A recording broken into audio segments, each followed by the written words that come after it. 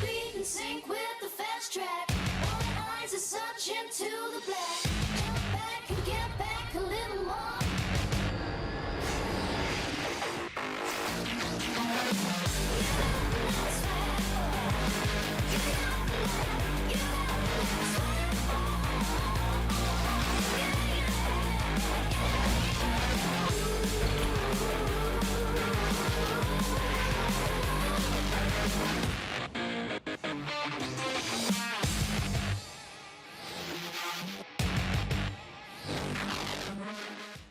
Today's matchup.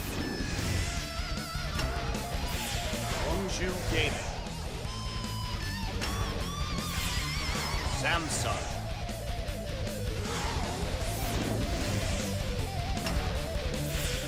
CJ Entus. MVP. 2016 Coca-Cola Zero League of Legends Champions Korea Summer Round 2.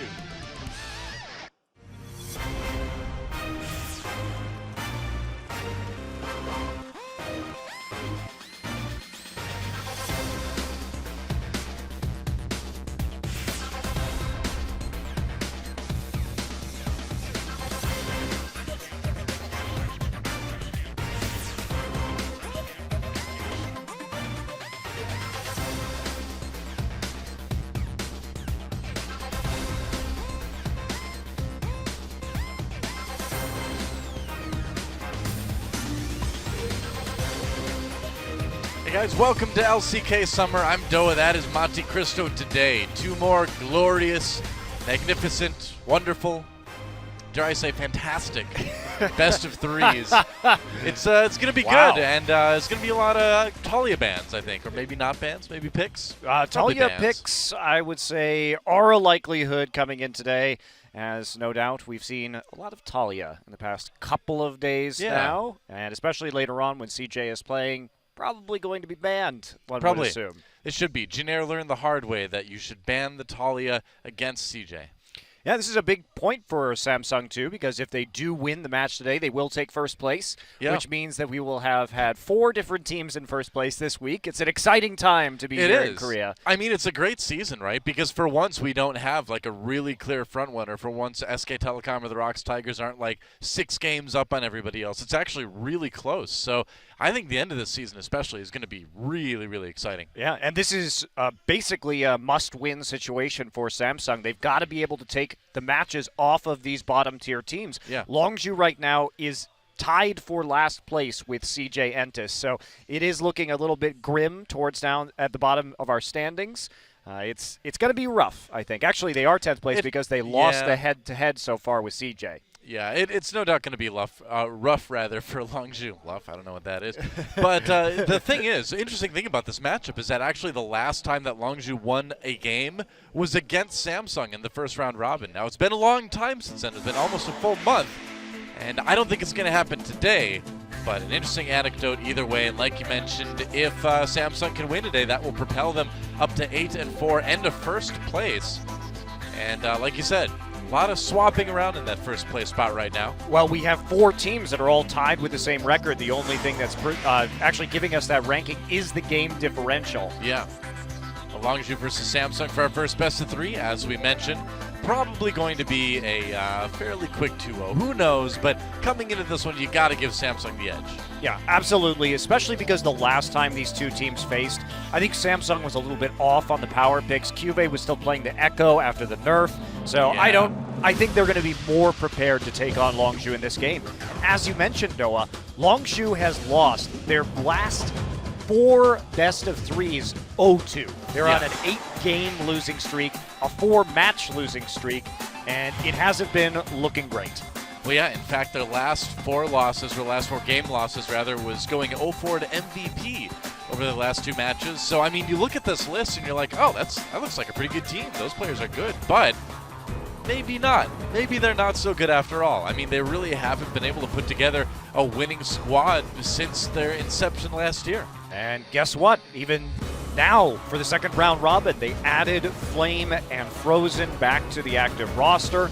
re-signed those players, and so they are available for substitution, but we are not going to see them at least in game number 1 this afternoon.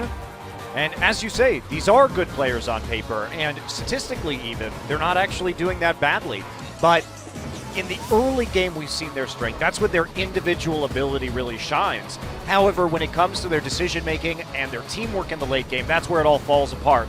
And Samsung, they have had it together in the late game. Very good team fighting, very good shot calling this season. They've really been looking very, very good lately. I mean, they are 3-1 in their last 4 matches. But that said, those wins have come against teams like CJ and Ever. Their one loss in the last 4 games was to KT. So they're a team that, at least right now, are beating the weaker teams in the league. And getting a win over Longzhu would kind of complete that.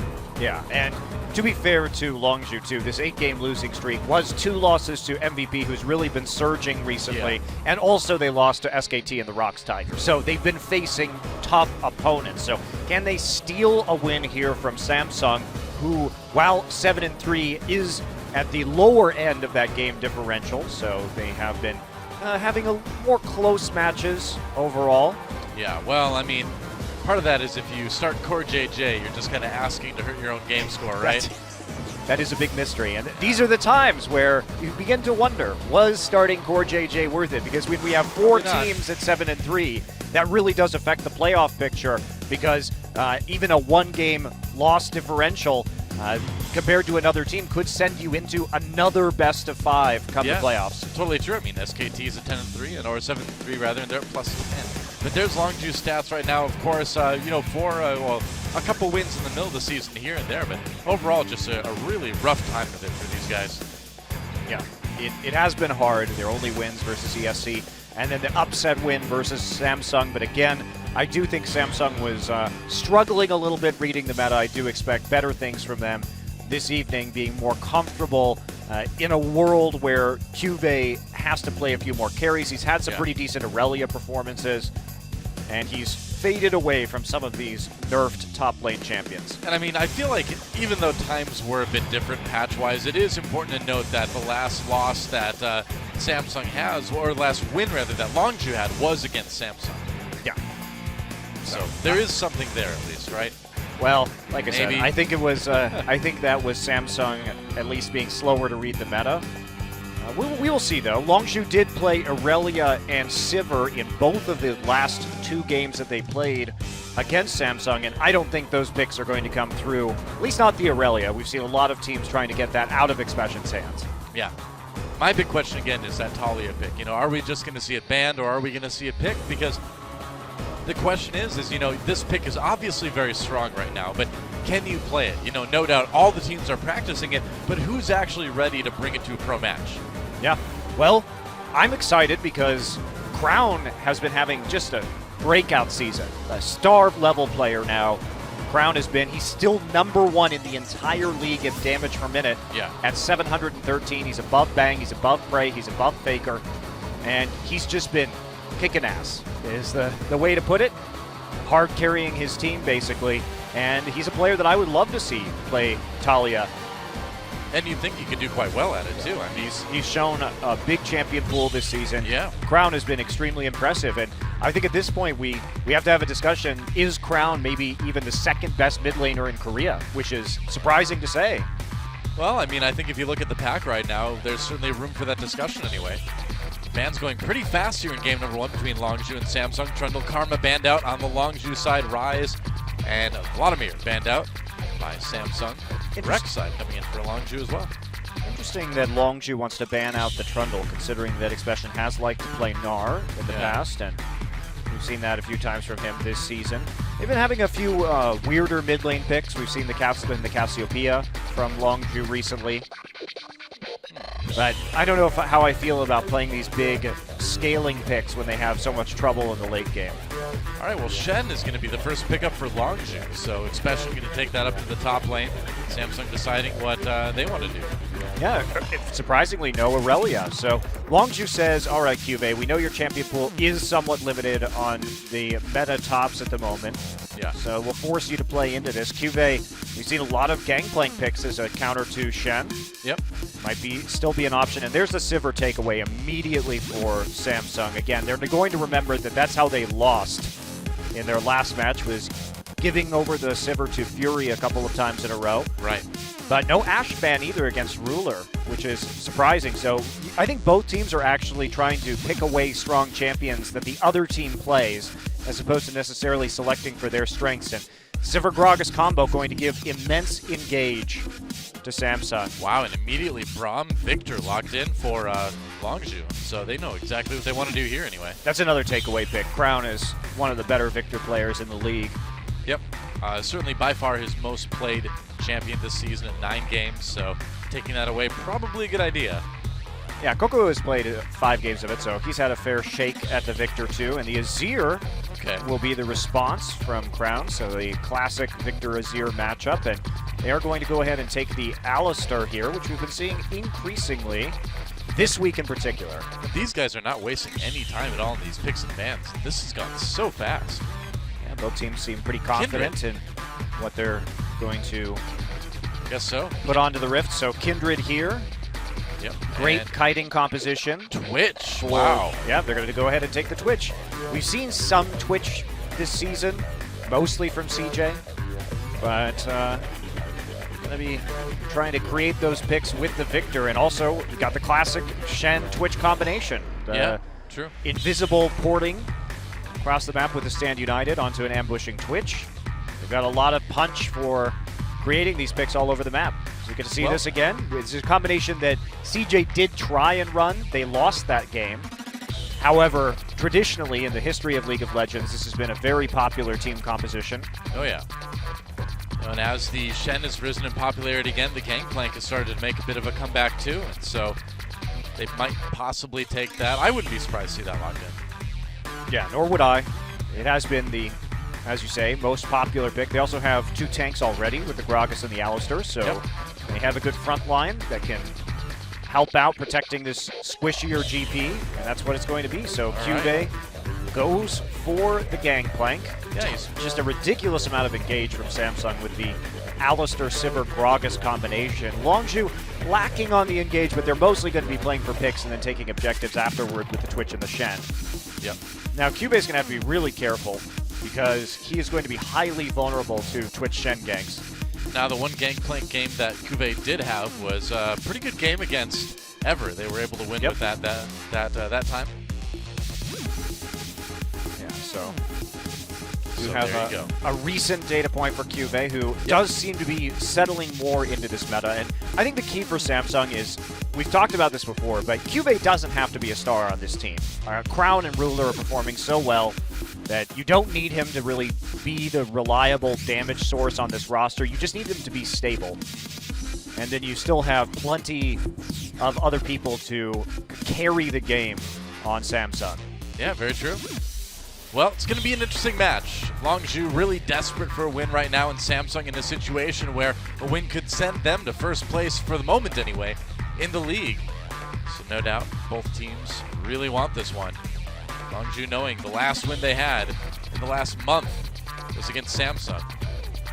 Yeah, I do find it interesting that Longzhu is putting so much emphasis on their duo lane in this game, because actually Ambition and Wraith have been collaborating for a shockingly high percentage of first bloods, so they really like to gank the bottom side. Well, let's see what happens. Longzhu versus Samsung, game number 1. Let's do it.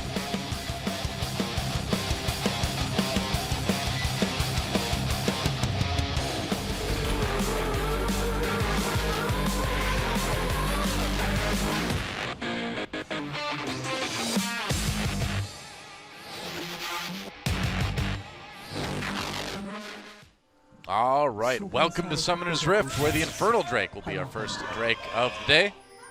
Well, Samsung's probably going to be pretty happy to see that one. Twitch is going to need a little bit of time to scale here. Everybody's happy to see an Infernal Drake. Come on. Everybody. Same thing could be true of GP. I would think Longzhu would want to lane swap in this scenario just to get the Twitch rolling and to hurt the GP's scaling with the Trinity Force. Yeah. Lane swap seems pretty strong, but so far no moves towards that. Ruler Wraith and Crown coming down. Just going to push Longzhu out of their jungle a little bit, but the deep ward did get set in there. Yeah, they're just trying to see if they're going to do the Gromp or not. Yeah. Which is the information that they will receive. And this is going to be an interrupt here. Oh, nope, delayed lane swap looks like. Ah, okay, yeah, Wraith and Ruler moving up towards the top right now. Yeah, if they invaded through the river, they would have been seen on the ward at the ramp, just a little bit north of the Drake pit, Dragon pit. I don't even know what you call it anymore, because now there are Drakes and Dragons in it. I don't know. I mean, you think in the end the dragon is the one who really owns that pit, so maybe it's still the dragon pit. I suppose we don't call it the Rift Herald pit. The thing is, it's also not really a pit either. It's kind of like the remains of an old dome. Yeah, So- the Dragon Dome. I like Dragon Dome personally, but it hasn't caught on yet for some reason. I don't know why. Well, you can start the trend, Doa. I tried. Well, keep it up. Dragon Dome. Say it. Dragon Dome. Dragon Dome. All right, so Ambition here is by himself for the time being. Doesn't have a smite available, so he does have to be a little bit cautious. Pure just toying with him, and not going to get that one. Well. It's been fun to see the Gangplank come back, too. Yeah, I like the new Gangplank as a champion. He's fun. And we keep seeing him versus this Shen. Yep. no Has big that surprise. harassment with the barrels, and obviously provides quite a bit to team fights. I think the other reason we're seeing him so much is that at least he has a global ability to counteract the Stand United. Yeah, exactly. I mean, he's good in lane against the Shen, and he can also, quote-unquote, follow the Shen, right, with that ultimate. Yeah. Just like last time we saw GP come back, I feel like. Still Yep. not quite at the ban-worthy status yet, but I think No. the GP counter picks are causing the priority on Shen to lower this week, at least compared to last week. And Talia falling all the way through picks and bans this first game. And I mean, it's not really surprising because, again, that's a champion that you're going to need some practice with, not only as an individual but as a team, too. Yeah. So, you know, we're probably just going to see matches like this where even though it's really strong, it's just going to get ignored. Yeah, I agree with you. If you're not ready as a unit to play with the Talia, then Yeah. probably shouldn't be picking her at all. And if mean- the other team can do it, then just ban it away, at least for the time being. But yes, that probably over the course of time will rise to a must-pick, must-ban champion. Oh, yeah. I mean, everybody's practicing it. Just not everybody's ready yet. Like, Rocks Tigers yesterday, I felt like they did okay, but they didn't look very practiced with dealing with that Talia wall. I don't know. I think they actually played it pretty well. I do think that a lot of the fault was Prey and Gorilla getting caught out. Those were really close games, though. I mean, it just seemed like people ended up on the wrong side of the wall during fights and Yeah. stuff. So it didn't look as smooth as when CJ played it, you know? Yeah, that's fair. I do think they didn't play the right style of team fighting against the composition that SKT had. It's interesting, though. It's kind of a twisted fate alternative, I suppose. Yeah, I think the mistake that they made, though, was they tried to pursue over the wall into a kiting composition instead of just isolating a target and staying on the same side of the wall as Prey. Because Prey really had a lot of trouble staying alive in game number 2 in particular. Yeah. And it wasn't his fault. He was playing Ashe, and his team wasn't playing well around that. Very true. So this match, probably. I mean, if Talia wasn't picked or banned in the first game, we're probably just not going to see it. So we'll have to Who wait knows, until... Doa? Maybe it's a special surprise that the teams are saving for Could be. later on. All right, well, lane swap going pretty standard. Hide the Twitch working well, even though it didn't seem like that was necessarily Longzhu's intentions. They are succeeding in getting some farm on that Twitch early on. Cuvée and Expression both starved for resources at this juncture. We'll see if Samsung is going to transition into an Infernal Drake, and they're going to do it really early, actually. Wow, yeah. And that's pretty big. They don't, or Longzhu rather, doesn't know that Samsung's going for this right now. Oh, And they really don't have a way to stop it either. Yeah, Cuvée has a really early Sheen, so he actually went back and shopped, picking up the Sheen pretty quickly here, and that's going to enable them to do this Drake faster than they would normally be able to, and with only 2 people, most importantly, while the turret is going down. So smart pathing here and good teamwork from Ambition and Cuvée. Yeah. And it looks like there's going to be another Infernal Drake coming next, I believe. Didn't fade out, just kind of sat around, so... Should be. Meanwhile, that top turret going down. Expression will get the gold for that one. Taking away that Infernal Drake is actually obviously huge, but particularly when the Twitch just needs to blow you up immediately, or the Twitch and the Victor in order to make picks on the side of Longzhu. Pretty happy to take that advantage. Longzhu going for an early Rift Herald, too. Probably going to give that one over to, well, Chaser, I guess, but Expression probably would benefit a bit more from it. He might come down yet, though.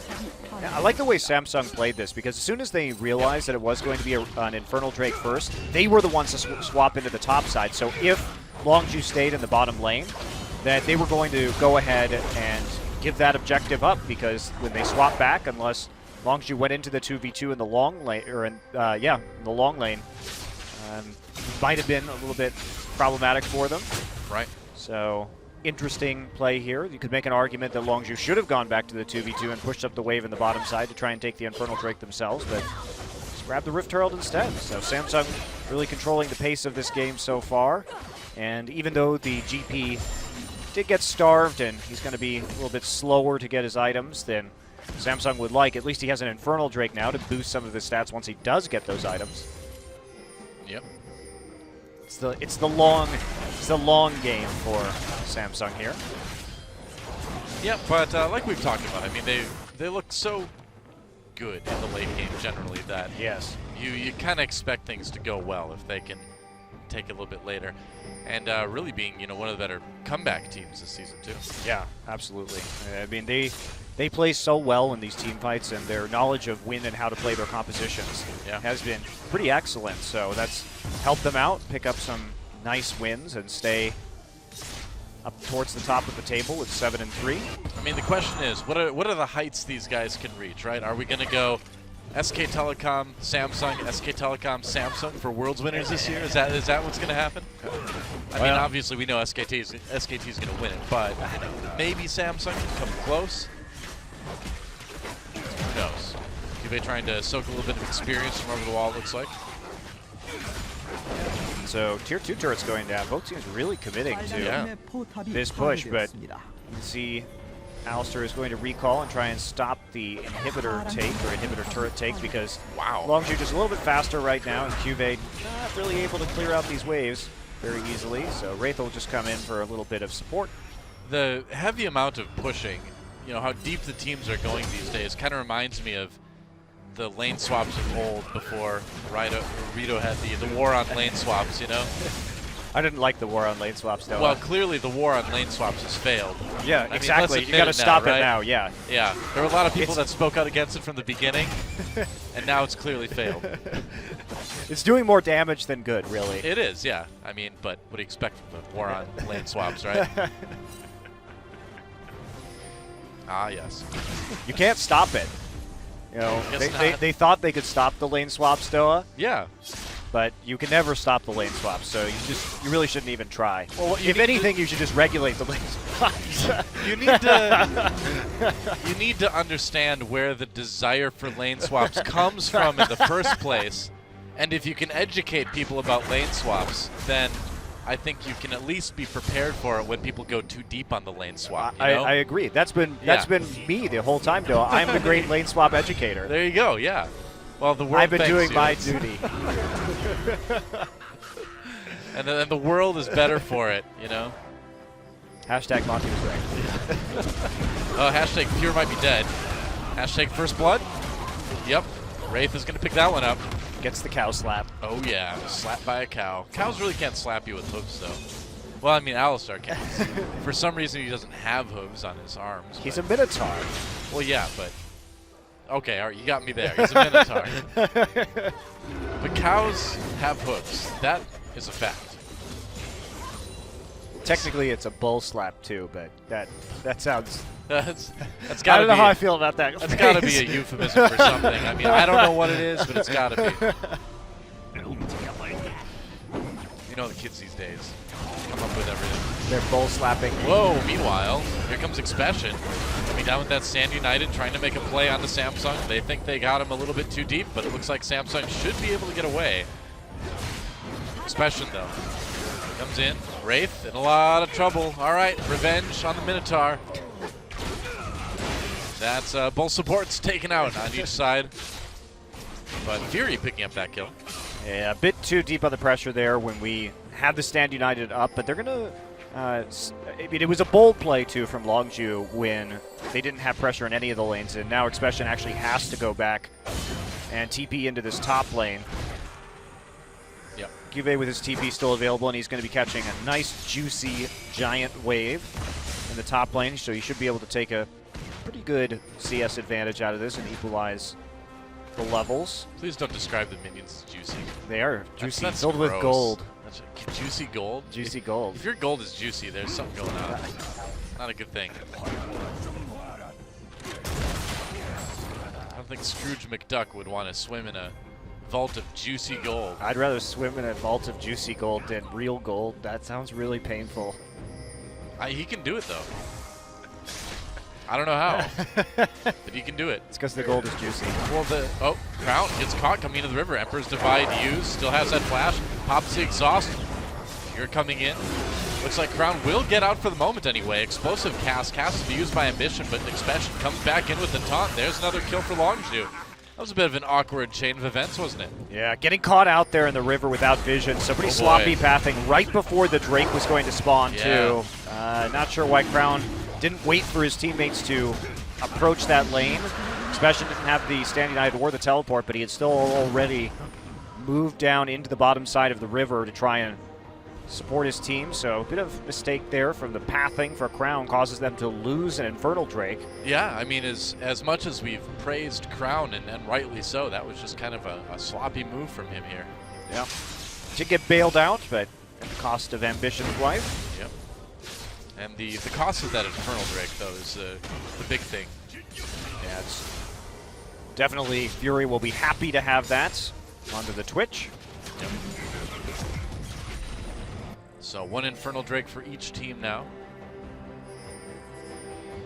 which more or less cancels out, and a 3rd Infernal Drake on the way. Wow. Just a fiery game of League of Legends, Doa. I guess so. Infernal Drakes for everyone.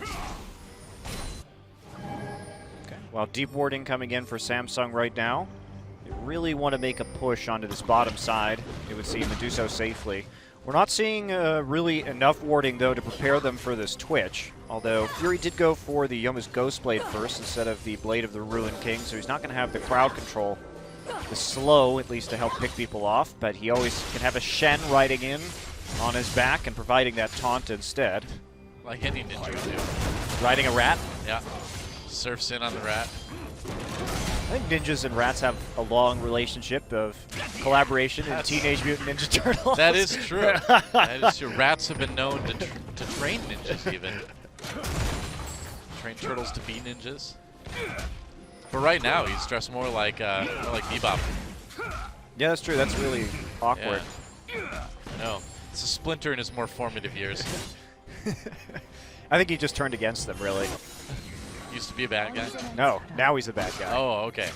You got sick of the Ninja Turtles and their carefree cowabunga attitude? I mean, I am. I know I am, so. I like it. I just don't like it in the Michael Bay sense.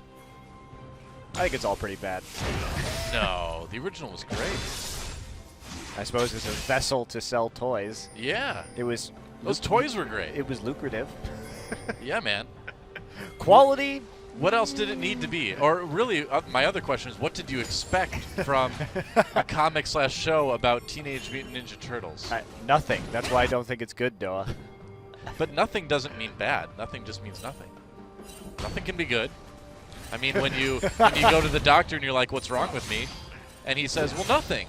That's I'm good. pretty sure that's not how evaluating art works, but okay. But I'm just saying, the word "nothing" isn't necessarily negative. That's the real topic. You asked me of what I conversation expected it from it, and the answer was nothing. But you said it in such a negative way. We said nothing, which is why it's bad. See, that's the problem. There we go. You're No. right. It's bad because it's bad. There's no pleasing Monte Cristo. Not with Teenage Mutant Ninja Turtles. Maybe if they would have changed to different sewer locations based on strategically important decisions, would have been a bit better. Splinter's just not that good at that stuff, though. I guess so. Well, a bit of a lull in the action as both teams kind of take a break to farm up. And the farm, in general, slightly higher for Samsung, but not really enough to matter. The gold's dead even. One Infernal Drake apiece, so if the teams stay even, do you still feel pretty good about Samsung in the late game? No, never mind. Gank on the Kube here. Can they catch him? He's running the wrong way. He's running the only way he knows how to run, though. Back towards the minion waves. Chaser will slowly chase him down. Ult drop. Chaser gets a bit low. There's the Lamb's Respite as Kube comes back in again. Waiting for that heal. Doesn't matter. Easy kill for Longzhu. And they're going to keep making plays onto the GP. We saw it yesterday. Rox Tigers trying to delay it Yep. from SK Telecom, but you can see that the GP going to come online sooner or later. And you know what? One death by 17 minutes, if that's all Cube's going to die against a composition that is really hard for him to get away from in the laning phase, that's not so bad, especially because he is keeping up in farm and, for the most part, levels. It's not the end of the world for him. As soon as the grouping begins, Samsung should have a pretty healthy advantage. Yeah, one death is not going to hinder this Gangplank that much. And the Twitch has to be really careful because Less Than Mobile, once he opens up with the spray and pray, he is going to have a big target on his back for the Alistair with the Sivir speed. The Gragas trying to knock him in. It's going to be pretty rough to play for it to be Fury in some of these team fights. Cannon Yep. Barrage. It's going to be really rough to be Fury. So the team fighting not really an option for Longzhu. I feel once we get into the late game, they have to make these picks and convert them. And they've gotten some kills, but it hasn't resulted in, say, a turret lead or a Drake lead right now. Maybe they can turn it into something here. They catch somebody out from Samsung like they did on the last Drake. Yeah, I mean, that's definitely the plan. Worked last time, but I don't think Samsung's going to fall for that twice, or at least put themselves in that position twice anyway. Seemed that way. What Expression's doing? Okay. He's just, I don't know, hitting the blue buff a little bit, I guess. Here we And now go. he's coming in with that Sand United, trying to get out of there. Oh, the taunt misses, though. Samsung gets back under their turret. Yeah, smart Expression read. takes a few hits. Smart read there. They didn't have Yep. knowledge of the ambush onto Twitch. The Pink Ward and the Brush had denied any vision of Twitch coming in before he ambushed. But they read the situation correctly. Cuve just walks down, doesn't have to use his Cannon Barrage or his teleport, and they waste the Stand United. It's looking good for Samsung. They're already grouped. Flank attempt here from Expression. Trinity Force now done, of course, for the GP too, so that'll be a nice little boost. Yep. Cube's going to need the zone really well with that Gangplank ultimate if the fight actually begins. Meanwhile, Expression just pushing down the bottom lane a little bit. Big minion wave, that'll deal some damage Yeah. to the inhibitor turret. It's going to get even bigger by the time it arrives. So what is Longzhu going to do? Expression is going to have to recall and then maybe use his TP to get back into this fight. Samsung playing patiently, clearing out their side wave in the bottom for heading in to contest this Drake. Yeah, they can keep some pressure on the mid lane too, and that lets them just fall back to the Dragon Dome whenever they're ready, and it looks like it's time. Okay, Expression can use his teleport to come in. Samsung has started the Infernal Drake, though. Just prepping with some of these barrels, making sure they have some protection. How they get Easy it. Infernal Drake there for Samsung. Yeah. There's good patience by Samsung. Waiting for the minion wave, clearing out their own minion wave at the bottom side. They are going to be able to pick up that objective uncontested as a result. So Longzhu using some of their crucial engage tools a bit early. All right, speaking of going in, Chaser in a lot of trouble. Exhaust trying to get away, pops the Lamb's Respite, but with 4 members of Samsung right there, that's going to be a pick for them. Crown getting that kill. Really nice to get that gold onto the Azir.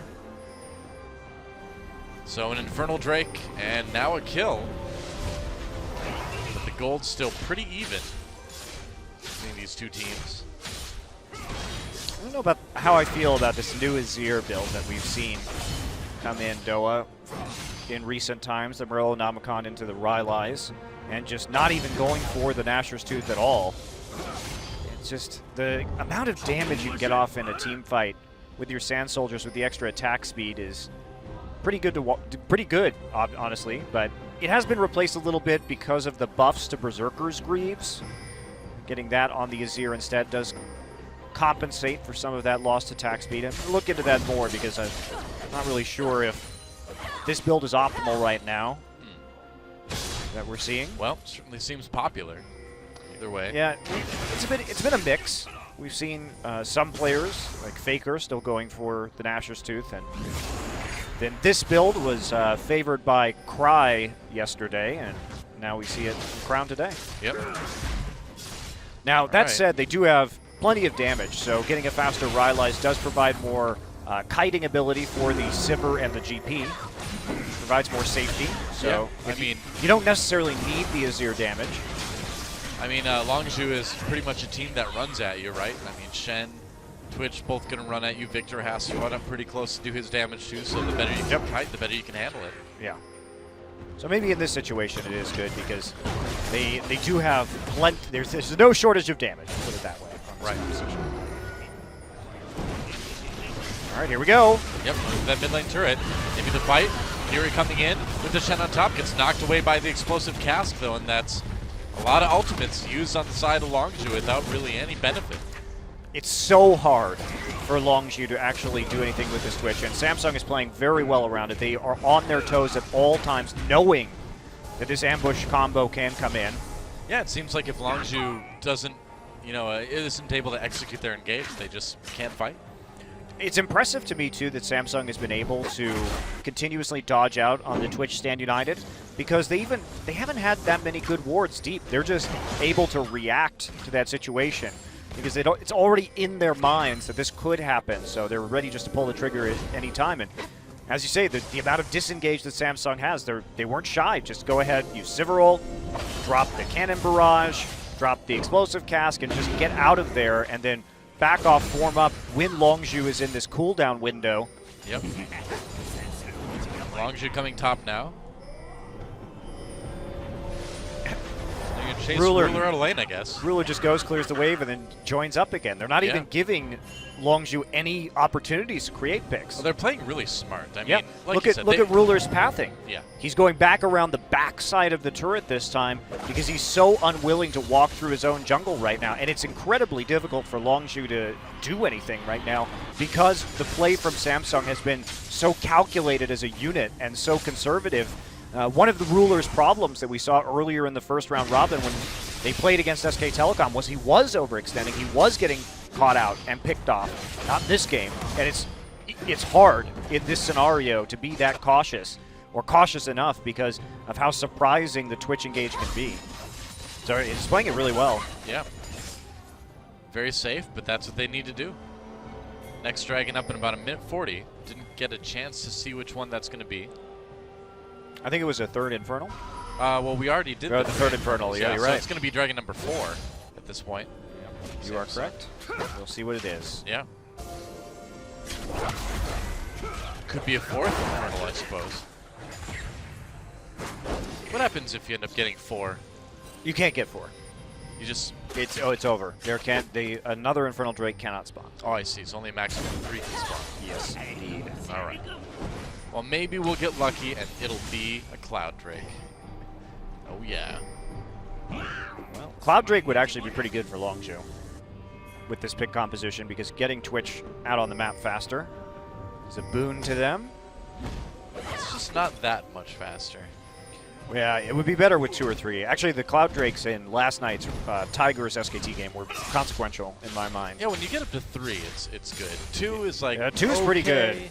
But if you're going to be trying to make a lot of picks, Cloud Drake is useful, and it is a Cloud Drake. All right. Cuvée just backing away. He sees Chaser come in. Oh, blue buff taken by Crown. Good. They were able to hand that over to him. No one really trying to contest that. Chaser not going in too deep. So will they fight over this Cloud Drake? Good question. So by the middle, whoa, Ooh. flashes from Coco and Ambition. Coco saw Ambition coming in, knew the flash body slam was an option, so got away just in time. Yeah, you'll be happy to make that trade, though. Oh, yeah. Chaser has to be over the wall. super careful. Wow. Takes a ton of damage after Wraith came You over. should not walk up on that ward. You just watched all of them walk into the river brush, and you don't have a ward in there because it's already been pinged by Samsung. So he was trying to use his Raptor buff to clear that out, but as the jungler, you can't just take a huge amount of poke like that. That was just incredibly sloppy by Chaser. Yeah, and that's going to lead to Samsung taking another Drake. Going to get their first Cloud Drake of the game. Man, that was That's some vision control 101 right there, mistake that Chaser just made. Yeah. Send him the video about the dude potential or whatever. You know exactly what they're trying to do. It's just baffling to me. And as the jungler, too, getting chunked out right before that Drake is going to spawn. Very, very poor coordination. All right, here comes Fury with Shen on top of him coming in, and Samsung not as quick to respond this time. Shen goes deep. Ruler has to flash away after taking a lot of damage. Here over the wall, explosive cast comes down. They might have a play on the Fury there. Emperor's Divide pushes a lot of members of Longzhu away. GP the first to pick up a kill on that Twitch. Samsung disengaging now.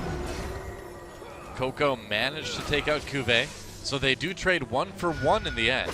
Yeah, but you'll take that trade if you're Samsung. Yeah, I was going to say, with everything Longzhu put into that, Samsung was able to get away without losing too much. And Ruler stays alive. He had both of his summoners and now has the wave clear to really make sieging this turret hard. So Longzhu gets a pick, but they trade it over. And not only that, but Fury dies. And man, being Fury in these team fights is just sucks on Twitch. There's no other way to put it. He died even though he had both of his summoners available.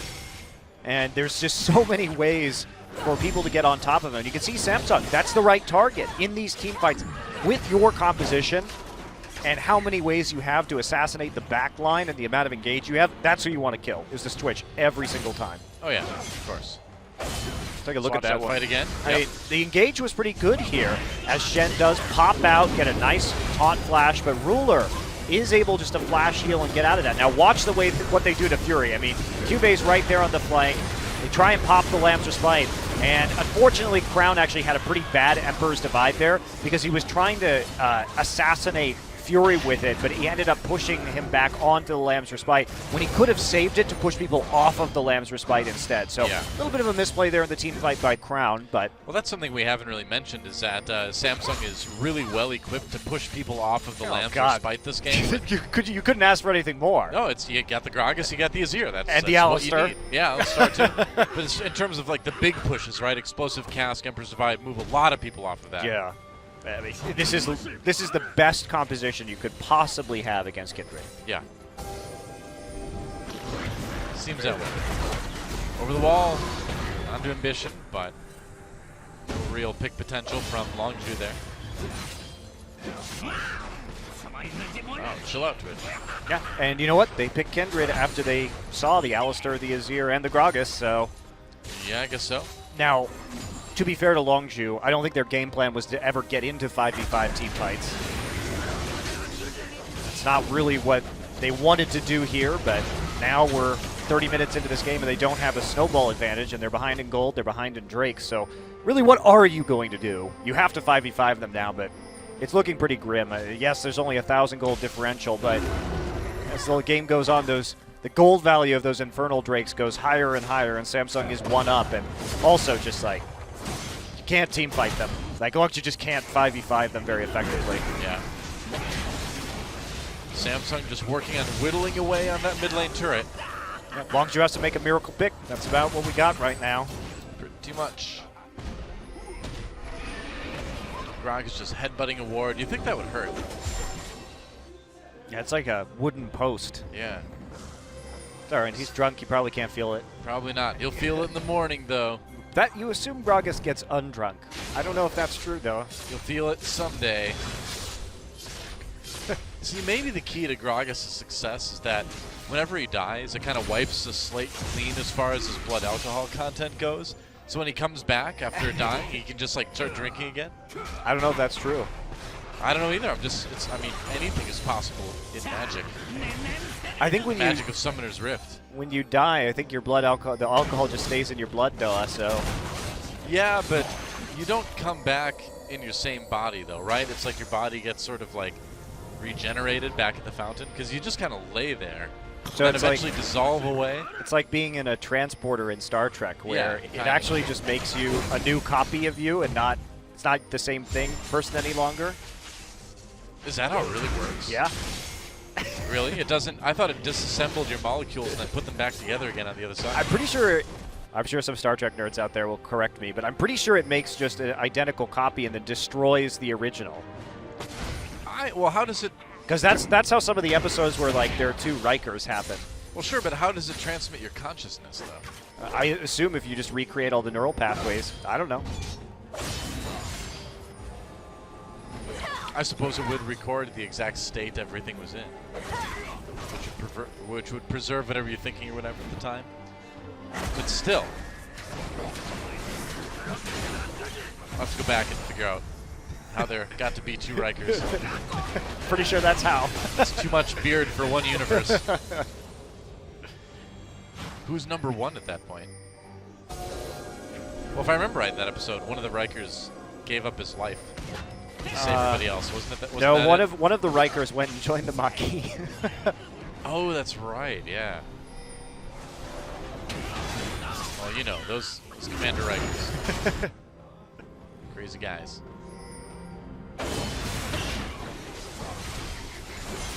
Well, speaking of crazy guys, there's another Cloud Drake spawning. That crazy Drake. That wasn't the best transition ever. So that crazy Drake is going to go over to Longju. Chaser sneaks into the pit, takes it out the back. Samsung just playing here, trying to get some poke damage down. See if they can successfully take a Baron. They're not overly concerned with a Cloud Drake going over. They can trade that objective out. QV all alone, though. Just be a little bit cautious. Interesting that 32 minutes into this game, both mid lane turrets are still available. Whoa, Oh, jeez. big engage onto Expression, trying to get out here. Sivir ultimate U so they can follow that.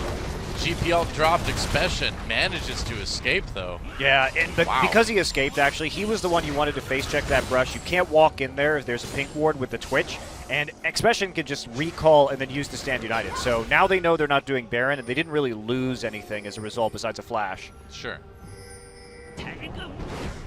I'm surprised he lived through that. He's pretty tanky. He apparently is.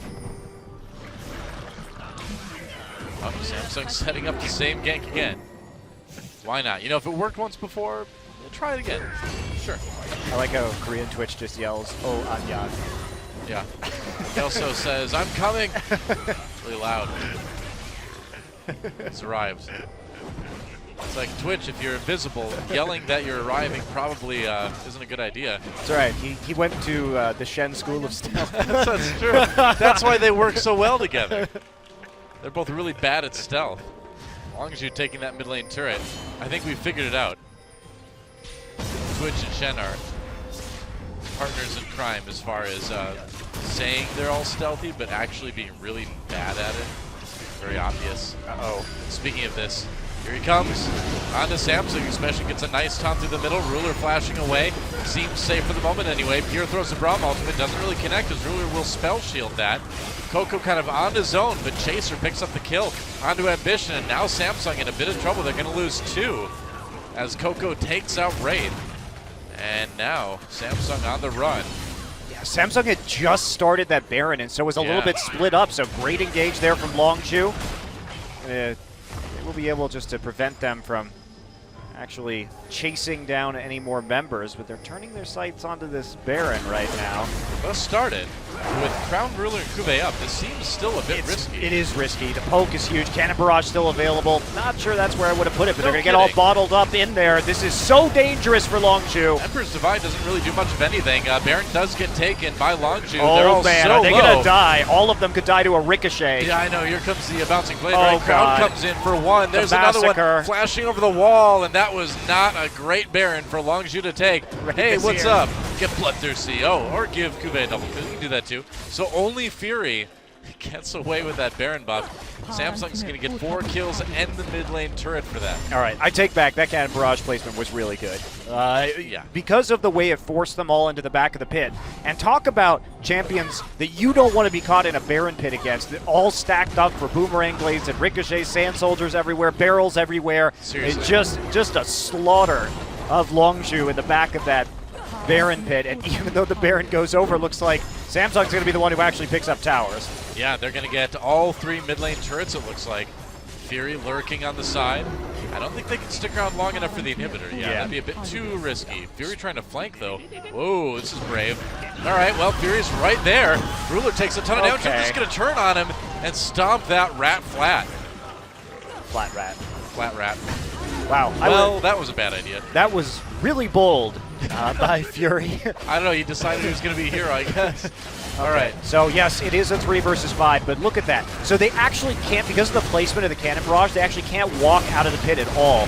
Then the Emperor's Divide doesn't really hit very many people. And yes, the Baron goes over. Okay, well, Samsung says, we'll just wait out the Lamb's Respite, no problem. Just keep the Sand Soldiers in there, throw some Boomerang Blades in, set up some more barrels, and then Fury's like, I'm out. I'm going to be the rat who lives. Yeah. Uses the ambush, but man, risky Baron there. Against the 3 members of Samsung that remained alive. They had all the tools necessary to just buy time and corral them into the back of the Baron. Just a really ill-advised Baron attempt by Longzhu. I mean, you think, oh yeah, we've got 2 members down, we can go for this Baron, but yeah, think about who those members are and what they can do to your team. Well, Now they know. Maybe you're... Like I said, I think it's tough for Longzhu to play in the late game here, so maybe they said, well, perhaps since it's a 5 versus 3, Samsung won't take the risk of trying to fight us, but Samsung does it absolutely beautifully. That was really good team fighting by Samsung. Oh yeah, that's going to be a middle inhibitor taken against the team with Baron. That was so sad seeing them all just stand in the back of the pit on the Lamb's Respite. I know, right? You're like, okay, well, you bought yourself a few seconds. Well, they called it respite for a reason, but that was it. It was a short respite. Then death came.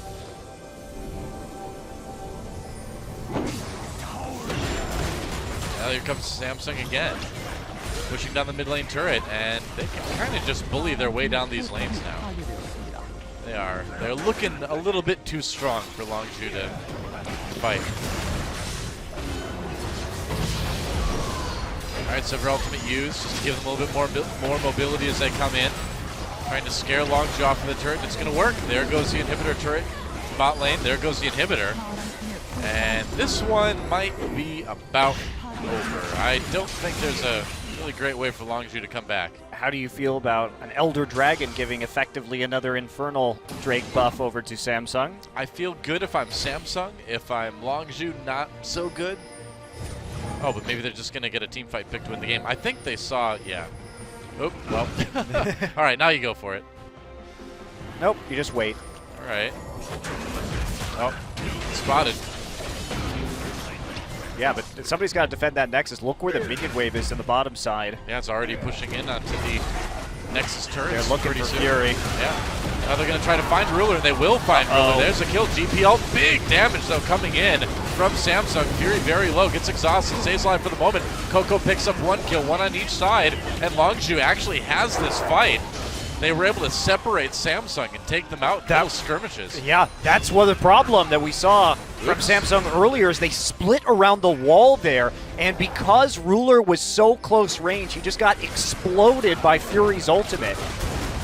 So, I mean, Samsung goes from a beautiful Baron fight into splitting up against the Shen and the Twitch combination. Can't do that. Oh, walking in. Oh, he got him with the barrel. Oh, he predicted it. That was smart, man.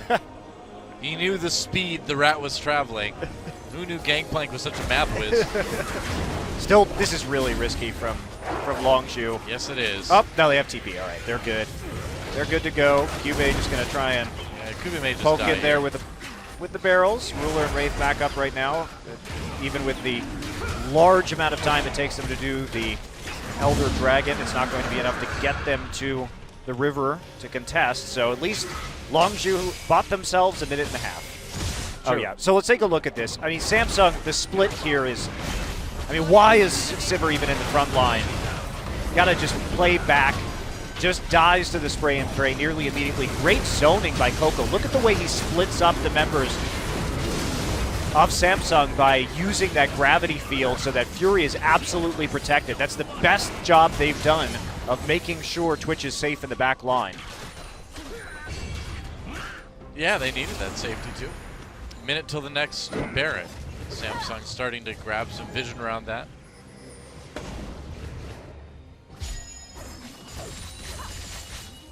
Yeah, so one inhibitor remaining. See how hard Samsung wants to go here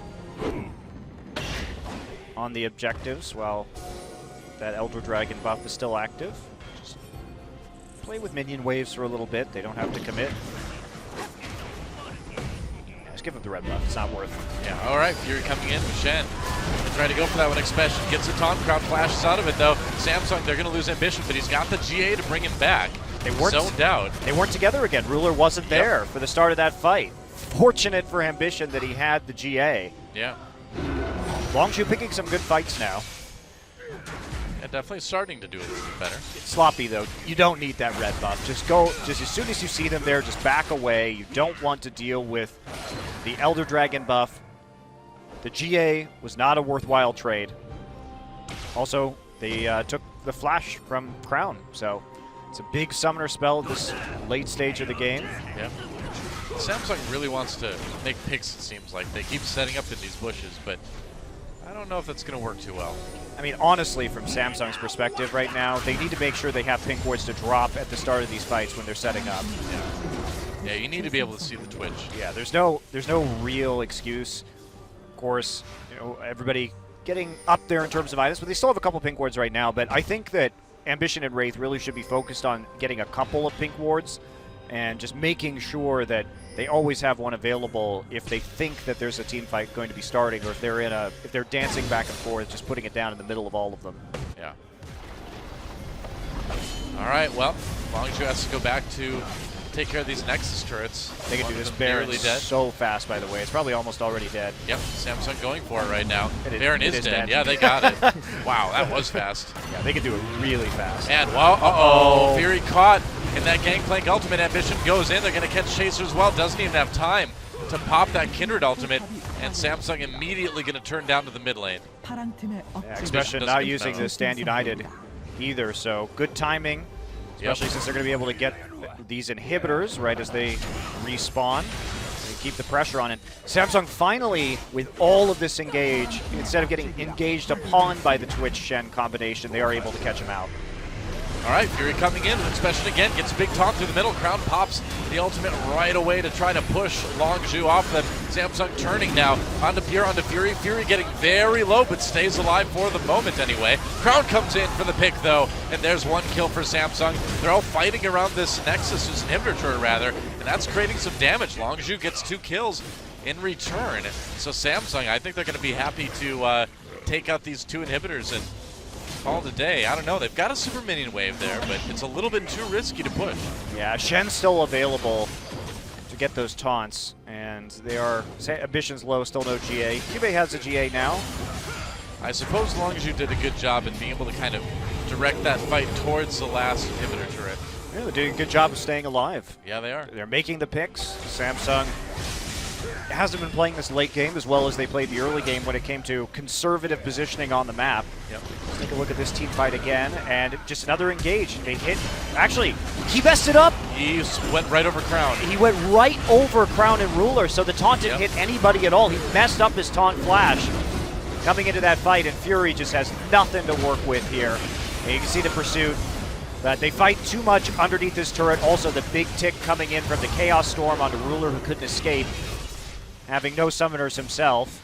So well played by Coco to sort of salvage that fight, but that was an error by Expression. Yeah. Yeah, you don't get the taunt effect through the distance of the flash. Whoops. That does not work.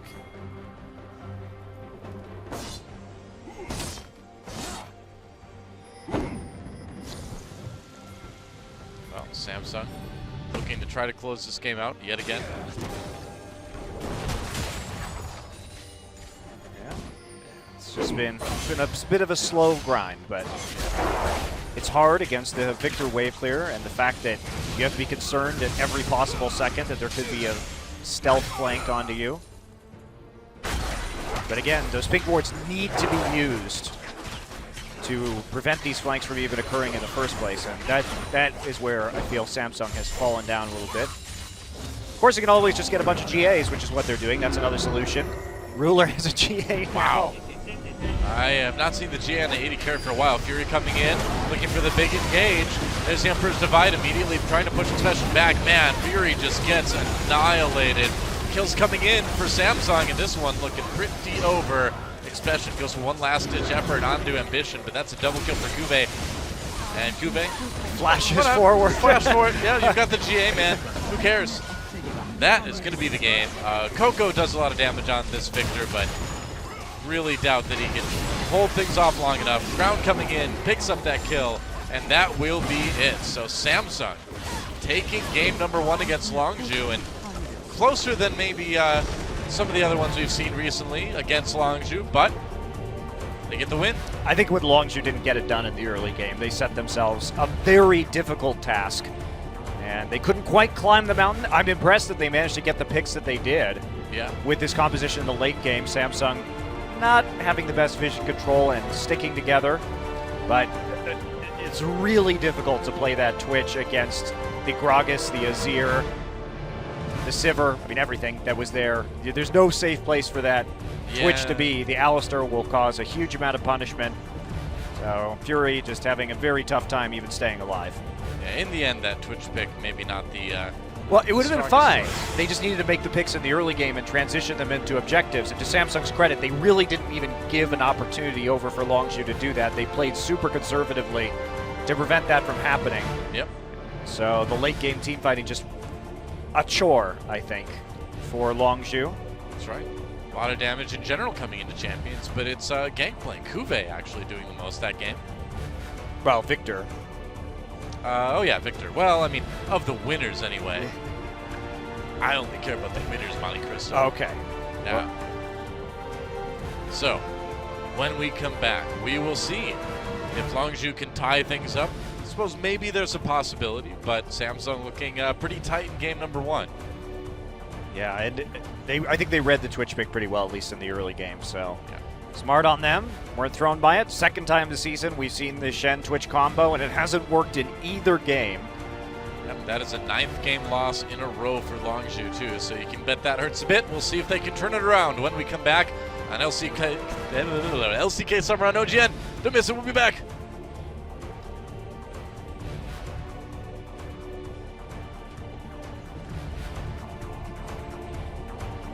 Got a feeling that I'm going under, but I know that I'll make it out alive. If I quit calling you my lover, move on. You watch me bleed till I can't breathe, shaking, falling onto my knees. And now that I'm without your kisses, I'll be needing stitches, tripping over myself, aching, begging you to come out. And now that I'm without your kisses, I'll be needing stitches.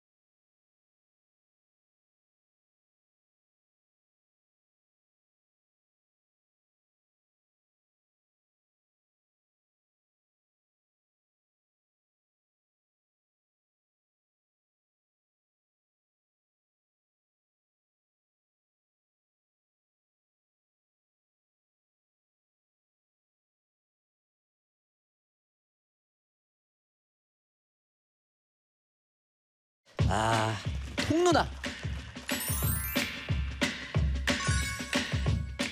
위클리 통신으로 인사 뵙게 된 OGN의 최동희입니다. 잘 부탁드립니다. 아, 박수 한번 네. 주셔야 되는 거 아닙니까 이거? 정말 난리가 나셨어요. 그냥 한번 화면만 잡히셔도 다들 막 폭발하고. LCK에서 에스트로겐을 맡게 되었습니다. 네? 에스트로겐. 아, 예. 달아오르게 만드는 게 있잖아요. 아이고, 아이고. 정신이 하나도 없습니다. 오랜만에 카메라 앞에 서니까 진짜 혼이 나가는 것 같은데.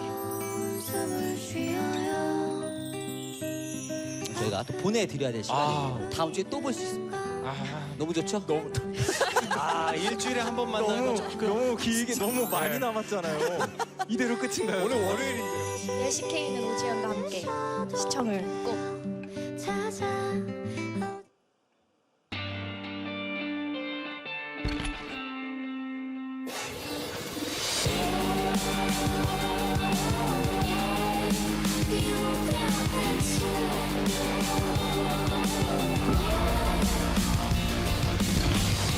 We can sync with the fast track. All the eyes are searching to the black. Come back and get back a little more.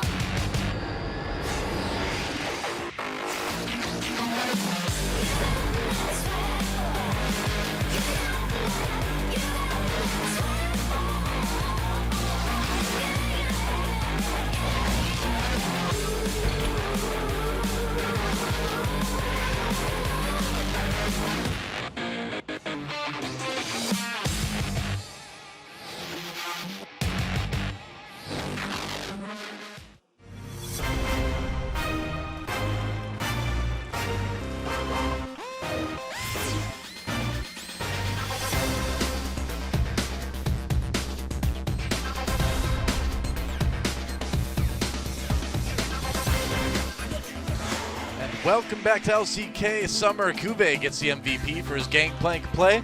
And you know what? He dropped the barrels, made Donkey Kong look like a noob. He's that good. He had some good planking, that's for sure. That's right. Ruler getting caught out in the back line right there. A nice engage, but turned around with the help of that cannon barrage, and were able to pick up this fight and kill Fury. So it was, I believe, a 1-for-1 trade for Cuvée for Fury in that fight when the dust settled. It was really that right here, you know, dropping this That ult was really good. keeping him in the Baron pit. And it was just so measured by Samsung. They just waited it out. They let Baron do the maximum amount of damage. They see Cuvée sees the Lamb's response. He's like, okay, just stay in there, whatever. Slaughter literally fish in the Baron pit that time. Like Shooting them fish in the down Baron pit. like fish in a Baron pit, like Longzhu in a Baron pit, as There they you go. say. Yep, and that is now Longzhu's 9th game loss in a row. So Man, expressions. Some rough. of his taunts were a little bit rough towards the end of this game. yeah, I think he misses the old flash taunt days of Shen. You know, Well, he's certainly missing the flash taunt days of Shen right now. that's true. There's a lot of missing going on. Went right over Crown in one of those fights. There he is, Expression. See if he can bounce back. Yep. Taking that Shen game, but as you said, Doa, that is the 9th consecutive game loss for Longzhu. So maybe the gum is problem. The gum is a problem. You know, I mean, if they came to kick ass and chew gum, and he's still got gum left. Duke does both at the same time, though, so. That's true, but Duke's special, man. He's got that edge, you know. He's got that superpower called being on SK Telecom. That's right, being Faker's teammate. Yeah, that's right. The associative He worked- superpower. He worked hard for that. Superpower by association. That's right. I could use some of that. Ah, you get it every night you cast with me, Doa? Oh, you're so generous. Thank you. Thanks for the Thank you. easy one there. Just hit that layup. Why would I want the superpower that helps me pick out great ties? Or the superpower to know types of ties nobody else knows exist? Like, that's a pretty useless superpower, man. But You I only get that at appreciate international events because I don't get to pick my clothes here. That's true. And we don't go to international events together anymore, Doa, so it doesn't matter. You don't go at all. We, Oh, well. we go to ESL. We do. We go to that together. IEM. Yeah. All right, Ashe first picked here from Samsung. So big change in the draft. Now they see the Sivir is gone. Samsung happy to pick that Ashe. It was picked first in both of our games yesterday, so we do see that priority rising. But with no Ashe ban, as we typically see against Samsung, gonna mix it up a little bit. And this could be the Jhin coming in, one of Fury's specialties.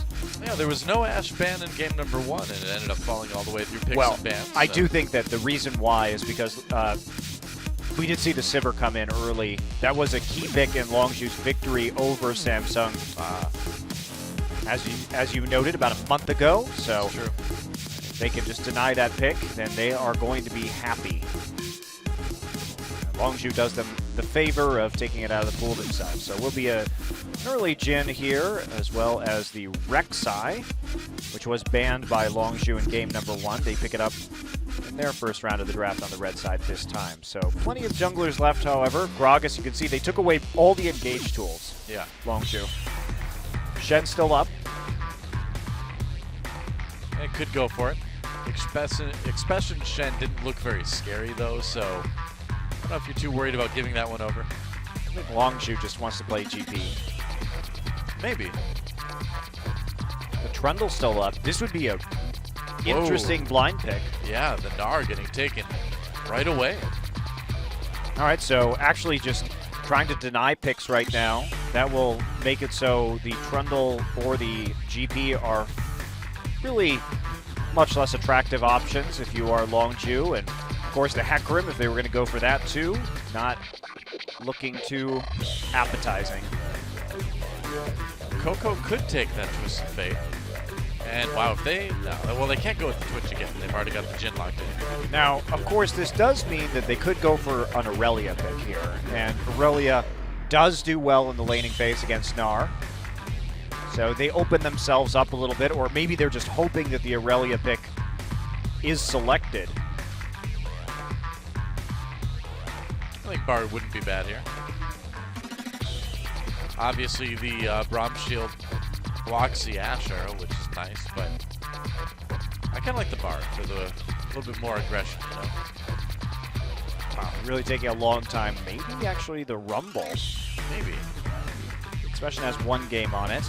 And I think the Aurelia is really the obvious choice if your opponent is going to blind pick the Gnar. Yep, all right, so they will grab that Aurelia. Does have that gap closer, so if you can...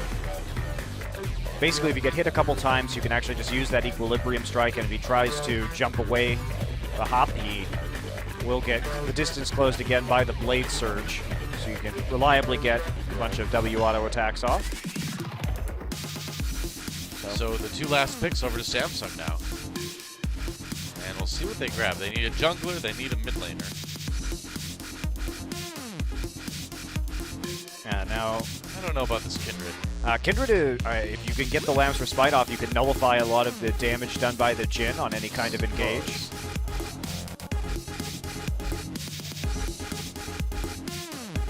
Crown thinking about the... Victor would be fine for Crown. I mean, it's most played champion this season by a lot. This would be his 10th game. Also, the hovers of Twisted Fate by Coco are, I think, getting in his head a little bit, so he wants the strong wave clear to control the Twisted Fate lane. Also, you can interrupt the gate channel with the ultimate from the Victor, so it is a good pick to control. Yep. Ooh, and are we actually going to see Talia for Coco? They have picked at least a global jungler, so Rek'Sai with the Void Rush can be there to help respond to Talia ganks in the side lanes. Also, we've seen this matchup go well when Sky played it. Yeah. Into Kuzan's Victor.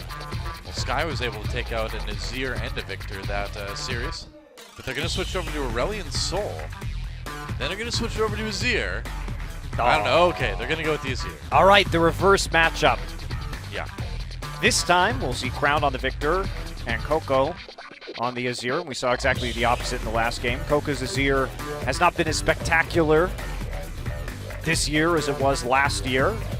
But they need a little bit of extra protection probably for this Jhin, but not going for some pretty surprising cross-map plays, which we could have seen with the Talia. Would have been exciting, or the Twisted Fate. I really like the Talia. And I mean, we mentioned before that you can kind of play it like Twisted Fate in terms of being able to get there for a gank and stuff. So Coco, you'd think that would fall right into what he's been good with. So I'm sure we're going to see it at some point from him, but not this game. Now, I would have liked it too with the Jhin Bard combination because you can dive turrets effectively, just turn them off with the Bard ultimate and get the dive coming in with the curtain call and the Talia just showing up out of the blue. Would have been exciting to see, but we will not see it, Doa. That is not in the cards today. Nope, not this game at least. Now, Samsung has pivoted. They're engaged from last game with the Sivir and the Gragas was banned out, but they said, all right, we still got plenty of engage. We'll just use the Ashe Arrow and continue on with the Alistar. Yep. Like we had in game number 1. They do have a lot of turret diving potential with Ambition on the Lamb's Respite, as well as the ultimate from Wraith's Alistar mitigating some of the damage. Yeah, I mean, they've got the Gnar too for some pretty heavy engage if he's got flash up. So we'll see what they can do with it, if they can turn it into another 2-0, or if Longzhu will tie up the series. Time to get in the game and find out.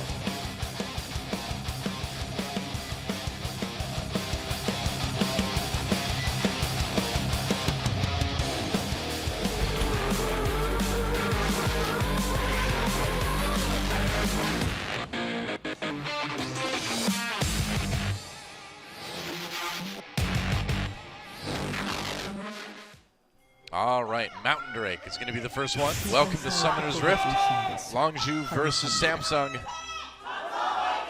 And the fans out in force today. I mean, throughout the ages, you know, the League of Legends ages, which are a bit shorter than regular ages, but they're still ages. Throughout that time, Samsung has had a pretty rabid fan base, and so has Longzhu, honestly, despite kind of perpetually being a bit less than mediocre. Well, at least the Samsung fans can be excited about the transformation of their team this year. It took them a while to put it together, but a lot of the players that they started with, they stuck with them, and they have blossomed into really star-level players, particularly Crown and Ruler just having an outstanding rookie season. Absolutely.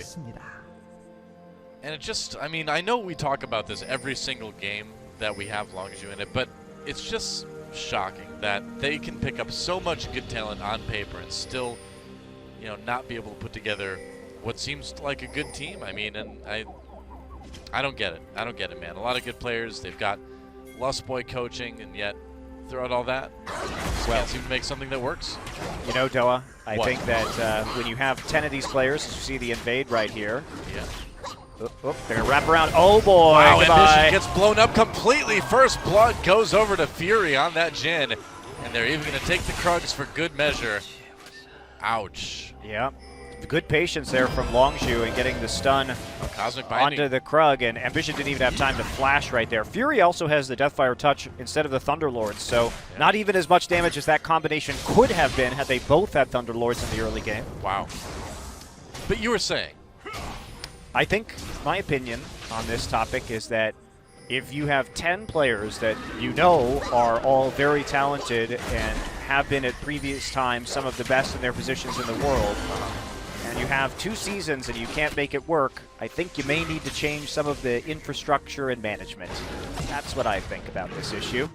Kind of seeming that way.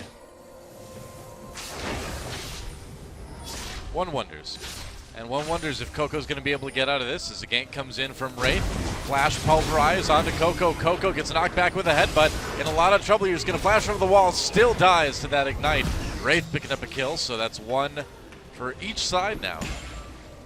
Yep. Cheeky gank coming down into the mid lane. Don't expect that in the lane swap scenario. But the reason why they were able to do that was because the delay on the lane swap in the bottom side. So by making that gank, we didn't see the kind of fast pressure. So that opened up a moment for Wraith to actually roam and not fall behind in the lane swap tempo, particularly because there's a Jhin, so you're going to feel confident that you're going to be able to have a tempo advantage with that lane swap anyway as an Ashe. Yeah. It's like they are still going to be a little bit behind. Nope, they're not. It's going to be perfectly fine by the time these turrets actually die. So a little bit of a roam right there. Actually, this wave is melting away. Yeah, and that's going to delay Samsung taking that first turret. Yeah, gotta wait for the next minion wave to come through, but it will be approximately even. But that's why you can make that play if you're Wraith and not be worried about falling super far behind in the lane swap. But it is going to open up a chance to do this Drake because they haven't taken the turret. Well, last game Longzhu got a couple Drakes, but not as many as Samsung did, so they will start things off a bit early here. And getting that Mountain Drake is pretty nice, obviously. Helps with the objectives. They'll kill it eventually. There we go. Now the question is, where is Samsung going to go right now? Because if they go into the bottom lane with their duo, they risk giving up both the Drake and the Rift Herald, but they may not care so much about that because they at least got themselves somewhat of an advantage in the mid lane. Although it looks like Coco has bounced back when it comes to CS.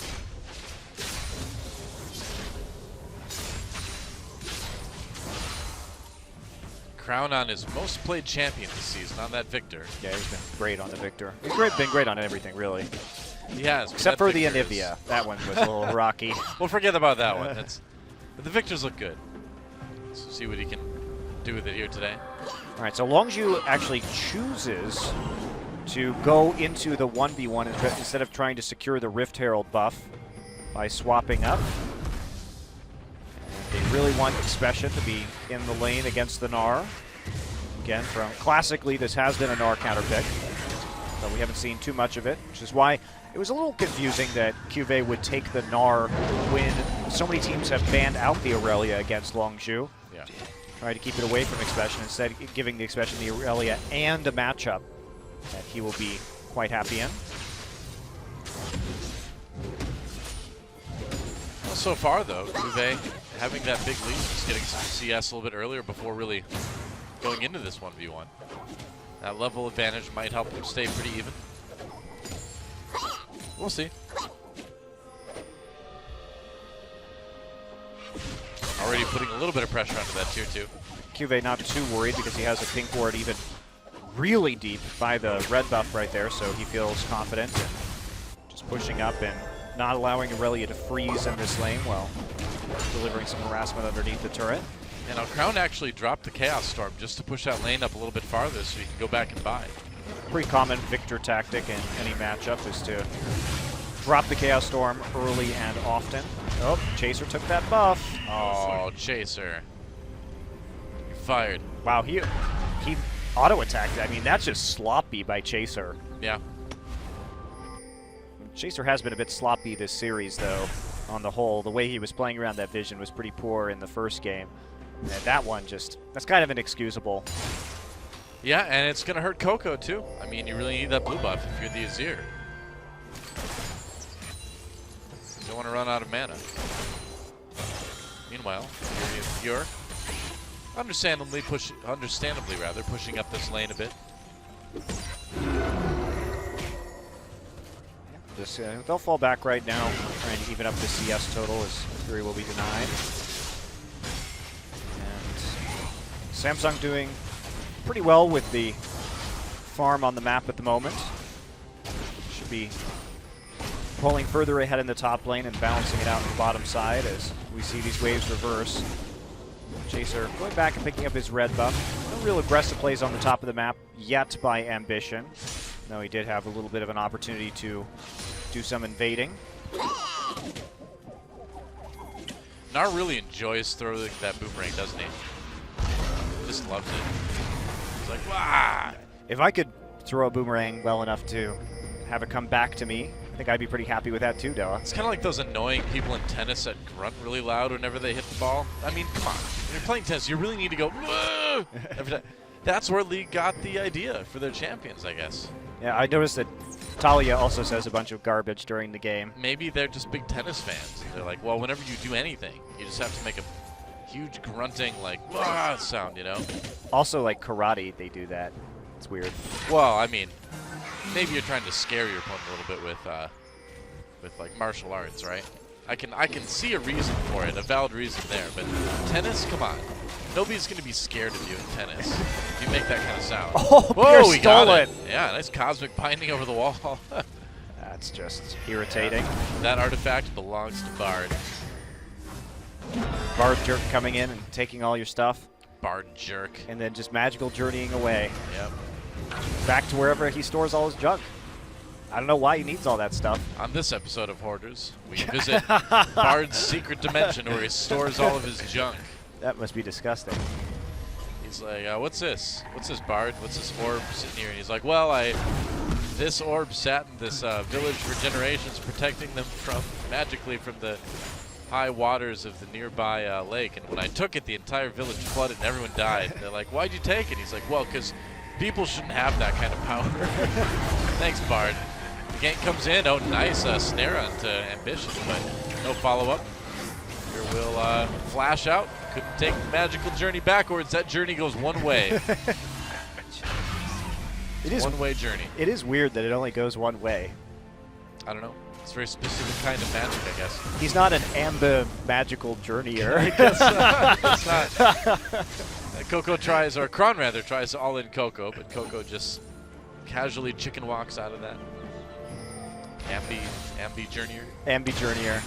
Zoolander and Bard have a lot in common. Yep. Not everyone can be really, really, really ridiculously good looking. Or good at stealing stuff, I guess. Ridiculously good at stealing stuff. I don't remember that as being one of Zoolander's qualities. Not a kleptomaniac. No, not really. Oh, Coco forced out a lane pretty severely by Samsung here. It's going well. Crown just ever so slowly chipping down that turret. Here comes the gang. That's right. The hopping Bard has come for your life. Uwe takes damage. That hopping Gnar, man. Scary stuff. So Expression here now really suffering in this lane matchup despite having an advantage. The CS going in favor of Cuvee. He's backing off. And that's the kind of pressure they needed to make. Well, speaking of pressure, Chaser coming in. Magical Journey brings Pure to what could be his doom. Yep, it is. It was doom. Cuvee picks up the kill there. Meanwhile, Emperor's Divide puts Ambition off of the Lamb's Spite. Thanks for the heal, bro. And Cuvee in big trouble now. Longzhu responding pretty strongly to that. Wow, Ambition tried to hop over the Azir wall and just bounced right off of it. You can't do that. Started out looking a little bit iffy, but with everybody committing to this gank, they stick around to kill Pure. And then Cuvee tries to escape from this. Now watch Ambition's like, no, let me back on. Yeah, unfortunately, you can't hop over the Azir wall. That's what happens, but really good ultimate. Do you see, meanwhile, the Ashe arrow hit Fury for all the way from bot lane? Oh, wow. Well, didn't matter, but nice shot from Ruler. He's got there late. Did what he could, but they did overstay after the kill because the bottom wave was pushed up to the tier 2, and Ruler really wanted to farm that. They didn't have enough people to commit to that aggression. But at the end of the day, it was a 2-for-2 trade if we factor in the kill onto Expression, so still getting Gnar some nice advantages. Now the Frozen Mallet, the first item for Cuvee.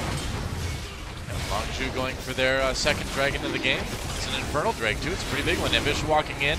Takes a lot of damage, though, from the Azir. He can't steal it. Trying to dodge the shots with the curtain call. Cuvee and Crown are there. A lot of damage onto Longzhu. Maybe, just maybe, Samsung can take this Drake. Ambition really doesn't want to tank this. He doesn't have Lamb's Respite. Don't think so, yeah. Longzhu backing away. The Drake just looking confused. Now regenning health. Samsung has done their job. Arrow comes through. Right onto nobody. They split just in time. Whoa. Thought for sure that was going to hit somebody. Yeah, Samsung too low to contest this, so they're going to go after the mid lane since they have the inside track on the river, get some damage down. Bard ult going to miss. Yeah, Tempered Fate doesn't really hit anybody. Cuvee, though, is Mega Gnar for the moment, so if Samsung's going to make a run at this Drake, now may be the time, because once Mega Gnar goes down, it's going to be hard to stop Longzhu from taking it. I don't know. I think Samsung should wait right now. They don't have level 6 on the Alistar yet. The Enchanted Crystal Arrow, all their ults are pretty much down. Ambition's Lamb's Respite looks like it's about to come up in about 10-15 seconds, but that's the only tool they have available to them. Yep, Chaser coming back in. So I think you wait for the Enchanted Crystal Arrow, and then you try and make Longzhu fight when they don't have the Tempered Fate. Samsung biding their time for the moment. All right, Longzhu starts the Infernal Drake again, but backs away. Kindred ult back up. Gonna see Ruler in the bottom side. This may convince them to go after this Drake, and yes, it will. Yeah, Enchanted Crystal Arrow is not back off cooldown yet. Walking up. Not sure how much he can really participate. The arrow's almost up. They can delay it. They can get that Ash Arrow back. Curtain Call popped. No hits yet for Fury. Misses the pursuit. Drake gets taken, though, by Longzhu. That is pretty big that they were able to get that. Yeah, really well played, I think, by Longzhu, not waiting until those crucial ultimates from Samsung came back online. And most importantly, Wraith still wasn't 6, so he couldn't engage. Yeah. They needed him to be the engager since the Enchanted Crystal Arrow was down, but Bard already level 6, and that made a huge, huge difference in that Dragon Dance. So Wraith not able to contribute, and they made sure that they got the Drake before he hit 6 and before their actual engage came back up. Remember, the 2 forms of engage for Samsung in this game are Ash Arrow and Wraith using a headbutt pulse combo with his ultimate. Yeah. And neither of those was there, so Longzhu just bides their time, and they do take a very valuable Drake. Now they've got Mountain and Infernal, looking good for them. It's strange to see Wraith taking so long to hit 6. He's way behind here. Yeah, well, he hasn't been able to really get much time with the minion waves during that extended dance around the dragons. Does have those mobility boots, though. He should be able to get back in the lane and actually hit level 6 pretty quickly, but that was a huge part of that last Drake for Samsung, and I do think they were smart not to commit to it. Well, it hurts to lose that Infernal Drake, but they are still slightly ahead on gold right now. I mean, they're even on turrets, so it's not the end of the world yet. No, but those Drakes, pretty important. Still, as you say, Samsung's scaling is good. A lot of CC for team fights late in the game. Arrow comes through. It's Fury. Is there any follow-up? Wraith coming from the side. Tempered Fate does not really connect with anybody important. They're going to get the pick onto Fury. Now the Pulverize comes in from Wraith, looking for that headbutt. Doesn't get it, though. Zipping in with the Ghost, but immediately bound up cosmically. That was a good pick, though, from Samsung. Yep, was a good Really pick. Arrow needed that. comes through, and they had the flank from Wraith. Wraith, unfortunately, he did get the flash out of Pure, but because that flash was used to go onto the other side of him, the Pulverize not enough. Yeah. Just take him out. Rift Herald being considered, but I don't know. Not really worth it right now. Yeah, I mean, I know the Rift Herald doesn't want to hear that, but sometimes you need to face some hard truths, you know? Well, they also, who would you put it on? Because they have to respond in the bottom side to pick up this minion wave, so that means Cubase not going to be there. Yeah. It's true. I think you just don't even try and fight that objective. It's 12,000 HP right now. It's going to take you a long time, and trading it for a tier 2 turret is not worth it. Fury getting some farm up in that top lane in the meantime.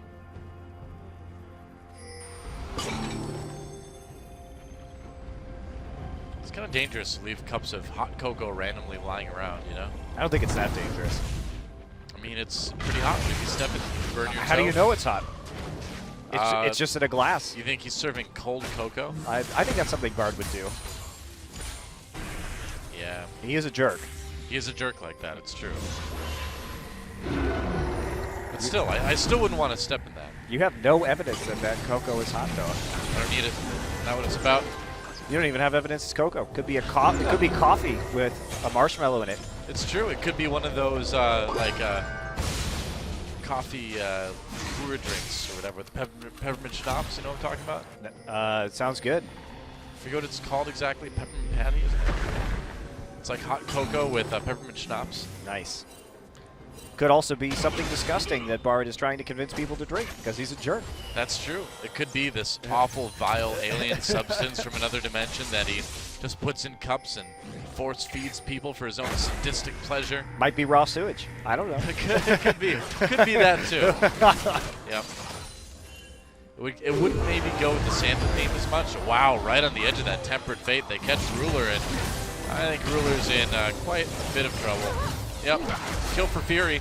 Single Ambition going on to Expression down in bot lane, but Expression flashing away. Cubase trying to chase, they're going to flash for it, so they will go kill for kill on each side of the map. Really not using any of his summoners to try and escape that. Accepting his fate, I suppose, but Expression does draw 2 flashes out. Well, yeah, I think Ruler knew he was dead as soon as that Tempered Fate hit him. There was just no getting out of that. So better to save your summoner in that case. In the end, though, Samsung is the one who actually has the minion wave up near the turret and can take out an objective. They are pinging down onto the topside turret right now, so maybe Jin can grab this one. Oh, Chaos Storm doing a lot of damage Whoa. to Pure. He has to take a magical journey out, and already Crown really kind of starting to put the fear of Victor into Longzhu. There's a net win there for Samsung. They increase their gold lead, their map pressure. Yep. The second turret of the game for them. Yeah, and Ruler dying doesn't really make a whole lot of difference in the grand scheme of things. Interestingly, he's going for the Infinity Edge here. We have seen some Ashes prefer that for some more late game consistent damage. And he's going to grab that before he even picks up his Runen's Hurricane. Yep, Wraith finds Pink Lord. So Ruler should be catching up in CS pretty soon here. Getting closer anyway. I think the most disturbing aspect of this game, Doa, is that Coco really hasn't recovered from that gank yet. That happened in the early game. That's a good point. And he's way down. hugely behind. Wow. And meanwhile, Ambition gets a free Mountain Drake. So, Mountain Drake going over to Samsung. Will be the Ocean Drake next. Yep. Cube getting progressively more tanky, and the amount of effect he is going to have in the late game team fighting is huge. But Expression, he's got a good game to be playing this Aurelia. Going against the Ashe, will be able to punish her if he gets some good team fight positioning down. Yeah, I mean, the ability for the top laners to get onto the AD carry of the other team is going to be pretty defining when it comes down to these team fights. You know, if Kuve can get onto Furious Jin, knock him into a wall or something like that, and if Expression can get back on the Ruler. Wraith is there to help set that up. Also, the teleport flank from Gnar, never something to be underestimated. Yep.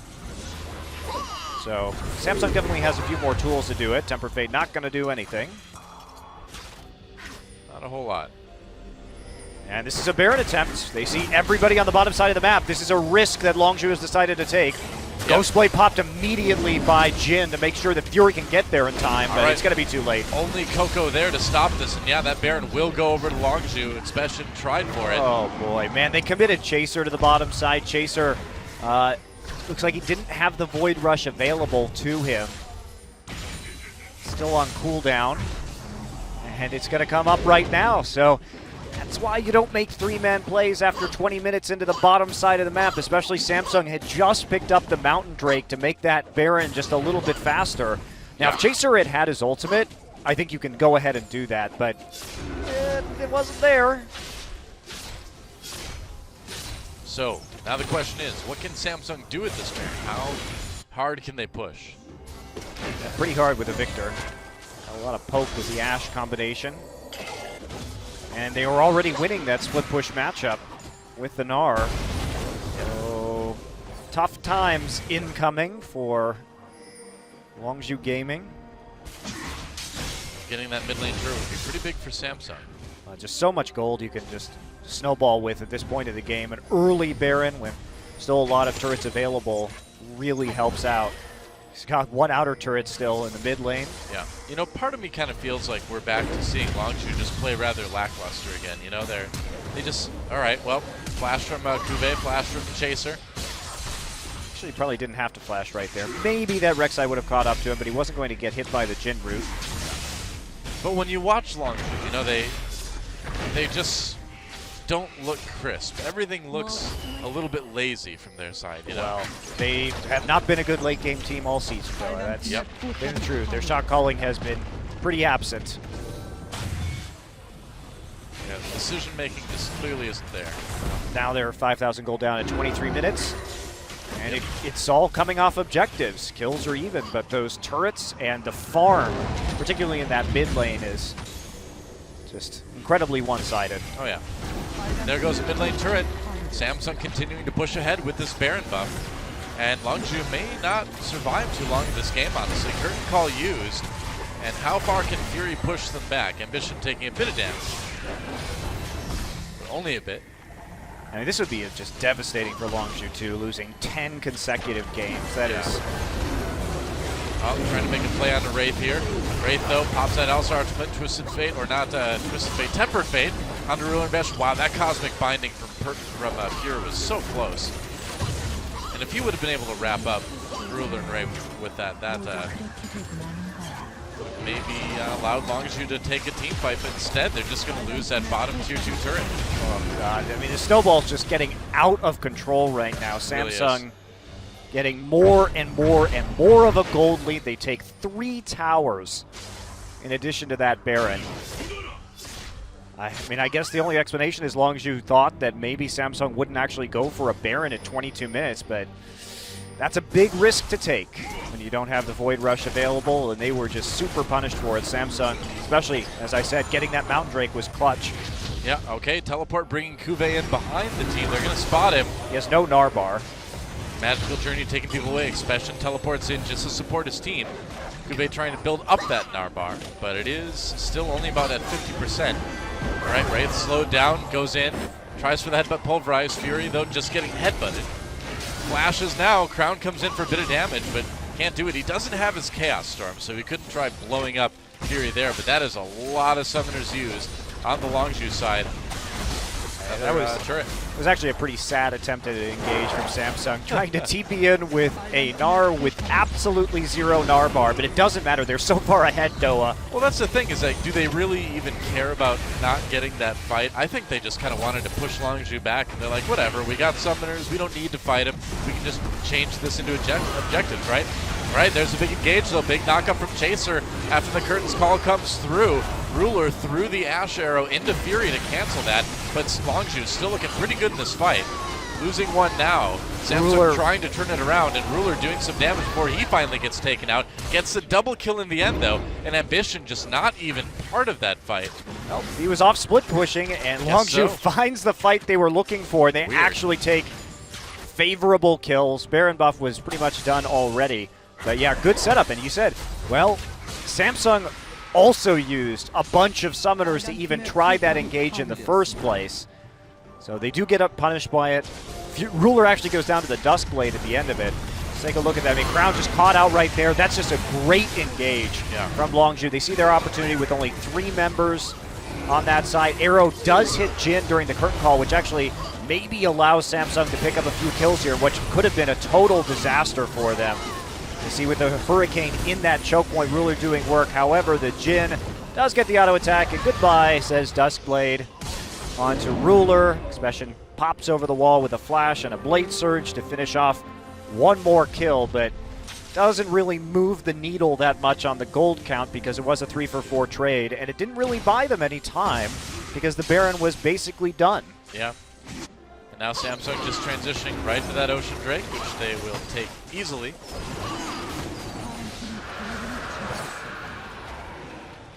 Mountain Drake next. Be nice for Samsung to pick up, of course. If we even get to that point in this game, Doa, a minute It might until end by the then. Baron, and Samsung will definitely be ready for that one, and with a 8,000 or 7,000 gold lead rather once this turret goes down, they will be in prime position. Take that. Special there to protect Coco. Kuve's just going to sit and get a bunch of farm on that Gnar.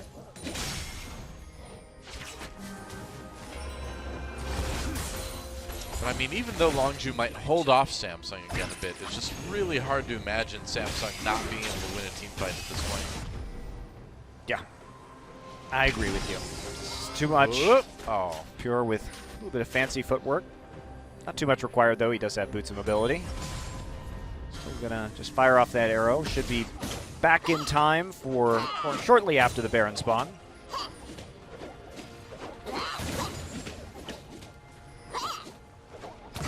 Kuve catching up in farm on that Gnar. Not that it matters a whole lot, but it feels good. Here comes Baron. And Samsung not ready to start that right away.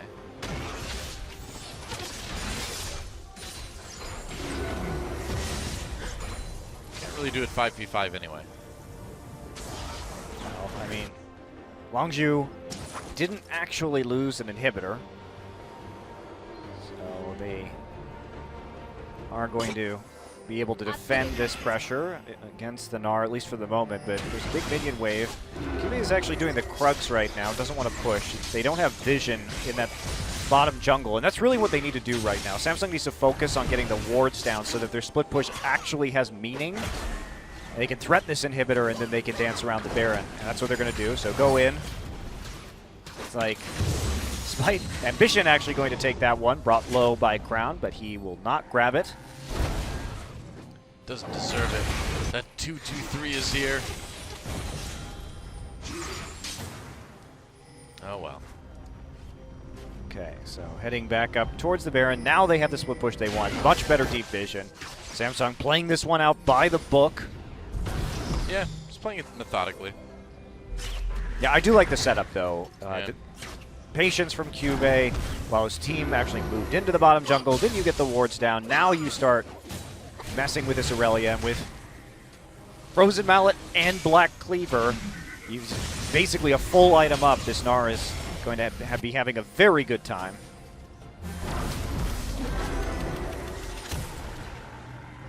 Alright, Longzhu knows that this Baron is kind of the end of the game for him if Samsung can take it. Vision doing a lot of damage. Yes, yes he is. Oop.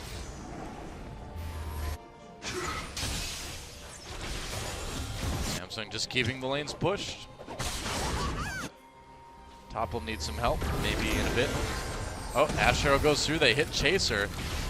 Wraith though. Wow, Jin Trap preventing the collapse. Yeah. Expression, though, gets bullied out, has to go back to the fountain, and that means Cube gets some quality Mega Gnar time with the inhibitor. Well, that'd be huge if Cube could just take that inhibitor, uses the ult on Ambition to throw him against the wall. He's going in on this This one. is a big commitment. They used Gnar ult. Oh, Samsung, I don't know if they can go for both of these things at the same time. It is pretty bold. Curtain Call comes in. Samsung going to abandon it. Tempered Fate slows down that Baron take for the moment anyway. Wraith low in the back of the pit. Chaos Storm rotating around. They do take the Baron in the end, and they take the inhibitor. So somehow, some way, they do get both. Okay. Wow. They did get away with it, though, Yeah. but the risk. Cube actually solo killed Expression inside the base Yeah. while that was going down.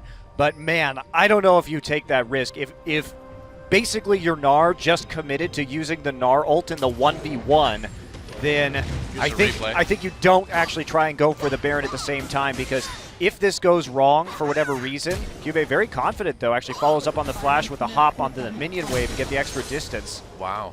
Just gets that kill. He's not able to escape, and Baron going on simultaneously. So Cube really having a great day today. Yeah. Yeah, had a great game one on that Gangplank, got the MVP, and I mean, he might be on track for a double MVP today. He may very well be. Been doing a lot of work here. Right, Samsung, time to try to end it, but it's probably going to take a little while. And again, there's no need to rush. Just keep pushing with that Baron, I suppose. Samsung showing the patience in this game. At the very least, setting up that split push properly so they could go for the Baron and the inhibitor. So in game one, Longzhu did a good job of holding on, but they just, in the end, you know, couldn't turn things around. Well, they're going to kind of feels the same this game, doesn't it? They're not going to have such an easy time of holding on in this one, though, just because they don't have the same ability to make picks that they had. In fact, their engage is pretty limited. Maybe they could get a Bard ultimate off and turn it into something, but Maybe. the split push pressure is so huge now from Cube because of how much of an advantage he has in items. Oh, Ambition takes a ton of damage, though. Fury able to make something work there. So that will slow things down for the moment.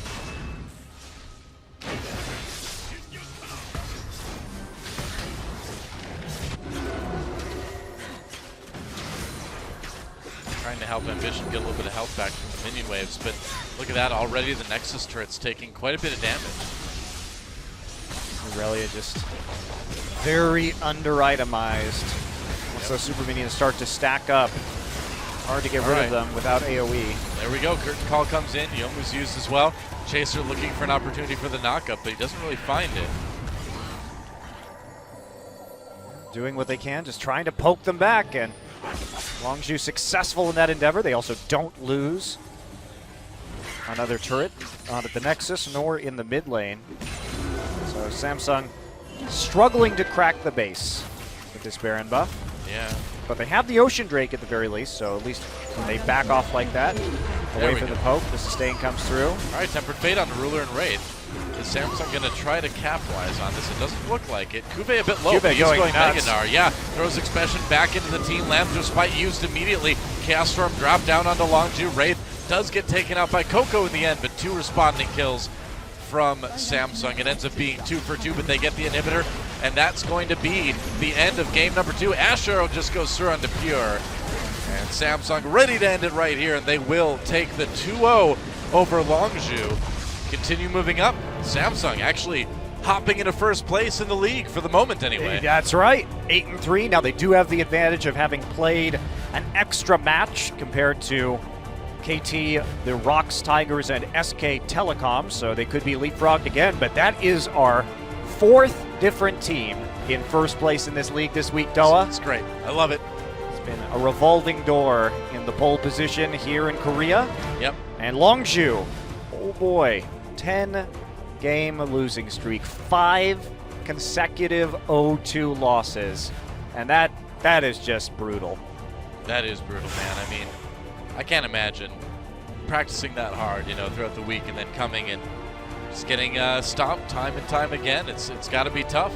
Something's got to change. I mean, Longzhu is a team right now that looks like they have effectively 0 shot calling. Yeah. The Baron that they gave Samsung in 22 minutes was embarrassing. I mean, clearly Longzhu is just simply a broken team at this point. Something has gone seriously wrong, and unless it seriously changes, this is just going to be the future of this organization for the foreseeable future. Yeah, I don't know what the problem is with this team, but this particular group of players and coaches is, at this point, I think, never going to work. Yeah. If it hasn't worked already, the experiment started at the beginning of this year. We're now halfway through the summer season, and it is broken. Yep. And it's sad to see. I mean, so many good players on this team. We were so excited for this team coming well. in this year, making a lot of high-profile roster changes and bringing in players that probably would have gone to China if they hadn't been signed by Longzhu. It's true. That's interesting. Interesting to see what'll happen after the summer season. I don't imagine that team's going to be staying together. Be hard to believe. They continue their descent, Doa. They Yep. are now solidly in last place. That's right. And their MVP was once again Kuve for game number 2, so a great day for the Samsung top laner. A player that had some issues with patch 6.11 when that came in, but he has begun to transition quite nicely. Yeah, and I like the fact that we're seeing Kuve come back into form, because he hasn't been one of the best top laners in this league. He's no Yeah. Smeb, he's no Someday, he's no Duke, but he doesn't have to be on this team. And the real key for Samsung as they close out this season, as we switch into a meta that does favor very good top laners and top lane carries, he just had to be adequate. Let's put it that way. I Sure. mean, Crown has really stepped up. He's got so much star power surrounding him that he doesn't have to be the big carry on this team, but he put in a really good performance today. Yeah, I mean, it kind of reminds me a little bit of home if we're going to think about previous Samsung top laners, right? I mean, think he's much better than On was. he is, but he's still the workhorse, right? I mean, Yeah. he's not going to be the star player. He just gets the job done, but he does have great days like this. And Omad is the games. He had his games once in a while. It was a different time. He had his finals, let's put it that way. And when I say he had his finals, I mean he had Zach when Zach was broken beyond belief. So I think actually Zach was one of the most broken champions, and he got it at the time. Well, Blaze didn't ban it, so blame them. Now time for an MVP interview. Take it away, Steven. Thank you very much, Doa and Monte, for a great cast for today's match. And now we're moving into interview booth with winner of today's match, Samsung, who has been winning consecutively 3 games in a row. And let's hear from our solo MVP, Kuve. 단독 MVP로 선정된 소감 같이 So, 한번 말씀해 주시죠. First of all, congratulations. And how do you feel about this game? 그렇죠. 네. 이번에 좀 깔끔하게 이겼다 생각하거든요, 저는. Cube saying that we have won to this game very simple and clearly. Like compared to last time, we have lost against Longju, and it was pretty difficult that day. But today we did pretty perfect game. I think we have shown a very great performance overall. 있었거든요. 뭔가 순간 이동 타이밍도 그렇고 합류 타이밍도 그렇고 혼자 따라 노는 느낌도 그렇고. 그런데 요즘 경기를 보면 무슨 막 So Cloud Templar is complimenting Cube about before in the first round you have shown like very separate play from your teammate, like very different teleport or play in the other lane. But from the second round, now you came into the play as a team. And Cube mentioned that we have practiced more focus on the overall lane, top and bottom. And also a lot of teammate like Ambition, Big Brother helped me out. So those kind of part really helped me as a play along as in the team fight. 확실히 카운터 역할을 하나요? 아무래도 그쉔 상대로 보통 이제 잭스나 이런 걸 많이 생각하는데. So now Dongjun asked about some counter picks to Cube, and now Cube is talking about Shin play. 그런 느낌 때문에 쓰는 것 같아요. There are not many counter pick for Shin to play against, and it was pretty today. But today I play against Gangplank to counter him back with using Shen. So in that part it's even hard for us to play against Shen. But I think Gangplank is a pretty good pick. 큰 부담 없었어요. 이거 이렇게 하는 방법을 이미 알고 있었기 때문에 큰 부담 없고. So Dongjun's asking about there are any hard time because you guys have lost against Longju in the first round, and then Cube said that we have prepared pretty well, and even there were surprise pick like Twitch, but we did we were real call. We had a lot of call during the game, so I think we did pretty good. 그 장면이 준비가 되어 있다고 하거든요. So 같이 now they're gonna move into the video highlight. 트위치에 약간 It's the 공격적인 Twitch play, 플레이, very 좀 aggressive play 한다고 from Twitch. 화면을 준비해 봤습니다.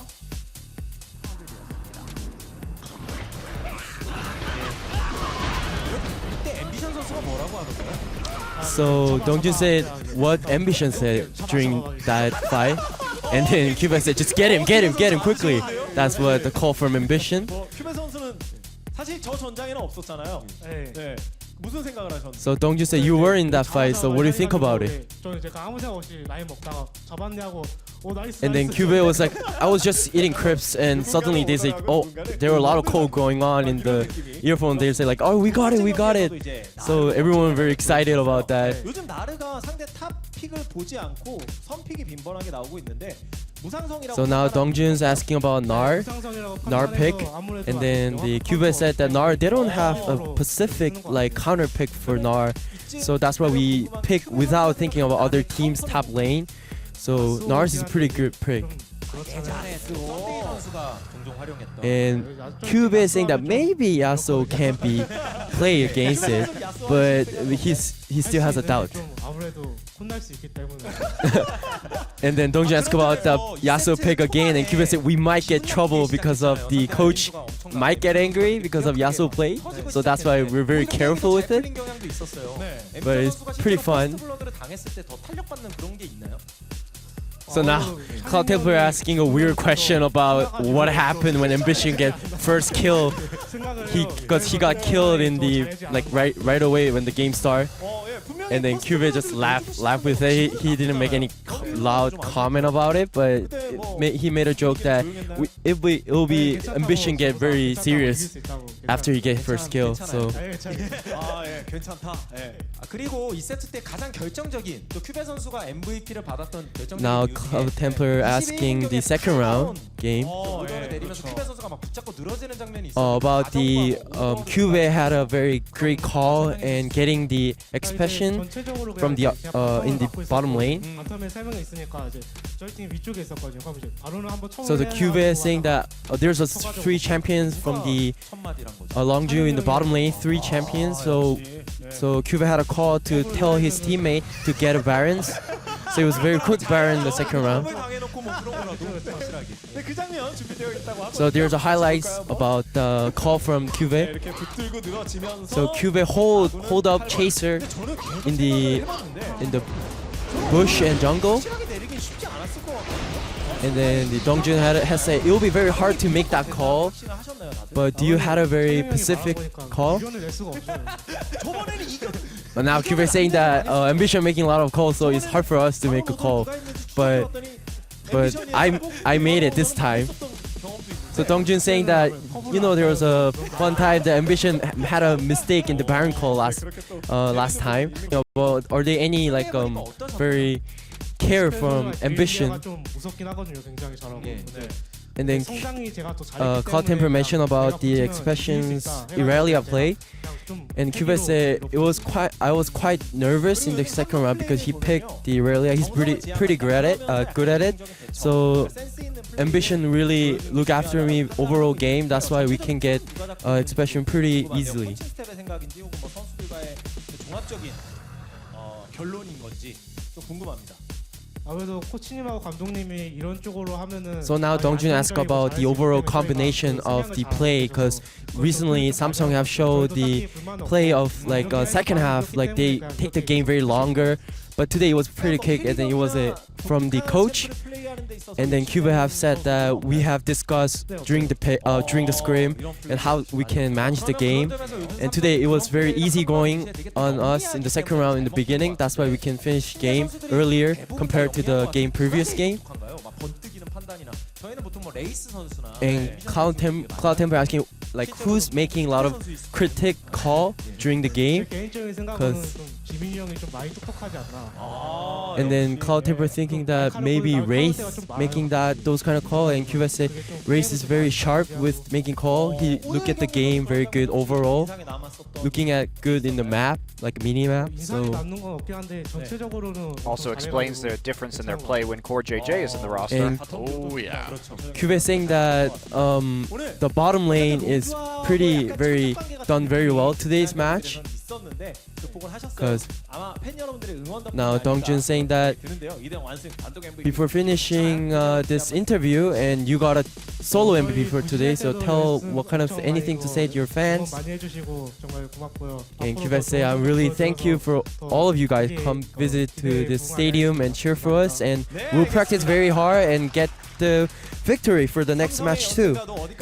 And I guess this is end of today's match interview, and thank you very much. Back to you guys. All right, thanks for the translation, Steven. And Cube having a great day today in the top lane for Samsung, and Samsung kind of conquering some inner demons by their 2-0 over Longju.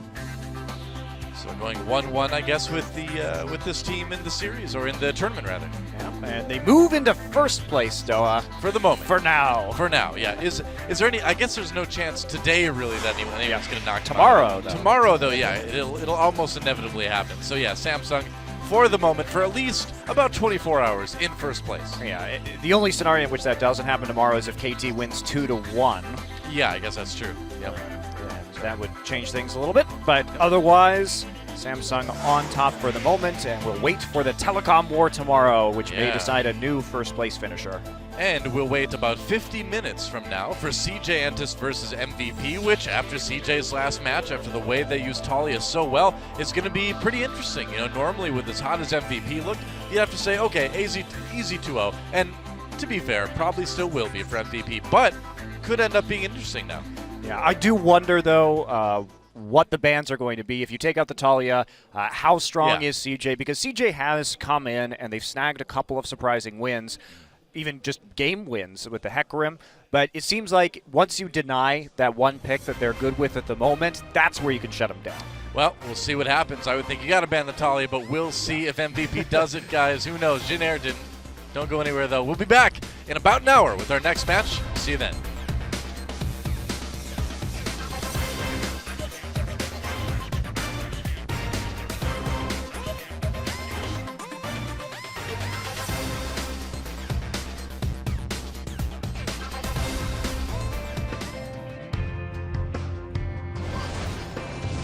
I dialed 7 digits 5 times today just to hear you say you love or hate me. I'll take anything. I just wanna hear your voice cut through the line like a heart-shaped knife. Cut it down, baby, one more time. Good or bad, baby. Yes, no, maybe. It's driving me crazy.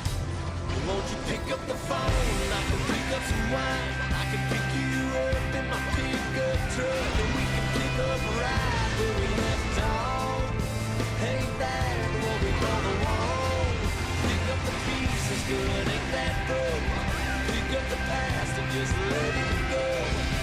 Put down and over me, never wanna see me again. Goodbye kind of stuff and pick up.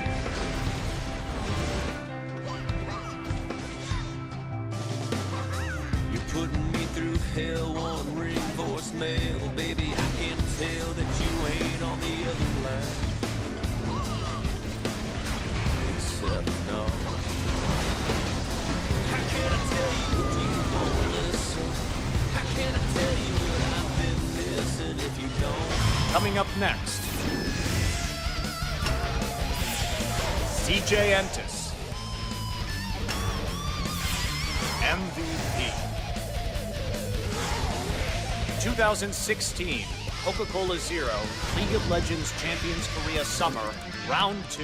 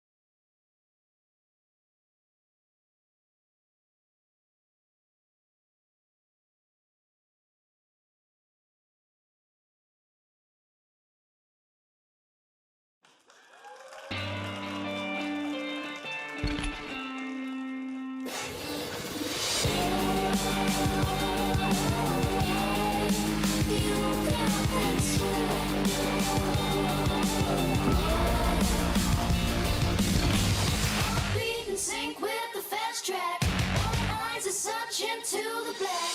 Come back and get back a little more.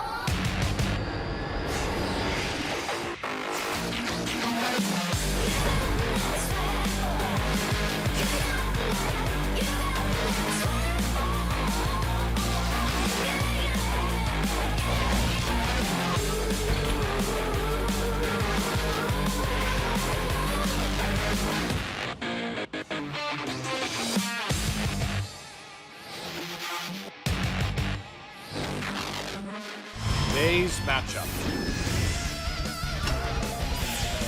CJ Entis.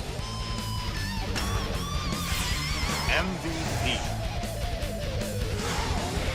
2016 Coca-Cola Zero League of Legends Champions Korea Summer Round 2.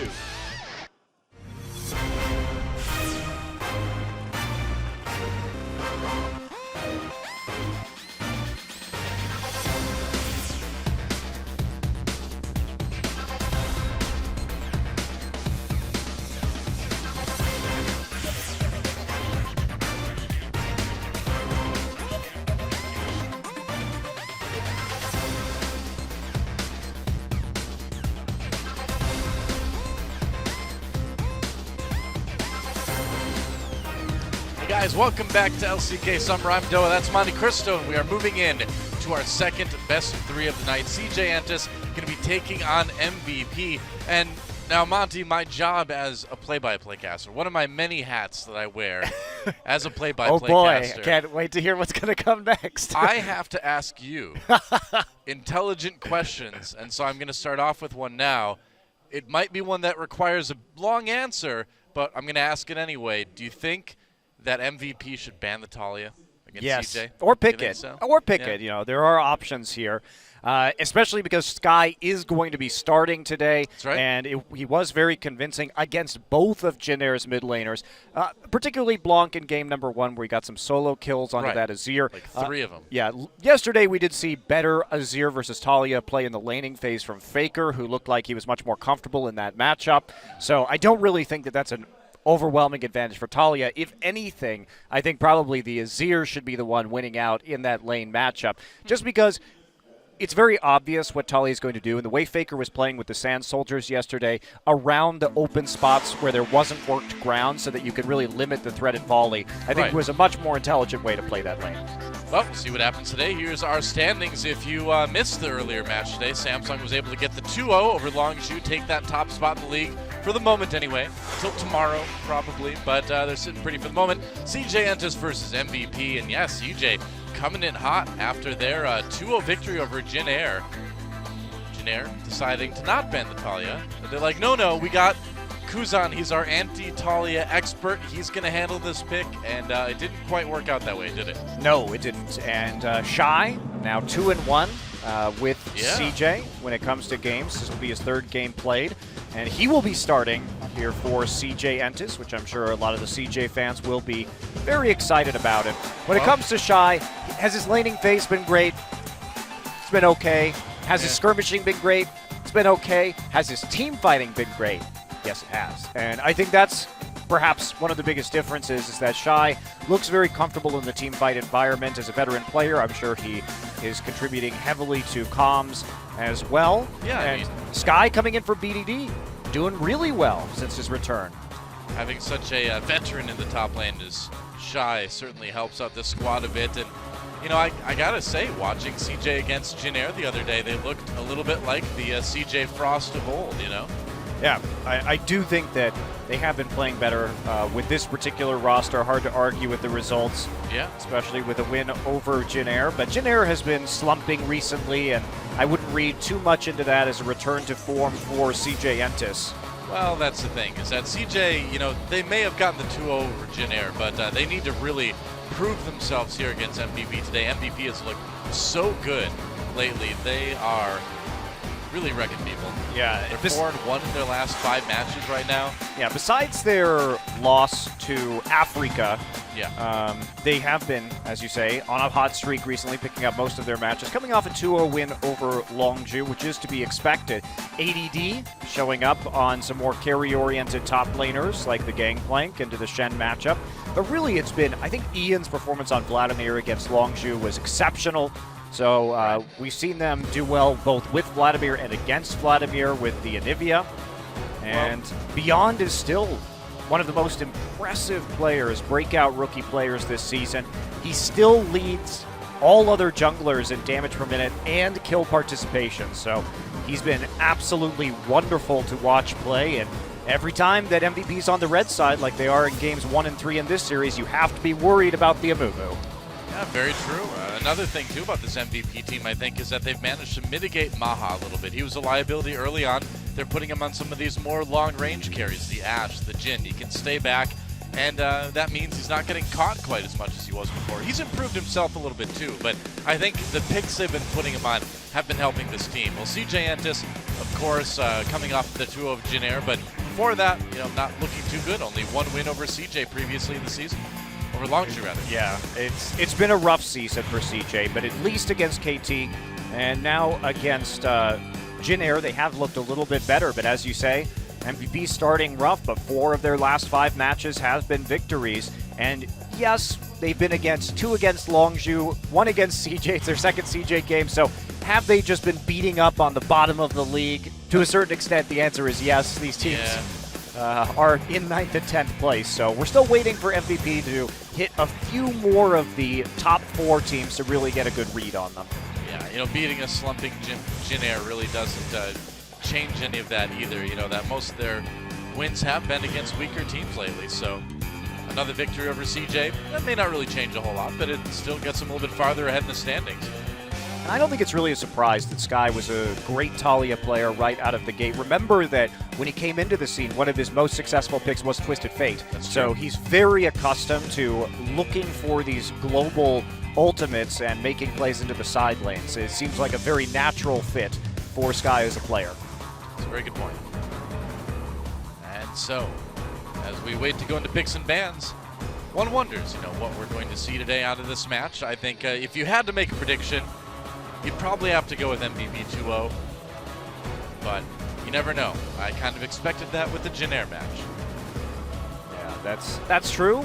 We'll see how they do. As Reach coming into the booth here to start directing CJ in the draft phase. And, MVP, they've been something of a revelation. And yes, they have had about the softest schedule in the last few weeks that you could muster up in this league. But at the same time, especially earlier this week versus Longju, the accuracy of Maha's arrows was extraordinary. Yeah. And their follow-up, they were incredibly good at getting these picks and team fighting from 1 or 2 screens away because they could chain the CC efficiently. And they showed a lot of threat. That's and right. There's the GP banned actually against ADD, so maybe fishing for a first pick Shen here. Talia is the answering ban. Yeah, and that really shouldn't surprise anybody. I mean, no doubt, like we said in our first match today, probably all these teams are practicing Talia to a certain extent, but it's going to take some time to get that pick ready, so probably want to ban that out against CJ for now. Vlad and Shen, the other 2 bans coming in. Yeah, I think you have to ban the Shen when you see that the GP has been banned and Shy is in the game. Yeah. So Vladimir also taken out, and I think Ian really deserves that ban after seeing what he did with that champion against Longju. He was fantastic in the team fights, playing in both games in their last best of 3. And there's the Ashe. So they're taking away the hard engage that won them quite a bit of a success. Now, is MVP going to ban the Rise?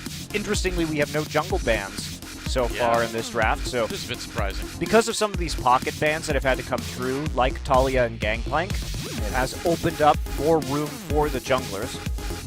All right, Sivir is going to be the final ban. So yeah, the jungle wide open, no bans at all. Could be an Italy pick for Haru. Could be, well, Rek'Sai if they wanted to take that. Giving away the Rise for a Rek'Sai, I really don't agree with. Beyond has such a deep jungle pool. It's brave. And I mean, Shy used to play tons of top lane Rise way back in the day. You got to wonder if maybe he still has that trick up his sleeve. Yeah, it definitely would be a flex pick for CJ. We haven't seen every team play top Rise this season, but you're right. With Shy, we can never truly count that pick out. Yeah. I think the Nidalee going to be that stronger pick. Haru be able to grab that one, but I mean the Rek'Sai's still up, the Grog is still up. Yeah, you may want to consider taking the Jhin early too, because a lot of that success they've had from Maha lately has been on the Jhin and the Ashe or the Sivir, and so Jhin the only one left out of those three. Yeah, thinking about potentially a Trundle pick also, and they are going to take it, so Jhin and Trundle will be able to flex the Trundle on the red side effectively, and it may force Shy into a pick like Rumble, which he is no stranger to. He has only played Trundle this season, which is why there is a priority from MVP on the Trundle, because they're waiting to see what else can Shy do. I could see him play the Hecarim too. We saw it hovered for just a second by Haru. Don't need to pick it yet. Yeah, just a question mark, Shy's champion pool, because again, he has played only 3 games in 2016. Now, what do you think about the Braum instead of the Bard in this particular case? Because I feel like MVP would probably take the Braum if it stays open, Definitely an option for them to stop some of the poke coming in, and we could see a Gnar pick up here. Okay. I think Shy did play last year. Yep, that's right. And Lucian. Okay. One of the classic Kramer picks. All right. Well, I think you do have to be worried about the Braum, because the Lucian-Braum combination and the denial pick quite strong. But the question for MVP is, do they have an answer to the Gnar in the top lane? As we heard in the last interview, Cuvee was very confident in blind picking the Gnar. Yeah. I feel like at this point you put Eon on something he's comfortable with, and you take the Braum as well. You could just go for the Azir here. Actually, the Varus is open too. Am I reading that right? Wow, yeah, the Varus is open. That's the most played champion for Ian this season. He's done a ton with it. I'm not showing too much. I mean, obviously, you have to blind pick that Varus, which... I think that's too dangerous. Apparently they do. Seer and Rek'Sai. So pretty conservative draft from MVP. Yep. And they are just going to wait to flex the Trundle pick until they see absolutely everything on CJ's composition, even though they know the top lane matchup already. I'm thinking about the Thresh. Would give them some crowd control to use with the Jungle Nidalee in the bottom side, but so would the Bard. And Bard Lucian really quite potent in the early game. Left Braum open too. I think they may go with the Twisted Fate, so Sky going back to his roots. We saw him play a lot of Twisted Fate before he BDD actually turned 17. Yeah, so really this doesn't change a whole lot about what CJ was able to do with that Talia. You can do a lot of the same stuff with Twisted Fate. Absolutely. In terms of ganking potential. Sky has always had a very limited champion pool, but Twisted Fate has been one of his better selections, and even though he will be poked out in the lane early on, they are just going to roll with it and take that Braum away. And I think taking the Braum away is great for CJ. Also, no slouch in the lane, of course, with the Lucian. So, do you go with the Bard, or do you maybe go with something like the Alistar here? I think Bard seems like the most likely choice. It is Max's most played champion this season. Yeah, I do start to get a little bit worried here for MVP as they lock in the Bard, because the side lanes have basically no mobility. We're talking about Jhin, Bard, and Trundle. So if the Magical Journey doesn't go through, there aren't any other movement abilities for MVP to use, and that can be dangerous against a Nidalee and a Twisted Fate gank. Yeah, very true. And that spear lands, and everything else is going to come piling on top of it with crowd control in both of the side lanes and a lot more movement ability to catch up to people and to dive turrets. So MVP probably going to have to play this very conservatively in the early game. I think a lane swap would be fantastic for MVP to limit Twisted Fate's effectiveness for as long as they possibly can. Yep. Well, MVP is definitely going to need to be careful early on. Yeah, that said, MVP has a strong 4-1 split push. Have to see if Shy can actually get ahead. Now, there isn't a whole lot of data for Shy, obviously, in 3 games, but disappointingly, he has only had about 257 damage per minute in that top lane on his 3 games of Trundle, and that is less than half of Smeb, who leads the top laners with 526. Wow. He, again, has been good in those team fights, but his appearances outside of those circumstances have not been quite up to the same level. Yep. So will CJ be able to help Shy get to that late game power status in the team fights? Find out. It's going to be interesting to see if CJ can keep the wins rolling here against a team like MVP that's looked good, but hasn't really been tested yet against a top-tier team. Could go either way. Time to get into game one and see who takes it.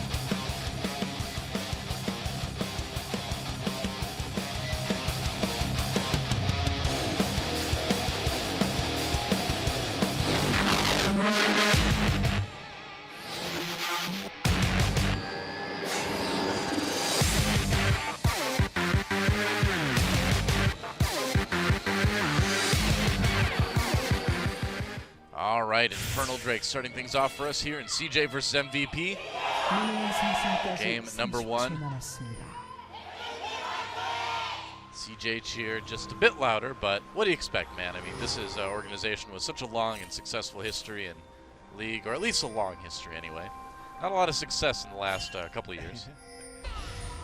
Yeah, well, they haven't been around, Doa, so we'll see if they can keep showing up as they did in their last match. And let's see, do see the triple bead start again. It's become increasingly popular in this league to actually take that for some more resistance in the laning phase, and this is what ADD did when they played against Longzhu, and we saw him build into that Ohm Wrecker, a build that we've also seen again from Shy this week. Yeah, that's right. Ohm Wrecker on that Trundle, the new hotness. The new hotness, that's right. I don't know, Doa, because both MVP and CJ were so far ahead in those games, I'm not sure if that is going to be a standard build or something that they only do while they're ahead and then sell the remaining 2 beads that they don't turn into a Ravenous Hydra. But, you know, it's working really well, and ADD was confident in this matchup versus Gnar, and obviously Shy, who has duplicated the triple bead build. And what this does, if you guys weren't there previously to watch MVP play, is it gives you that 150% health regeneration, which combined with Trundle's passive makes him pretty immune to the Gnar harassment in the laning phase. Which is big, because that's what this whole matchup used to be based on. Yeah, and I love it. I love the adaptation that we're seeing. And it's fun to see ADD be the first one to really bring this build over in Korea. And it was really, really effective against Longzhu. Super effective. Oh boy, Sky is going pretty far up there. Getting poked hard, Beyond thinking about coming in, and I think he's going to. Sky gonna definitely need to burn that flash. Yep, and that's all MVP really needed out of that. They got it. Yep, level 3 gank. Easy as can be. Yep. Sky playing far forward and getting poked out, and this is the issue with this matchup. It's tough, and now with Beyond lurking in the jungle without a flash for Sky, and we can see those repeat ganks. Sky does have the TP, so he will be able to get back in. Ian also taking the TP. That's right, Haru coming down to the bot lane, but an unsuccessful gank there. Mad Life was a little bit low. And this is, we don't see very many TP Azirs in Korea, but I love it against the Twisted Fate. Yeah. Obviously, you'll be able to have much larger effect on actually matching the TPs, but it does carry a risk, right? It's not the same risk as, say, if they were playing Elise Twisted Fate, where you would definitely have to have that cleanse, but a gold card could still mean your doom, as it does set up a big Elise, or a big mid-Elise spear, chunk you out in the lane and actually pick up the kill, but much less likely for that to happen now that Sky's flash has been blown. So that should actually justify this teleport pick to a certain extent. Certainly does help out. Yeah, you can really see the regen affecting ADD's health on that Trundle. Yeah, smart. Yeah. I really like this build, though. I think it was a great adaptation in this matchup. And then when you're done with the beads, you can set up like a cool sidewalk hipster jewelry stand, too. It's like Trundle's always wanted. You can see that. Or that little bit of hemp rope. Is that what Trundle's gonna do? Yeah. I think that's less hipster and more hippie. Maybe a little bit of both. I don't know. Both got hip in it. In fact, for all those people who use hipster, I challenge you to even give me a definition of that word anymore because I don't think it exists. I think it involves something with like mustaches and plaid. Okay. But I'm not 100% on that. I mean, that could also be the grunge movement of the 90s, so. Or a lumberjack. It's tough to say, really, yeah. People just throw that word around, and I'm like, please tell me what a hipster is, and nobody ever has the same definition, so. Oh, meanwhile, Maha dies. First blood goes to Kramer. Successful. Is Max going to go for it? Yeah, he is going to go for it, but he's not going to get it. Wow, Kramer with the double kill. I thought Mad Life had that one, or I thought Max had that one on Mad Life. But even if he had that, he's still going to give the kill over to Kramer. You'd think so, yeah. So getting a kill on your support in trade for giving another one to the AD carry is a bit of a disaster. So Maha and Max just get straight up 2v2'd, and this is where Kramer starts to get very scary. Yeah, let's watch that one again. It was just straight up and all in. It looks like, yeah, Mad Life going in, getting that passive onto Maha. Don't think Maha expected him to jump to a minion right there to initiate that little engagement. And so close. I mean, Max, you're still barred at the end of the day. You're still super squishy, and Mad Life turning around and getting that Winter's Bite really sealed the deal on the gank there. It was a great summoner heal from Kramer to keep Mad Life alive. Well, we haven't had very many questions about the duo lane from CJ this year. They have been a threat, and basically their only threat in 2016. Kramer's numbers have fallen off a bit from the 2015 season, where he is now less gold efficient than he used to be, but part of that too is that CJ has, it's been a shift to the early game focus in this league, and that has meant that CJ's old strategy of just scale and protect Kramer in the late game where he outputs all the damage has not been as viable, because when you start to fall behind by 2 or 3 Drakes, you don't really get a chance to get to that phase of the game a lot of the time. Yep. But you know what? This will really help them get those Drakes having such a powerful bottom side of the map, and all the work that Beyond and Ian did to neutralize the Twisted Fate early is going to be for naught. Oh, meanwhile, Sky gets neutralized in the mid lane. Can they finish him off? Oh, just barely gets away. Oh, nice. Ian clips him with the Sand Soldier in the end, but now Haru and Mad Life coming in to get a bit of revenge onto Ian here. Ian trying to make it a trade. Can't quite do it. Haru will get out. So mid laners will be traded. And Mad Life with a great roam into the mid lane to actually help that situation and create that trade in the first place. He's been opened up from the bottom side of the map, and the spillover. Normally we think, hey, the Twisted Fate's going to go help out the duo lane, but with the advantage that CJ has already built, now Mad Life has been freed up to roam and help the Twisted Fate. So CJ playing well around their advantages right now. MVP trying to capitalize and get an edge somewhere, but it's immediately turned back around. It's so interesting to see CJ suddenly become this good early game team. Like, where did this come from? Well, it's just one win, Doa. Just one win against Jin Air. We'll see if it holds through. MVP also, we do have to recognize some of their strengths and weaknesses. They are still, despite being a middle-of-the-pack team, the worst team in this league at gold differential at 15 minutes. They're still averaging nearly 1,000 gold in the hole at 15 minutes into the game, and it's been their late game that's been impressive. Yeah, they are the definition of the comeback team in this league. Yeah, and it's their shot calling when they group up, their decision making around objectives that has propelled them to a number of victories this season, and they still retain an incredibly high Baron control rate of about 65%. So they get 65% of all the Barons in their games, and that's what's put them over the top. It never has been their early game. When they played against Longshu, we did see more of an early game presence and how fast they were able to snowball, but it's not going to happen this game. They're going to be on the back foot. Yep. Sky dodging around that pillar. Doesn't get slowed by that, so that does help. Looks like they will be able to hand the blue buff over to Sky. Meanwhile, Shy with a little bit of a CS lead, actually. Yeah, ADD. Not doing bad in that lane against Trundle. ADD went a little bit of a roam to help out the mid lane, so we'll lose some CS. Wow, now the trades are starting to get a little bit tough for Trundle to handle. It's alright, we'll go back up. Not the biggest deal. So he's going for a Cowl next, and interesting choice. Will help the hyper damage, which is magic, but obviously with Shy looking like he's going to be building into a Phage. All right. Won't help the base damage, and here Haru we coming go. in from lane gank. Yeah, there's a flash Q into the Braum. Nice magical journey for Max, though. May not save Maha. Getting called. Nearly goes down. He's going to live with the summoner heal.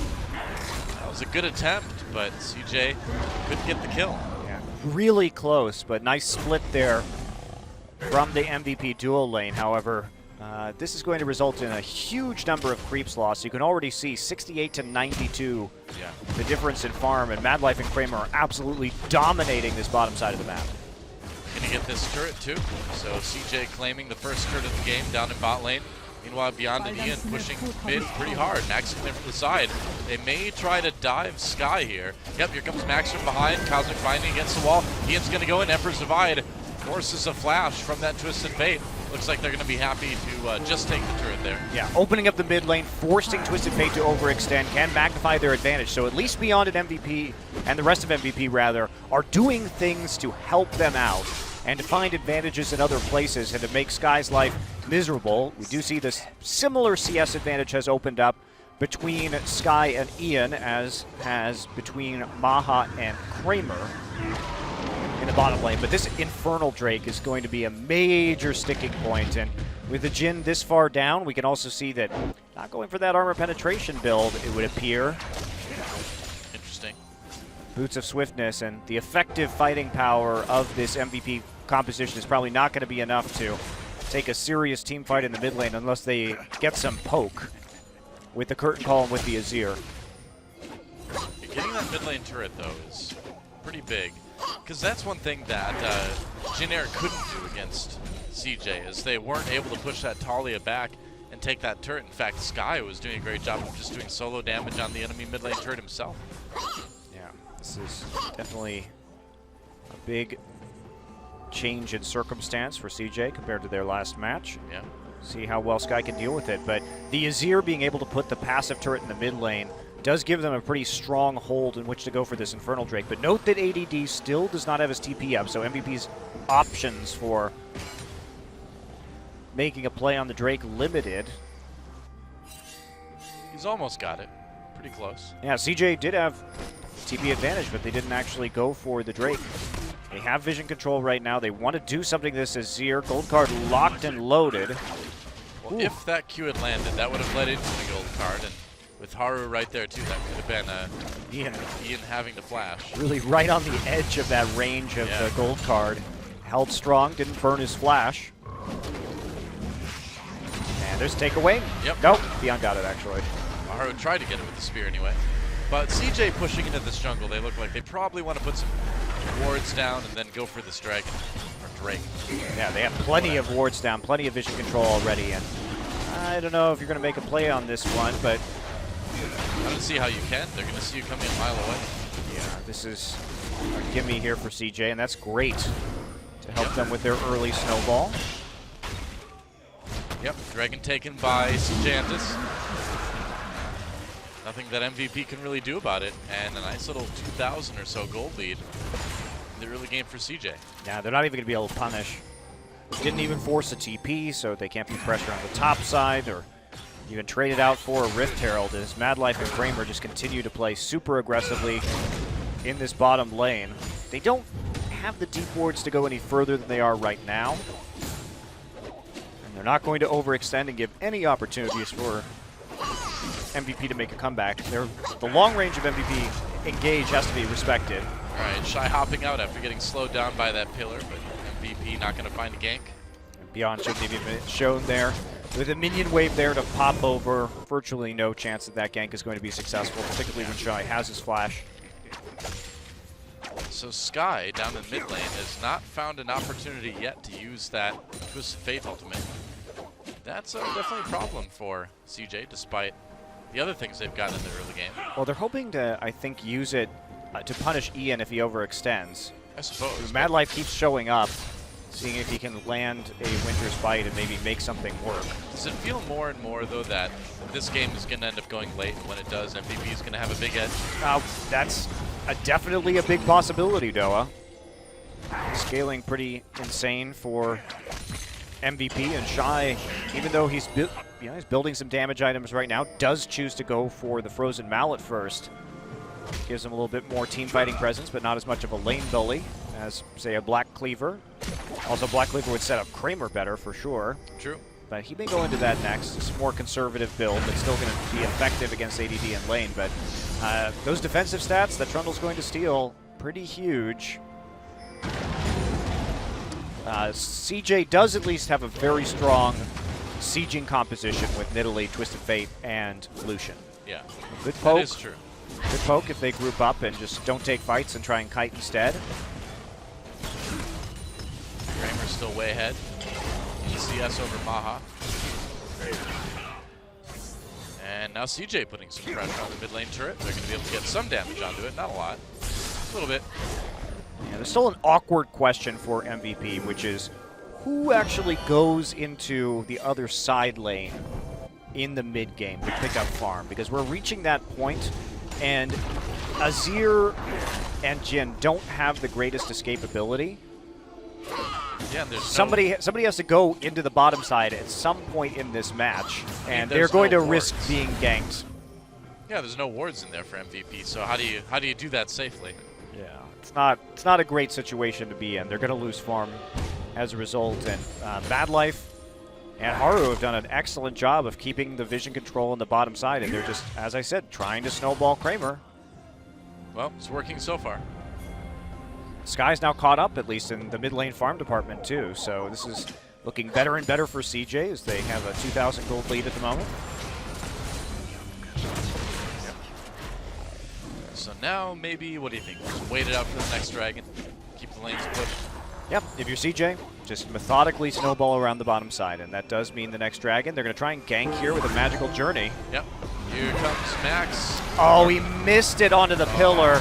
Well, Shy just ults everybody back, and that's the end of that gank. Meanwhile, whoa, Ian comes in, helps Sky, or rather Sky Sky picks up the kill anyway. Kramer gets some damage onto Ian. Sky's still looking for more in the back line. Ian in trouble. There's another kill for Kramer. He is really getting a lot on this Lucian. There's another one for Sky, and CJ with a big dive in the bot lane. Takes up. Losing their jungler. They're going to get the turret too. Yeah, and they actually kill ADD, who's going to TP into that bottom lane. Beyond there to clean it up, but that's a huge shift in gold as CJ piles on the advantages. Let's watch how that happens here. Yeah, I mean, Maha uses heal. He knows he's in big trouble. Flashes even, but the gold card's still going to follow through. Ian shows up, tries to knock the Nidalee back. Unfortunately, Sky just playing between the turrets right now, not actually getting aggro on either of them. And Kramer just able to dash in and help clean up some of these kills as Shy comes in and follows up with a teleport of his own. So MVP constantly fighting with a member down in the bottom lane. And, you know, I think you just don't commit to that. I think you just try and push down the top turret in that scenario. Yes, it's a bad trade, but it was also a failure on the Cosmic Binding. You need to be able to hit the Cosmic Binding into the Trundle Pillar to get the stun. And once that didn't go right for MVP, I don't think that trying to do triage on the opposite side of the map is the right call. Well, hindsight's 20/20 now. Especially with how weak Maha is. I think MVP showing a little bit of rookie mistakes right here. You know, we look at the last series and we can talk about the efficiency that Samsung did. When something started to go wrong, you know, you commit to that decision to get part of that map ahead. And when you've committed to trying to get your mid lane ahead and maybe snowball your top lane because your bottom lane's doing so poorly, you can't just go down there when Maha continues to die. He doesn't really have a choice right now. Yeah. So you might as well try and create advantages elsewhere, and instead they just cave to CJ's pressure. Maha picks up the Infinity Edge just to get some sort of damage. Are we getting chased out? Meanwhile, Shy getting chased out of the bot lane. Beyond might be able to make something happen here. ADD getting so low, though. Uses his ultimate. Throws and, a mallet. yeah, here comes Meganar. ADD flashes the ult, though. Beyond comes in, gets stunned. Haru on the side in the jungle. And Shy backs away. Knocked out of his hop animation, but Kramer and Mad Life just rotating around the map. Yep. Reassigned to new lanes, and nobody is really able to go in that lane right now up against Kramer because he is so huge. Well, CJ's going to get their second dragon of the game here in the Ocean Drake. This is out of control. If they're able to take a top lane tier 1 with their AD carry and support, and then also take a Dragon cross map. Those are plays that should not be possible under normal circumstances. Yeah. But because they did chunk out ADD in the bottom side and they pushed up the wave, everything is an option right now for CJ Entus, and they are really doing a great job of just playing around the advantage and snowballing this game. Well, we talked about CJ needing to make something happen to keep the snowball rolling and grow it, and they've really executed on that. Yeah, not to mention they have double Abyssal Scepters right now, and Wow. there is basically no magic resist besides a Cowl and a Merc Treads on the side of MVP. So catching out either Ian or Baha or Max, very painful. Very, very painful. Even this Rek'Sai going to be pretty squishy against any kind of gank that the Nidalee and the Twisted Fate are able to muster up. Yep. CJ gets some vision around the Baron pit, where they disperse back to the lanes. Oh man, they found Max. The Q lands, Max flashes away, turns around for the Cosmic Binding. Slows Haru, but that's about it. Tempered Fate though, locks him down long enough for the rest of MVP to get there. Looks like this might be a pick. Yeah, Haru is not going to make it out of this one. ADD with the kill there, so MVP responding with a kill of their own. Meanwhile, Shy pushes up that bot lane pretty aggressively. Yeah, they can get that kill, but CJ still dictating the pace of this game just with the side lane pressure and the lack of answers that MVP has to this situation. They're going to try, though. Yeah, he's on the run now. Shy trying to get out of here. I don't know if he's going to make it, though. Everybody from MVP, except for Maha chasing. Shy flashes, and I guess they're just going to let him go. Confident in his ability to escape that.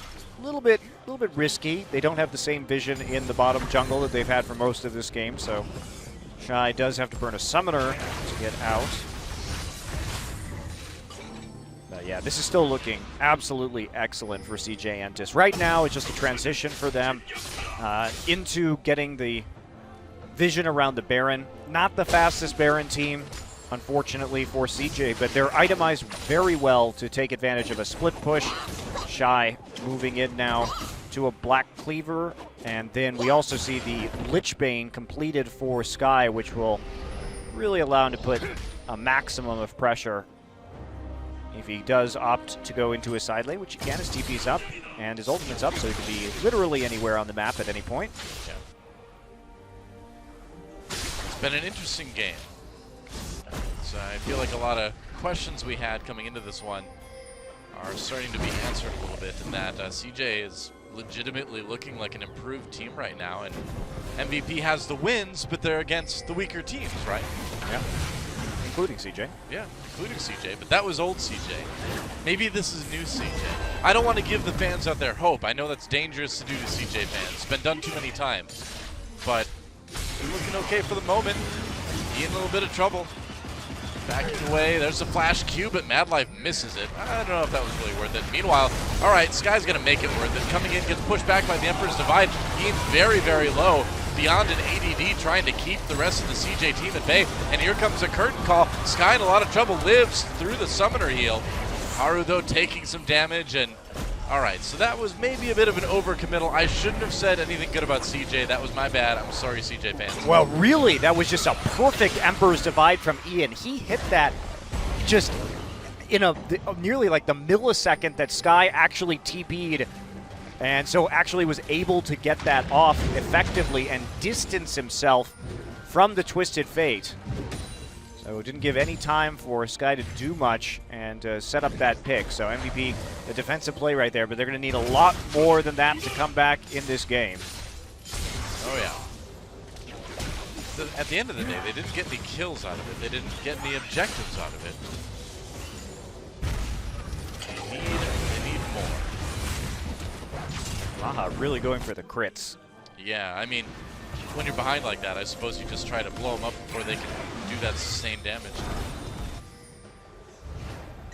So right now, I don't agree with this Lucian continuously going into a side lane. Kramer probably should be heading into mid at this juncture, again, because of the 2 TPs and the threat onto the turrets, and probably should see Sky heading into the top or the bottom lane. And then once they get that pressure, they can play around the Baron and try and force some face checks to get the picks they need to actually do the Baron. Because even though they have a large gold lead right now, the Baron damage itself relatively low. No, you're right, though. I mean, it doesn't seem like they're really pressing their advantage as much as they could be. Yeah, lane assignments are kind of awkward. I really don't know why Kramer needs to be in the side lanes right now. Like, I mean, I think they're just trying to give him as much farm as possible. he has the escapability to maybe take down this mid lane turret. And Twisted Fate will be able to back him up with some wards to teleport to around the mid lane. Cloud Drake coming up next. Oh, goody. It's your favorite Drake, Doa. It is. But not for the reasons you'd think. For comedy reasons? That's right. Ironically, my favorite Drake. There it is. There's my favorite Drake. Hi, Cloud Drake. MVP may want to fight this one. ADD going back. He's got his teleport. Yeah, losing control of the vision, though, and here we go. All right, yep. Well, okay, Sky came in with the Twisted Fate ultimate. That's going to cancel the teleport for ADD as Maha walks away. Also, Maha just instantly flashing that. He's not taking any chances any longer. He knows he will just get exploded. Yep, smart idea. That will open up the Drake for CJ, though. So they have claimed all 3 Drakes so far this game. 1 Infernal, 1 Ocean, and now 1 Cloud Drake. And now Madlife caught a little bit by that Cosmic Binding. And here comes the curtain call. And there's the kill for Maha. A badly needed bit of gold for this AD carry on MVP. And that's where you get a little bit greedy. You just took the Drake. Your teammates are on the bottom side of the map. Probably shouldn't be fishing in the river for wards at that time. They got away with it on the last Drake because it was a bit of a special circumstance where they had just chunked ADD out, but they didn't have that same level of pressure to make that play. So at least MVP picks up something for it. Still in a big, big hole, but their late game damage again is going to be frightening. Yeah. And Trundle is scary the later you go into the game because Shy is going to have to start building tanky. Those stats will be stolen by ADD. There's no remedy for that with the Quicksilver stash any longer. Probably for the best. Oh, run! Run, Rift Sculler! Oh no, it was so close. He nearly made it out. Well, it's definitely for the best for Trundle. I don't know if it's for the best for League of Legends, though. I actually thought that having to build QSS on a top laner was enough of a punishment already. And now not even being able to get rid of the Trundle ultimate at all is pretty bad. Pretty bad. Now, speaking of pretty bad, Madlife caught yet again. ADD and Maha, he keeps getting caught in this river here. Beyond coming in.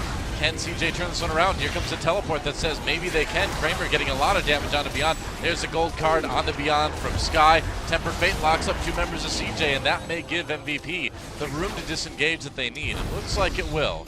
They did force a teleport there. Yep. And they lost a flash onto Beyond, but at least now they're not going to have that same level of side lane pressure. Shy, as soon as ADD's TP comes back up, MVP should be able to play a bit more freely and try and get this Trundle into 6-item status a bit more quickly. MVP also has, in addition to their 2 ports, they have the ability with Beyond and the Titanic Hydra to clear waves in the late game. So they do have ways to deal with CJ Split Push. Having trouble dealing with that turret, though. Nearly goes down before the curtain call comes in. Madlife blocking a lot of that damage, though. In the end, the turret may go down in the next wave. Wow, ADD taking some serious punishment from Shy. Yeah, CJ having their way. They want to break this game into these little skirmishes. Yeah. They are successful in doing it so far. Take down the top lane turret. Tier 2 down is their reward, but they haven't been able to crack this mid lane. Yeah. Survived for quite a while. It's so hard for them to bait this Baron with the mid lane turret still up, though. Haru does grab the red buff. I'm getting concerned about CJ, Doa, because this lead hasn't been increasing. Well, this is the danger about going long against MVP. It's about this time in the game where their shot calling gets really, really good. They just suddenly become the super team. Yeah, I don't know if they can dig themselves out of this hole, but it's a big hole. Yeah, they're gonna try, and CJ again just isn't, I think, doing enough. to expand on their advantage. I mean, Kramer has the rapid fire cannon, so he's got the extra range to be in the mid lane here and try and quickly clear out these waves, and with Haru's help, poke somebody off the mid lane turret and just take it down, where the Baron would be a much bigger threat.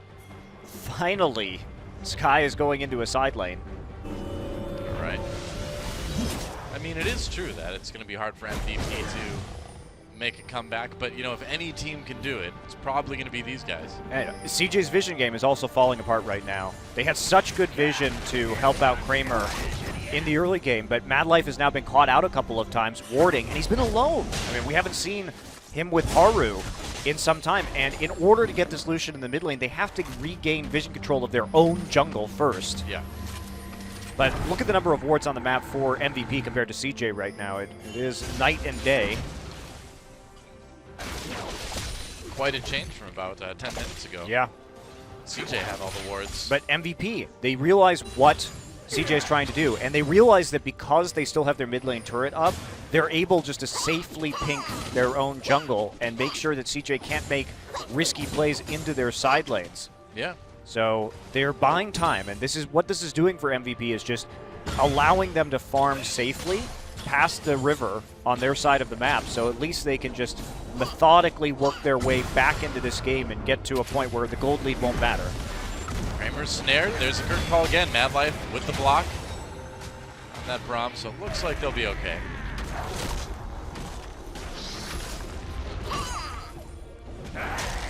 Shy still being annoying here.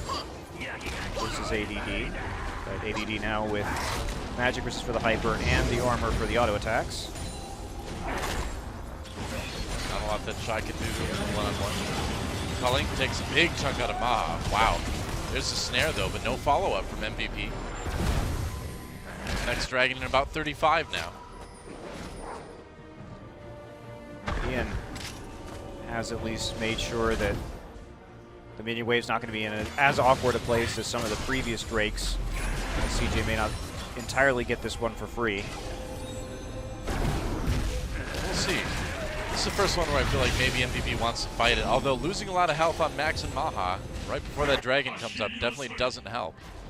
Yeah, 2 recalls coming in too. Both Jhin and Bard have to go back. Well, CJ... No, it's just a Cloud Drake, so it looks like MVP just wants to give this one up. But Cloud Drake, excellent for pick composition, especially when you grab that second one. Well, that's the thing, is now that it's Cloud Drake number 2, it is kind of bad for MVP. It messes up all your timings too, because with the Twisted Fate, you sort of know how fast he can get to a side lane with his ult when he moves out of vision, but now that has been... MVP's going to have to think really hard about how quickly this Twisted Fate is going to be able to show up. Yeah. Shy continuing to try to be annoying in the bot lane. Gold lead's not expanding. MVP hangs on to the mid lane turret yet again, so the Baron really difficult for CJ Entus to make a play on. And you can see MVP just winning the Vision Ward. They just have better wards for this scenario. All right, might have found Ian though. Sky comes in with the gold card. Ian flashes over the wall. Beyond comes in with that Rek'Sai. What does that really do for CJ? Not a lot. It's not gonna translate into anything. Maybe they get another pick on Ian in a few minutes. I was gonna say maybe it frees down and take the mid lane turret. Might be able to do it now. Wave clear not great, so they may be able to, yeah. Up again, yep. All right, there goes the mid lane turret. So they will actually get the objective over there. Oh, 3-man Tempered Fate though. TP. DD coming in, yep. Kramer backs away, big engage. Great Emperor's Divide from Ian. That was the play that MVP was looking for, and they will win this team fight handily. Shy on his own now. Can they catch Haru and Mad Life? They don't even need to. They can go right for the Baron. Yes, they can, especially with this Azir. That was the play that MVP was looking for, and they punish it. The TP on the Azir working wonders for them. Yes, they chunked Ian out, but they didn't respect the fact that he could just TP right back into that Rek'Sai tunnel, and Ian makes the play of the game probably with that Emperor's Divide. I think so. That was like a big 3 or 4-man Emperor's Divide. Haru and Mad Life trying to stop this Baron, but they can't do it. Just ends up donating another kill over to MVP. And it's things like this that make it very hard to count MVP out in any game. Yeah, let's take a look at this one again. So, I mean, opening shots here. One of them, two of them gonna miss, but the last one nails Kramer. And look at that, just a Tempered Fate doing work and giving Ian time to get the clustered member. Shy's TP is so late, he still hasn't completed it, and one of his teammates is dead. Sky using the Zhonya's Hourglass, but gets blown up in the middle of 5 members of MVP. And the Azir damage was real, but MVP just setting up that play a little bit better, and CJ not respecting the fact that Azir was going to come right back into that team fight. But Tempered Fate from Max, and then Ian's Emperor's Divide, absolutely wonderful to watch in that team fight, and that turns it around. Now MVP is going to just roar back and even up this gold lead. You don't expect this from a team where the AD carry is 100 gold ahead of his opponent. MVP's engages in the last few weeks have been awesome, Yeah. really good. They surprised Longzhu big time earlier this week with how far away they could engage, and they're doing it again here with CJ. Another Tempered Fate hits Shy and Madlife, going to free up MVP to take that tier 2 turret in the mid lane. Get the Azir turret placed there. I mean, it's a heartbreaker for CJ, but I think the biggest problem that they had was not putting Lucian in the mid lane. Like, I don't know why Kramer was in the side lanes instead of putting pressure on the turret this entire time. CJ had every advantage to ward up their own jungle, make sure that there weren't going to be any kind of ganks as Kramer overextended. Haru and Kramer could have just sat there, culling and speared their way to a successful mid lane push. Then they could finally get control over the topside jungle and start making picks with the Twisted Fate that would have gotten them the Baron. And I think that's the core mistake that CJ made. All right, culling. Whoa! Cold. Meanwhile, Sky uses that gold card onto Max, and CJ coming back. Double kill for Kramer. And just like that, CJ grabbing the advantage too. Pings go down on that middle inhibitor that CJ may be able to take now. Well, they use the culling, though, and that's one poke tool they're not going to have to actually take down the inhibitor. Death timer's still not that long. 30 seconds is all they have to buy here, MVP. I suppose it's not as bad as it may have seemed. They'll get the tier 2 at least. Yeah, that's going to be it, but without the Baron there, tough. They see how far they want to go on this one.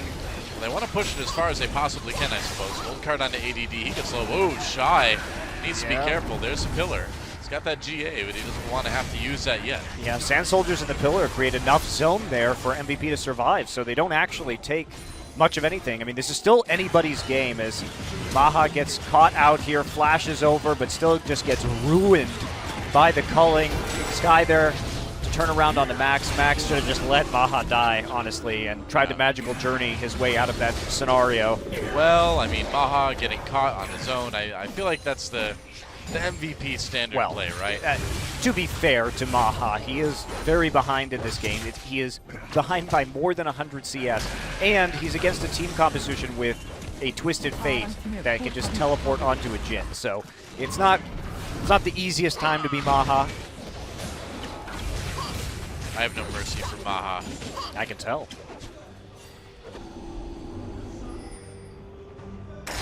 CJ has no mercy for their fans. Well, they're still in it, though. though. Losing this one. They are still in it. I mean, they did just win the last fight, but it was a pick, though, and they have to keep getting those picks. That's the thing. Because the 5v5, I don't think is going to go their way. Yeah. One of the major problems is that their engage is like Twisted Fate, Port, Gold Card, Zhonya's, basically. And then follow-up from Shy and Madlife. But, I mean, look at that poke damage. The Azir is just off the hook right now. Speaking of Madlife, taking a lot of damage there. Kramer dodges out of the curtain call. Has damage on the side of that fight. Well, they disengaging. They did bait out the Trundle ultimate, which is very nice for Shy. Tempered Fate also used by Max without any real benefit. Can they go ahead, CJ, transition this into an Elder Dragon? They've had some good poke. A lot of ults down, so maybe they can. Yeah, more ults available for CJ. Yep.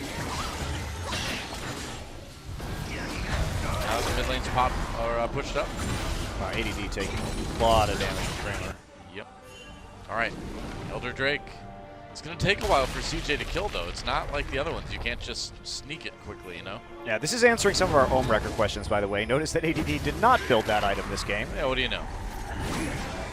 I'm shocked that Ohm Wrecker is only an item you build in your way ahead. Yeah. Absolutely shocked. Amazed. It is great for closing games. Yeah. It's a win harder item. Yeah, but it would be absolute garbage right now. Well, CJ can safely take that Elder Dragon. They can take. MVP can take the turret though, yeah. Okay. Sky just getting out of there. Huge minion wave. It's going to have to be answered. Why did they send both Jin and Trundle back to deal with that? That is really weird. Wow, I'm surprised CJ just didn't try and go for the Elder Dragon right there. Jin is literally sitting in the base, clearing out a minion wave. They're trying to get him back into this game by giving him that farm, but that's pretty risky. All right, well, MVP going for the Elder Dragon now. How is Jin going to get back to his team when the TF can just port on him? Okay, they all have to go up into their jungle in order to protect Jin. Yep. Alright, Curtain Call used once again. A little bit of a slow on to Haru, but he's going to dive out. Tempered Fate doesn't hit anybody. 2 big ultimates now down. Yeah, he's kind of reaching hard for that one and not coming up with anything. Yeah, that was optimistic. Yes, it was. Especially the Tempered Fate. I think once they get out of the Curtain Call range, you don't even use that ability, you save it. Because now CJ's got this one pretty free. We'll see if MVP really wants to contest it. They don't have any vision. Yeah. It's going to take a while, though. Can teleport in. MVP collapsing onto CJ. That Elder Drake still with a lot of health left. There comes ADD from the teleport. CJ pushed away with that pillar. So MVP content just to prevent CJ from taking it at the moment. Yeah, but now they have to go back, and Baron is up in 5 seconds. And remember how fast MVP can do this Baron. Yeah. They're going for it. Okay, they're going to try and intercept them. ADD. They will try. ADD getting a little bit low. CJ moving in MVP. Meanwhile, Max, I've already started it. Ian is there too. That Baron's going down very quickly, but CJ is right behind ADD. Here we go. Haru comes in. They don't get the steal or anything. Baron does go over to MVP, but CJ trying to punish. They can't quite get to him. They don't have the Twisted Fate ult anymore, so they can't actually cut off their escape. They used it a little bit too early. Whoops. Oh, man. That Twisted Fate ultimate, the choice to go onto the Trundle, they needed the vision to actually see if MVP was doing the Baron, but they don't have any other tools right now, and maybe it came up just a little bit short. Maybe a little bit too conservative there from Sky, so MVP with the Magical Journey gets out safely to their second Baron of the game, and MVP just showing such poise. I was really surprised that he didn't panic pop his ult when he got caught right there, but maintained it. Well, knew his limits, he knew he had the GA. I mean, this is exactly what we expect from MVP, right? I mean, weak early game, but man, their late game is very tight. Yeah, it's been good. Yeah. And now they have, they've gone from about, what was it, 8,000 gold down at one point to now 1,000 gold ahead. It's pretty amazing. Their mental fortitude is just so surprising for a team with 3 rookie players. Yeah. They just don't collapse under pressure hardly at all. They don't seem to get flustered easily, do they? All right, Twisted Fate ultimate activated. Yep, they just needed to see if they were doing the Elder Dragon, so. Guess so. All right, Tempered Fate dodged again. That's 3 in a row that Max hasn't hit anybody. They do get the snare, though, onto Shy. Gets low. He has to hop his way out of there. Maha looking for a kill with that Curtain Call. Meanwhile, though, Kramer finds a kill for himself. Gets a bit low doing it. Mad Life trying to slow people down. Sky is still looking pretty healthy on that Twisted Fate. And Kramer just zoning out the Bard. CJ finding that team fight, and MVP in some serious trouble now. Oh my, they committed so much to Shy, who had that Guardian Angel. Yeah. And instead they get absolutely wrecked for it because they left their bottom lane alone, or the carries, their back line, excuse me, alone with Kramer. And Kramer just exploded Ian. Yep. And then he also was able to hit the culling onto the ulting Jin at the same time in basically the same play. So this might be the game. It could be. It's going to be at least an inhibitor, and I'd say with 20 seconds left with the minion wave right there, maybe you do go for it. They got 15 seconds on the Azir, but look at that damage with the Twisted Fate with the Lich Bane. Oh, goodbye, Maha. Kramer with another kill, and yeah, with the AD carry out of the way, CJ will win this very back and forth game. And Sky pops his own as he wants to be golden shiny like the rest of his team, and that's game 1 going to CJ, but man, that was pretty close. I'm still really worried about CJ. The fact that they couldn't actually assign lanes properly and then capitalize on that game is worrying. Giving up the 2 Barons, and MVP made a team fighting mistake.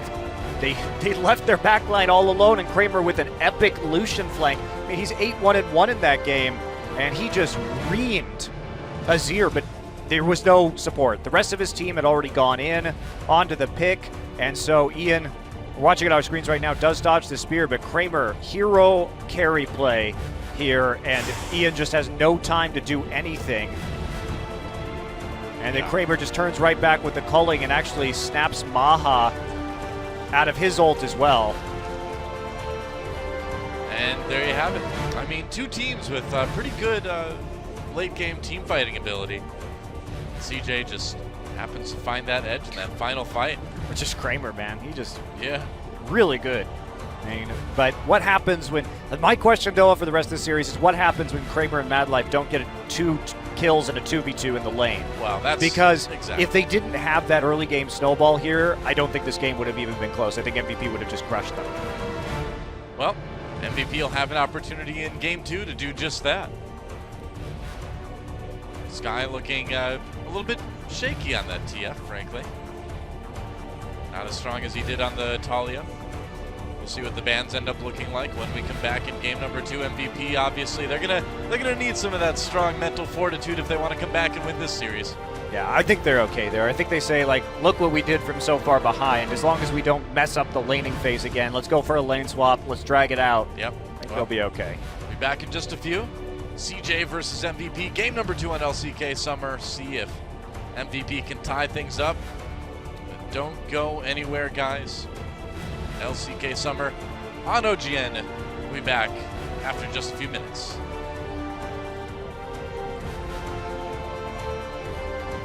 Got a feeling that I'm going under, but I know that I'll make it out alive. If I quit calling you my lover, move on. You watch me beat it till I can't breathe, shaking, falling onto my knees. And now that I'm without your kisses, I'll be needing stitches.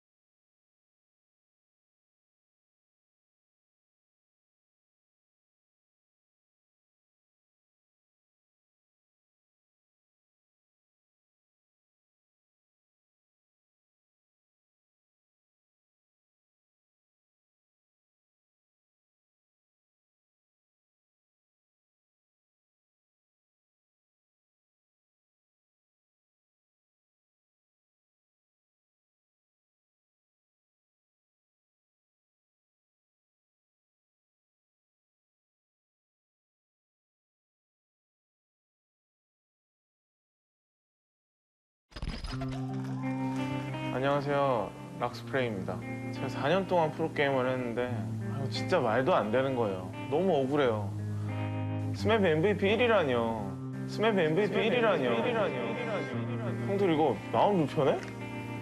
한 프로 불펜러의 이 억울한 호소 영상은 그렇게 일파만파 퍼져만 갔다. 난 잘한 죄밖에 없는데. 뭐 제가 뭐 다들 아시다시피 뭐 저런 뭐 제가 못한다고 생각하십니까? 저 프레이예요. 아시잖아요. My name's 락스프레이. 여러분, MVP의 뜻이 뭡니까? MVP?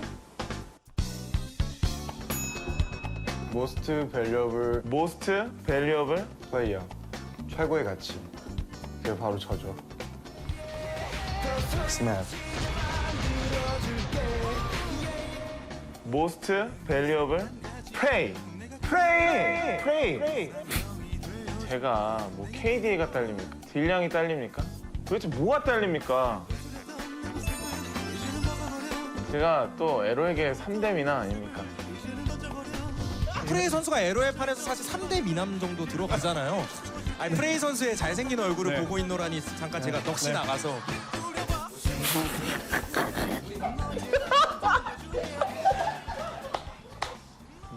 제가 제일 황당한 건 슈퍼플레이를 해도 안 준다는 거예요. MVP를 야 이게 지금 다 깨고 있어 이거.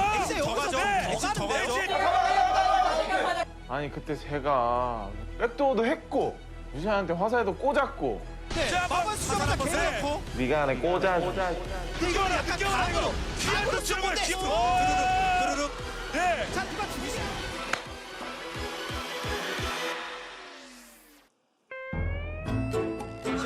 나텔이 있긴 한데.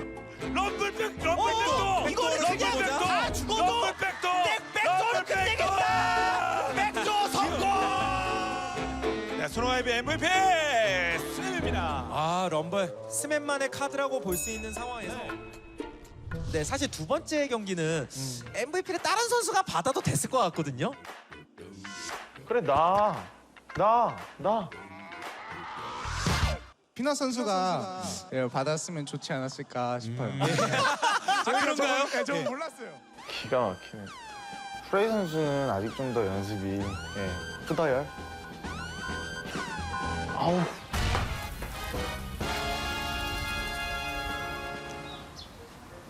제가 MVP 1위잖아요. 1위로서 MVP 받는 방법 살짝 이렇게 알려드리면은 일단 뭐 여러 가지가 중요해요. 뭐 KD 뭐 이런 것도 중요하지만 뭐 어떤 챔피언을 골라서 어떤 식으로 플레이하냐, 어떤 식으로 중요하냐.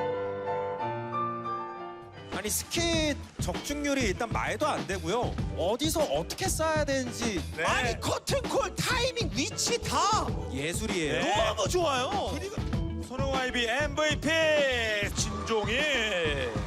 재밌는 게 이제 이 두 선수가 MVP를 이렇게 동시에 받은 적이 있었나라는 생각이 들 정도로 굉장히 오랜만이거든요. 지금 혼자 있을 때는 되게 잘 나라더니 오늘 되게 조용하네요. 이거 이렇게 금방 따라온다고? 대단한데. 2라운드 MVP 두고 봐 형. 훅 가는 거 한순간이죠. Cause you are my girl. You are the one that I envision in my dreams. And when you're around, I can't express the way I feel inside. Cause you are the one.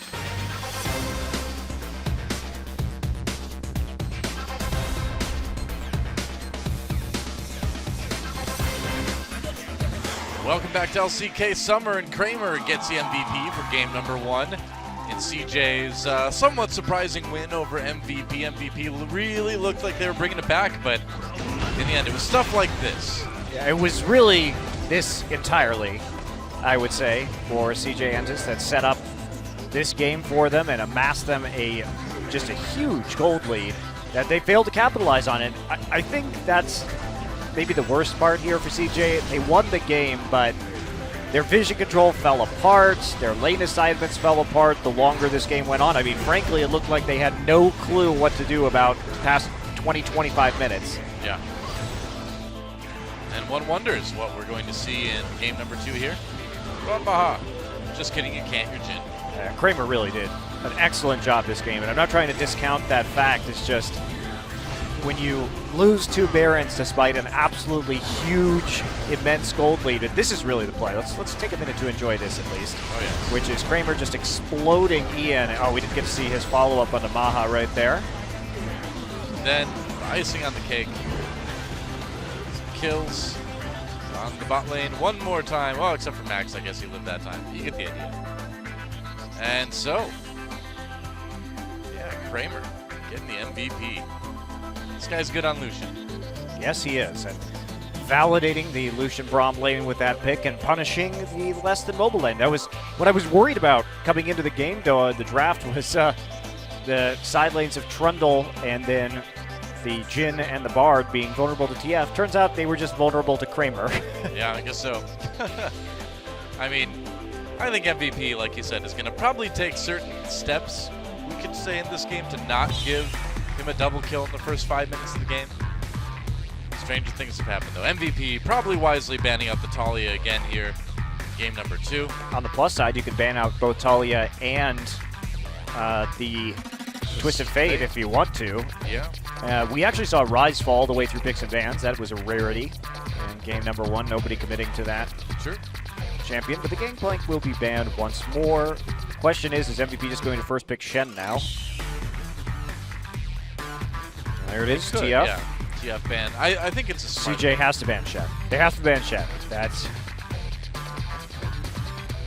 something that's got to happen unless they want to give it up. And Shy can just play Trundle. They can just try to do everything they can to get him ahead like they did before. Yeah, I just think that MVP with Shen it's too good for them as a team because it's a crutch that they can lean on to get through the early game. Yeah, that is true.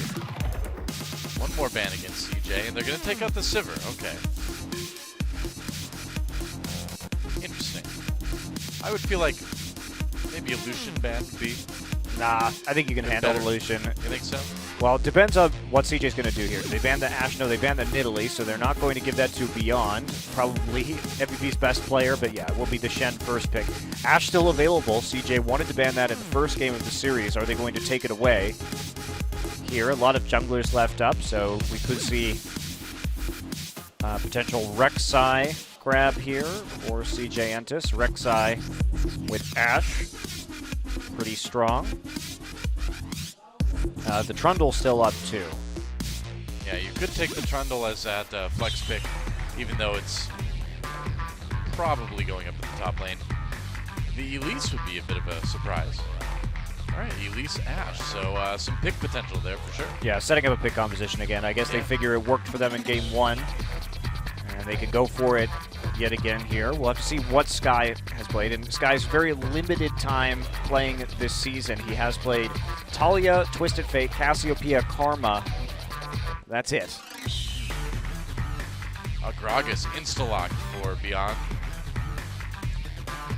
Great way to discourage picks is to have the Gragas just blow them up with the explosive cask as soon as they land that hard CC, so you get the disengage. Yep. And what's the pick going to be for the next one for MVP? Could just grab the Jin here, not reveal a whole lot. Could grab a Braum maybe, I suppose. Yeah, you could take the Braum against the Ashe Arrow. Will be the Jin. All right, okay. So, yeah, I mean, just not wanting to give away a whole lot aside from the fact that they want to play Jhin. Still a lot of threat onto the Jhin with the Elise and the Ashe picks already. Yeah, now you definitely grab the Braum, I suppose, right? Taking the Braum right now. Mad Life did do a good job of blocking curtain calls in the last game, so I fully expect that selection to come through. And they are going to just show the Gnar here. Okay. Rumble has been another popular counter pick into Shen, but Shy obviously, he did well in the 1v1 matchup at the very least against the Shen. Or against the Trundle in the last game. Right. Showing that he could kite out and apply pressure against a melee top laner. And that's something that he actually struggled to do on the Trundle pick, so encouraging to see that he does have that part of his play on certain champions. So Gnar Braum will be the pickups for CJ. 2 final choices for MVP here.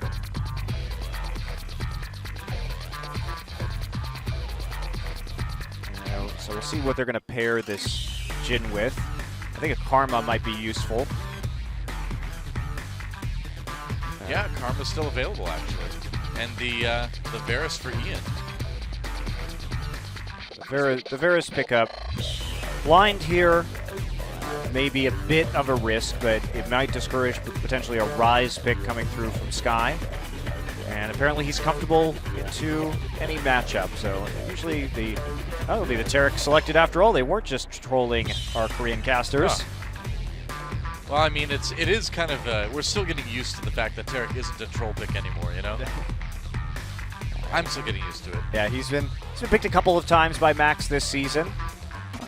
So they will have some strong poke here from the Jhin and the Varus. Yep. So they try and siege up these turrets, and really good disengage too with the Taric ultimate and then the Gragas barrel and of course the Stand United.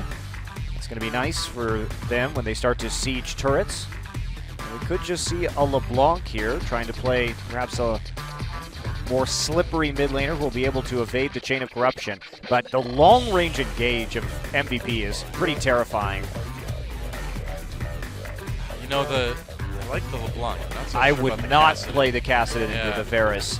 You are basically just asking to get poked out of lane. Well, Sky wants to get poked out of lane. Wow, bold. Very bold. We don't see Kassadin played against AD mid laners very much because his Q doesn't give a shield that actually blocks their damage. Yeah. He will be able to engage onto the backline. I think the logic here is that if Sky can take the TP, he's going to be able to make picks effectively with the Ashe. And so it's just about surviving the laning phase and reaching that late stage of the game. But I feel like MVP is going to be able to group in the mid game because they're going to take the Jhin Varus combination, build a whole ton of early armor penetration, and just shove people off of turrets. CJ's wave clear is also just absolutely awful. If Kramer doesn't build Hurricane first, I don't know how they're going to survive the siege from MVP. I don't like this draft at all, Doa. Like, it's just, the onus is too much on Sky to basically snowball the side lanes here, because if he starts to lose, everything is going to get shoved in. Well, so CJ, according to Monty anyway, setting up a game 3. I think that's what it looks like. Well, we'll see. We will see. It was kind of improbable that CJ was able to win the last game. So MVP still with a good chance of tying up the series, forcing that game 3. I think it seems pretty likely after a questionable pick ban phase. I think Kramer's picture is my favorite out of all player pictures this season. I absolutely love it. He's like, he's got his finger gun ready. Shh, Monty, we're gonna win. That's right. You'd think that'd be more of a KT pose for their players. Well, we'll see what he can do on the Ashe. I mean, if the picks come through, CJ can do it. Just find out if they can close this out 2-0 or if MVP will tie it up.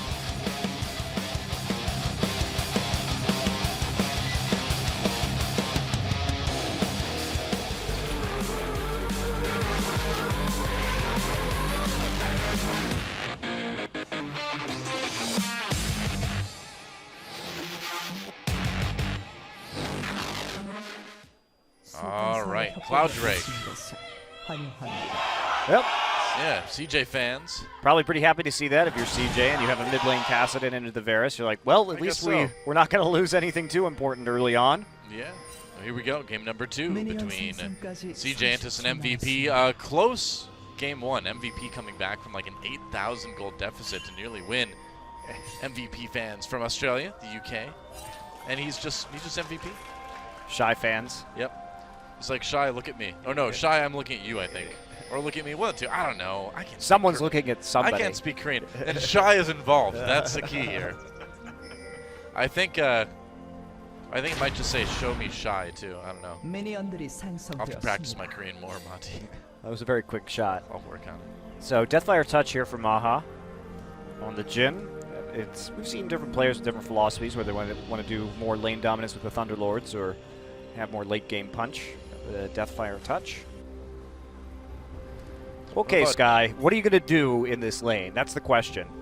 He will be able to evade at least the Chain of Corruption post 6, but as I was going to say in the previous part of the game, the long-range engage of Chain of Corruption, of course the Jhin route, spectacular for MVP. Yeah. So CJ's going to have to be very, very careful because they'll be able to follow it up with Dazzle very effectively once Max comes in.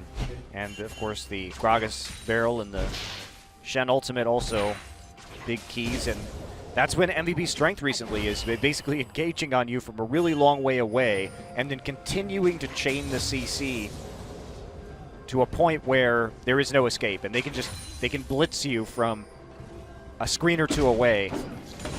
So they've been really, really good at that. Yeah.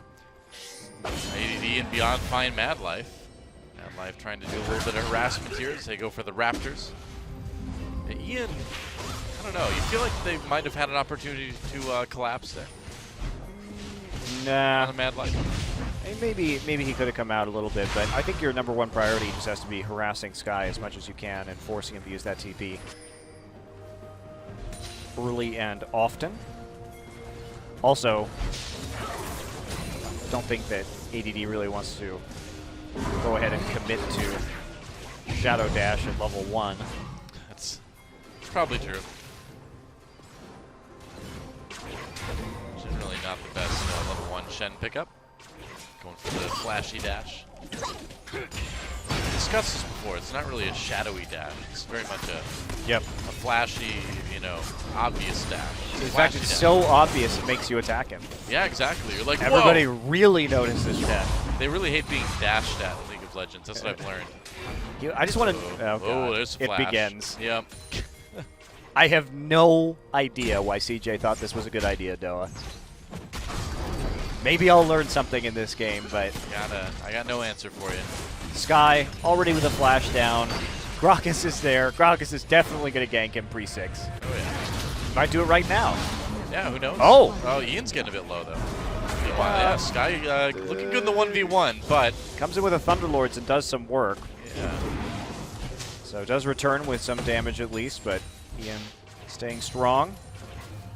Not succumbing to much of anything right there, and Sky just can't even get close to these minions. I mean, he had to buy Dark Seal. Oh, here comes Max. All right, okay. Well, no Dazzle. Sky bought Dark Seal just for the extra sustain in lane because he knows he's going to get poked so hard. And they're just buying Ian some time right now. Beyond and Max being bros. Pushing up the wave. Did mean that Max couldn't recall. And what the lack of recall is going to do here in the lane swap is it's going to give Shy a little bit more time to farm up. The Ward of the Tri-Brush, though, will detect the Taric coming back down, but no buy early on for Max. Meanwhile, Mad Life does get a free recall and has to purchase. So, pathing good. I mean, he doesn't really need an item at this point in the game, but there is a price to moving into the mid lane like that, but he immediately goes back to help out with the second half of the lane swap here. ADD still lurking in the brush, but Shy did get a little bit more of an advantage out of that scenario. Yeah, a little bit more CS. This mid lane so far looking pretty good for Ian, but overall staying pretty even in the CS department for the moment anyway. Yeah, it was worth it though because they prop up the lane for Ian. Yeah. And that's the lane that they really want to win because if that lane snowballs and the mid turret goes down, well, then the power of this siege will be overwhelming. The power of the Kassadin will be very underwhelming. Certainly will be. Well, he's already going to have a really delayed Rod of Ages because he went for the Dark Seal. And he's not going to be able to farm, and now he has to overextend before he hits 6, and he doesn't have Flash. And here comes Beyond for another trip through the mid lane. Beyond on that Gragas coming through. Oh, he should flash for Wards. this body slam. Do Oh, it, I do it, think do he's it. gonna go. Yeah, here he comes in. Sky onto Ian there. Flash body slam onto Sky. No chance of making it out of this one. First blood. TP canceled. And MVP starting to punish that mid lane really hard, and they can just go for the turret here. Or at least go for a bit of damage on it. But I guess they won't. Why even save your pick for last in the mid lane if you're going to do that? I know, right? I mean, I don't. You might as well just blind pick the Kassadin, right? I don't Because know. it's hard to dream up a worse matchup for Kassadin. Yes, in the late game team fighting, because both Jhin and Varus lack a lot of mobility, the Kassadin could blow them up, but you have to get to the late game. Sure.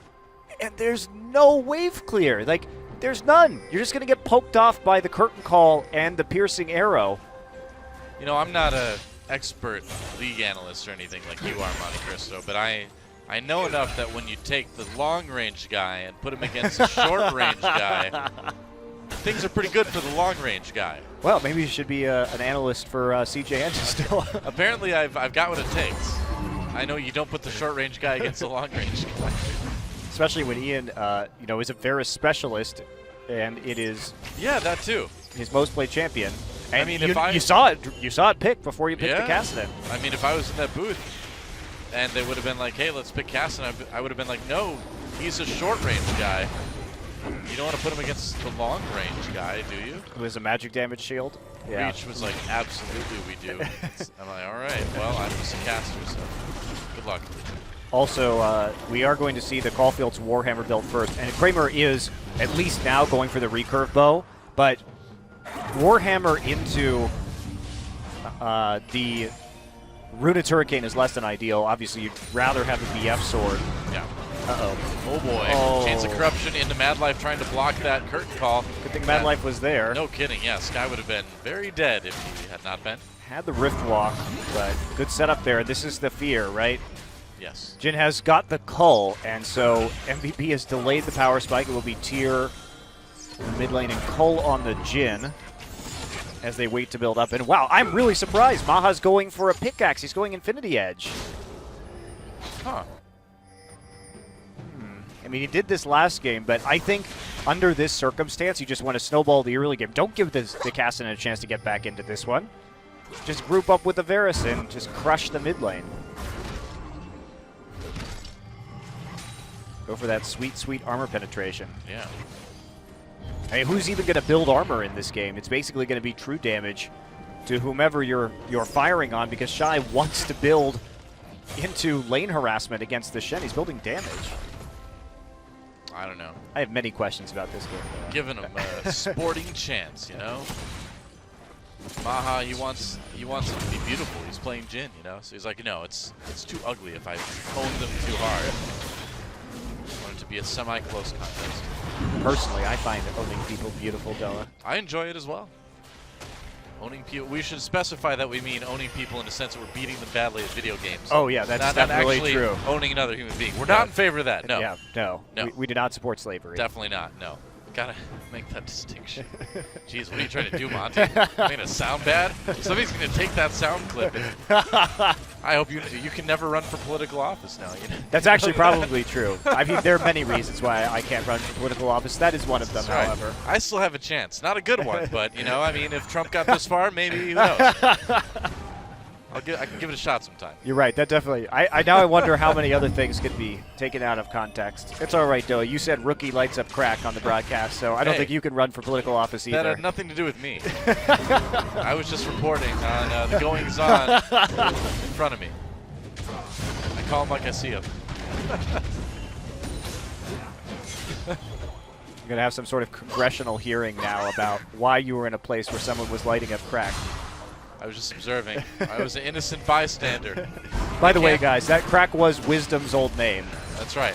Wisdom used to be crack. Oh, flash for, flash for Haru to get him out of that. Oh, Mad Life having to flash out the Chains of Corruption. All right, well, 2 free flashes there for MVP. Just moving to the top side of the river, free flash. Bottom side of the river, free flash. Everybody flashes. The first one's free, CJ said. And the second one, too. Wow, that's very generous. We are going to be in a bit of a waiting period here as these teams are just, you know, MVP just has to hold on, get their nice little power spike in the mid game, and that's where things may start to open up. Already a 30 CS advantage, though, at 11 minutes here for Ian. I'm sure he'll be happy about that one. Yeah.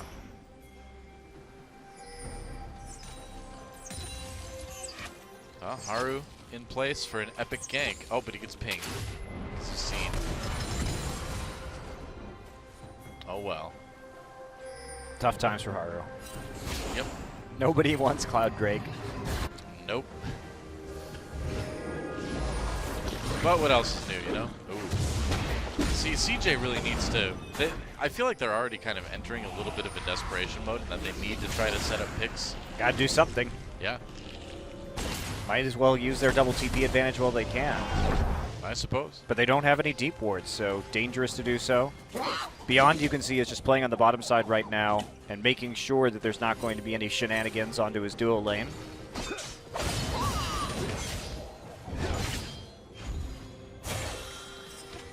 Yeah. I don't know what this Kassadin is supposed to really accomplish. If they get to late game, it will be good. Like I said, I give it that. That is what it's supposed to do. But when your Rod of Ages is already delayed, what you gonna do? Yeah. Not much is the answer there. Sky, I mean, he just has such a hard time getting up to these minions to even CS. Oh yeah, he can't do that. Yeah. He can CS under his turret while it's slowly chipped away. Here comes Maha. Yep, all right. It's ganking time. No, just turret killing time. Now the Deadly Flourish misses, so... Just kill the turret. Yeah. I mean, damage to that MVP instead. could just PvE this game. All right, Maha flashing away. Shen coming in with Sand United. Haru gets caught up. Easy kill there for MVP. Yeah, give the Varus more kills. Great idea. Maha has Mad Life locked down. And that's a lot more damage. Nice. Again, hits him with the W. Gets the snare onto the Braum. And that should be another kill for MVP at some point. Dazzle. And another kill onto Ian's Varus. Dazzle. Meanwhile, Sky just gets caught. Trying to get away. The Dazzle. The old Razzle Dazzle. I like the way you say Dazzle, Della. Dazzle. I like it much better than I like watching this game of League of Legends. I'll try to say it as much as I can. If there's an opportunity. Dazzle! Oh, Shy gets away. Yeah, this one's going to be maybe a bit one-sided. Oh, Ash Arrow comes through, immediately cleansed by Ian, though. Sky coming from behind. They pop the ultimate, though, and vulnerability is certainly nice in preventing Kassadin from killing you. Sure is. Yep. That's the other thing, is the Taric is actually, I don't, come to think of it, I don't know what exactly this Kassadin is going to do versus Taric ultimate in the late game. Exactly. I don't think there is it. I don't think this Kassadin can do anything. Well, actually, they might actually push out this turret thanks to the TP, so at least Sky may have gotten them actually a mid lane turret. That is impressive. All right, well, CJ.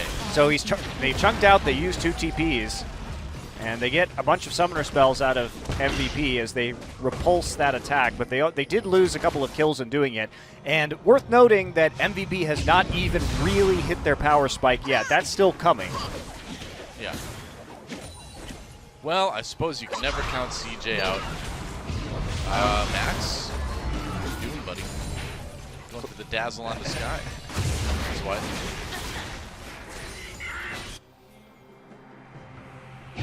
No, you don't really. Thing is, all right. Oh, Ian stepping up. There's E, and wow, beyond from downtown. That's 3 points at least. Brutal, savage, wrecked. They are afraid to walk up on this turret, though, with the Ash Arrow and the Cocoon still up. Sure. And they're waiting on the Stand United. Oh, no, they're not. It's up. Well, now they don't have to wait. That's good. See, Stand United has one of those ultimate icons where it looks like it's still on cooldown, even though it's not. Yeah. Kind of got like a section of it. Yeah, it was hard for me to see. Yep. All right. The methodical.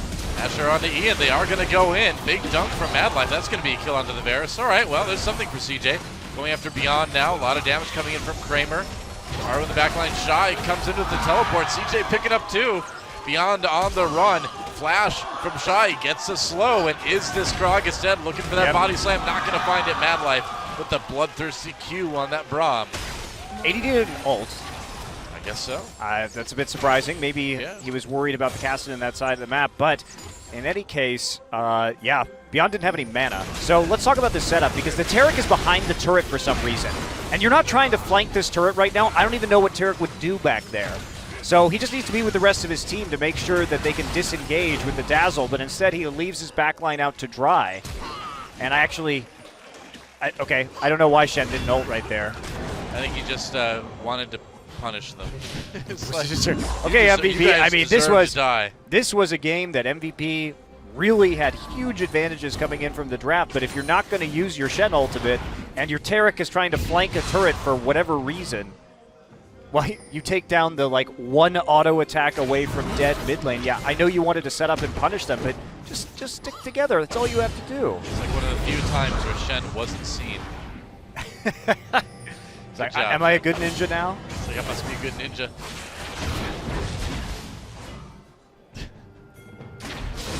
I expected to see him, but he wasn't there. Wow. MVP wants another shot. Stealthy.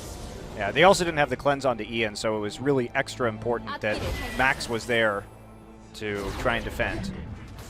Yep. Has the cleanse now.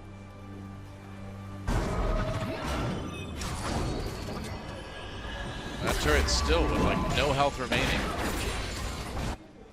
Ashero is up again. They could almost do the same thing if Ian steps up. All right, Mad Life caught by that deadly flourish a little bit, taking a lot of damage even through the shield. Sky comes in for a big chunk out of Beyond. And Shy, wow. Chasing, harassing with the Gnar. Super annoying. Every time they do this, though, CJ is losing farm in the side lanes. They had to commit 5 people to that. That is true. Meanwhile, Shen was just farming. Kramer's way too low health. So they have to give it up. Much cleaner by MVP. You see them backing off, using the curtain call to poke. They can just get another one. Why not? Yeah, looks like they might be able to. Sky zoned by pretty much everything. Caught by the deadly flourish. Just kill the turret. No.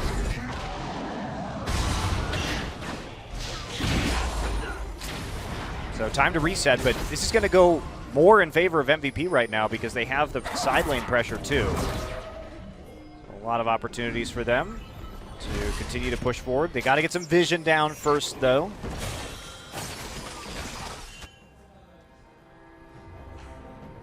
Shy pushing up that bot lane. He's got teleports, so make a little bit of headway in the lanes for CJ anyway.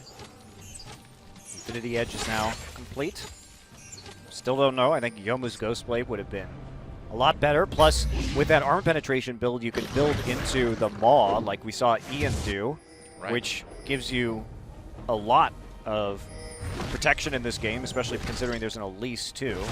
Magic damage going to be there. MVP wants this Rift Herald before it despawns. Yep, might be able to get that just in time. Harwin Mad Life, the rest of CJ there as well. Shy can teleport in. This might be one of the biggest fights over the Rift Herald we've ever seen. If they go for it, Chains of Corruption onto Haru, gets caught. Beyond comes in with Stand United on top of him. Rift Herald regenning. Mad Life very low. Haru as well, and MVP finding a pretty good fight for themselves. Kills coming in. Shy really can't do a whole lot. Kramer on the back trying to do damage to ADD, but that Shen already a bit too tanky. And Sky not really able to get anything accomplished on that Kassadin.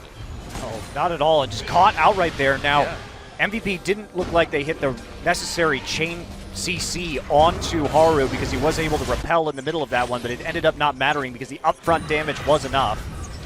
Kramer just claiming his red buff, and now the Baron being taken. MVP's like, all right, yeah, we didn't want the Rift Herald anyway.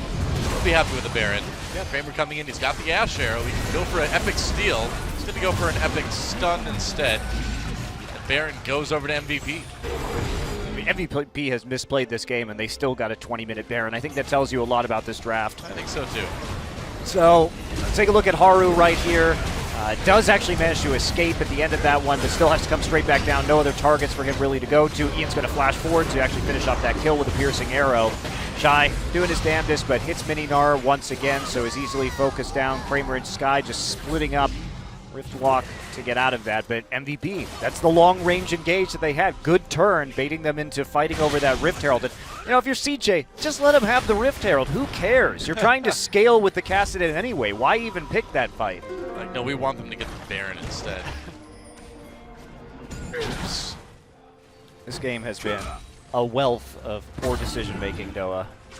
Or a poverty. Good decision a making. poor decision-making. You're more of a glass half full kind of guy, you know, so we get a lot of bad decisions, not a little good decisions. But MVP able to pull through. They did fix their siege after messing up the first time and played more conservatively, not trying to flank underneath the turret with the Taric. Not sure what that was supposed to do, but they adjusted to their credit. Ooh, Haro taking a lot of damage. Oh, Mad Life there again. Mad Life's been really good with the Braum shields all day long, but there's only so much you can do.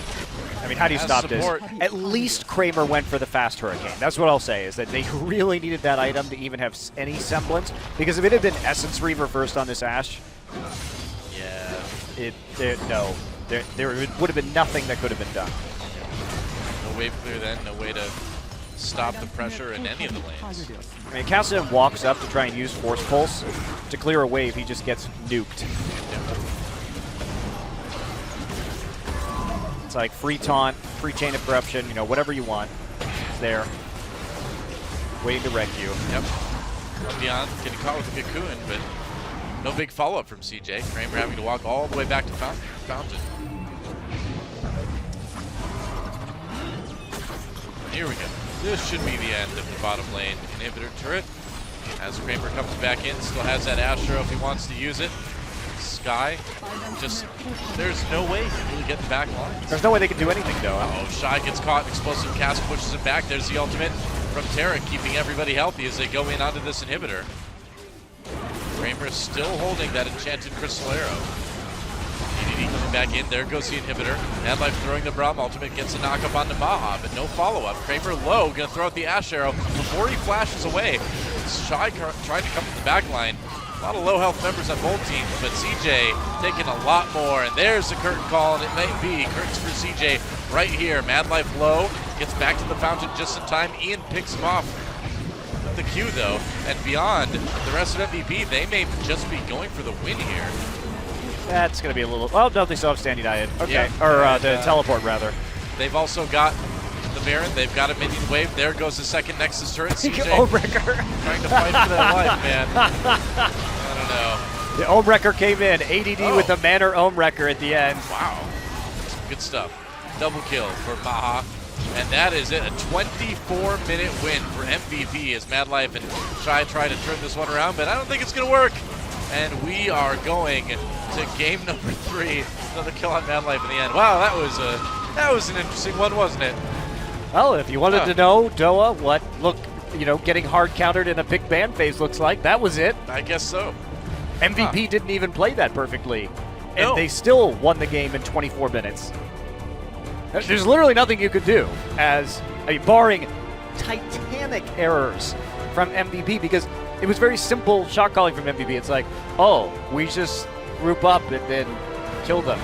Kill their turrets, and they can't do anything. Like, there's literally nothing they can do to prevent that. I mean, it comes down to you don't pick the short-range guy versus the long-range guy. But it's a deeper problem with that, with the composition, because the other aspect of it was, okay, well, where's your wave clear when they inevitably group up with Jhin and Varus and siege you?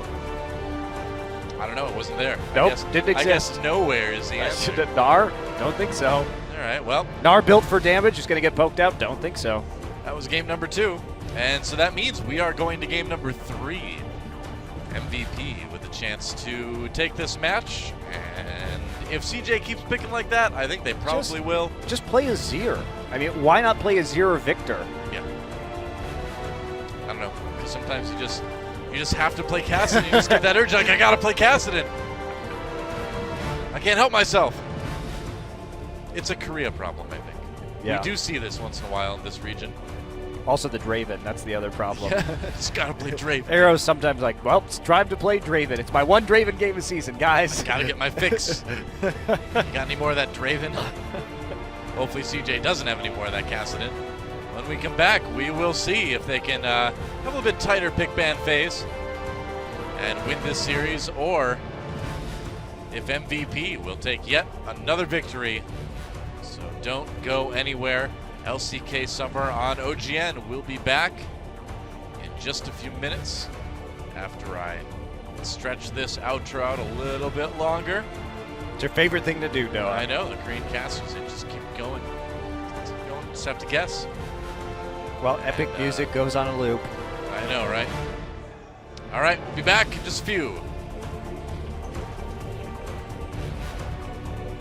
Got a feeling that I'm going under, but I know that I'll make it out alive if I keep calling you my lover.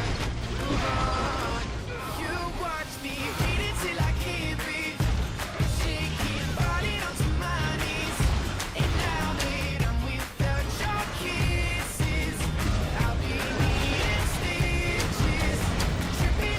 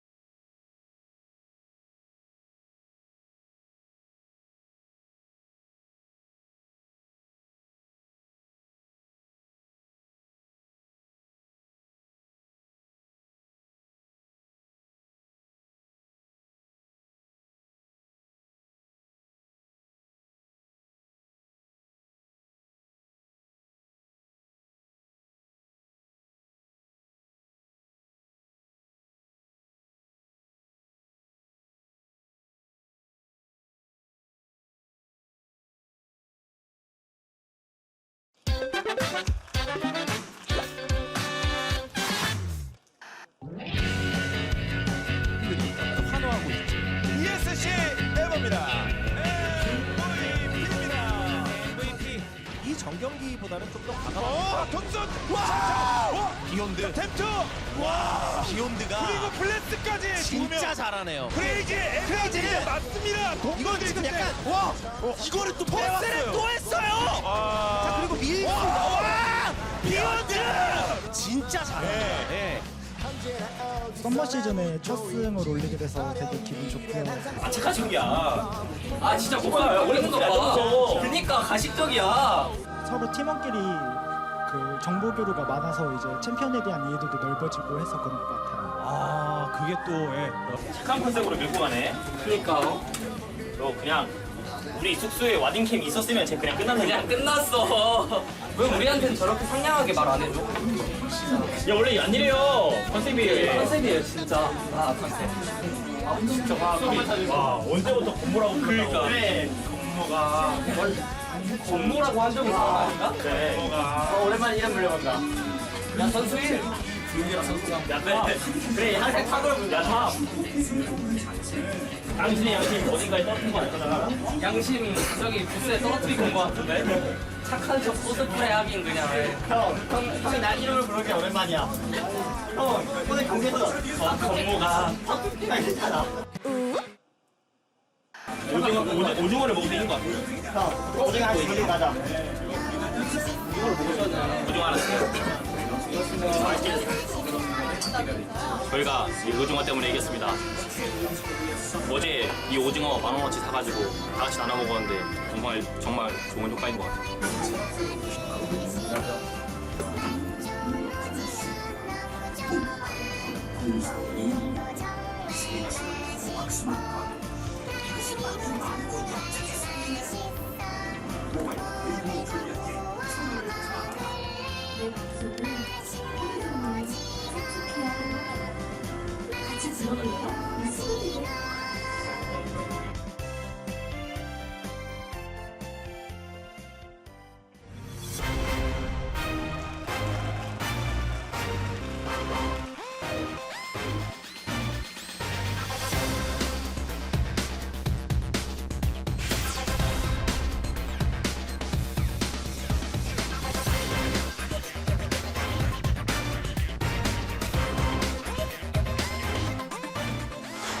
And we're back on LCK Summer. Ian gets the MVP, 100% kill contribution. All right, whatever. Well, easy to get the MVP when the opposing mid laner counterpicks himself. That helps, yep. Also, Beyond just doing his job, realizing, hey, I can just repeatedly gank this guy and he's going to go down. Yep. Man, that was a game unlike many we've had this season. It's kind of sad. This was like watching the Rocks Tigers pick Vladimir Swain into Ezreal and India versus SK Telecom 2 games in a row. Yeah. I just have no idea what CJ thought they were going to accomplish with this draft. And not only that, but they just play entirely. Look, if your goal is to get into the late game and play this Kassadin, that's fine, but you don't take a Rift Herald fight in 19 minutes and then let them get a 20-minute Baron. Yeah, seriously.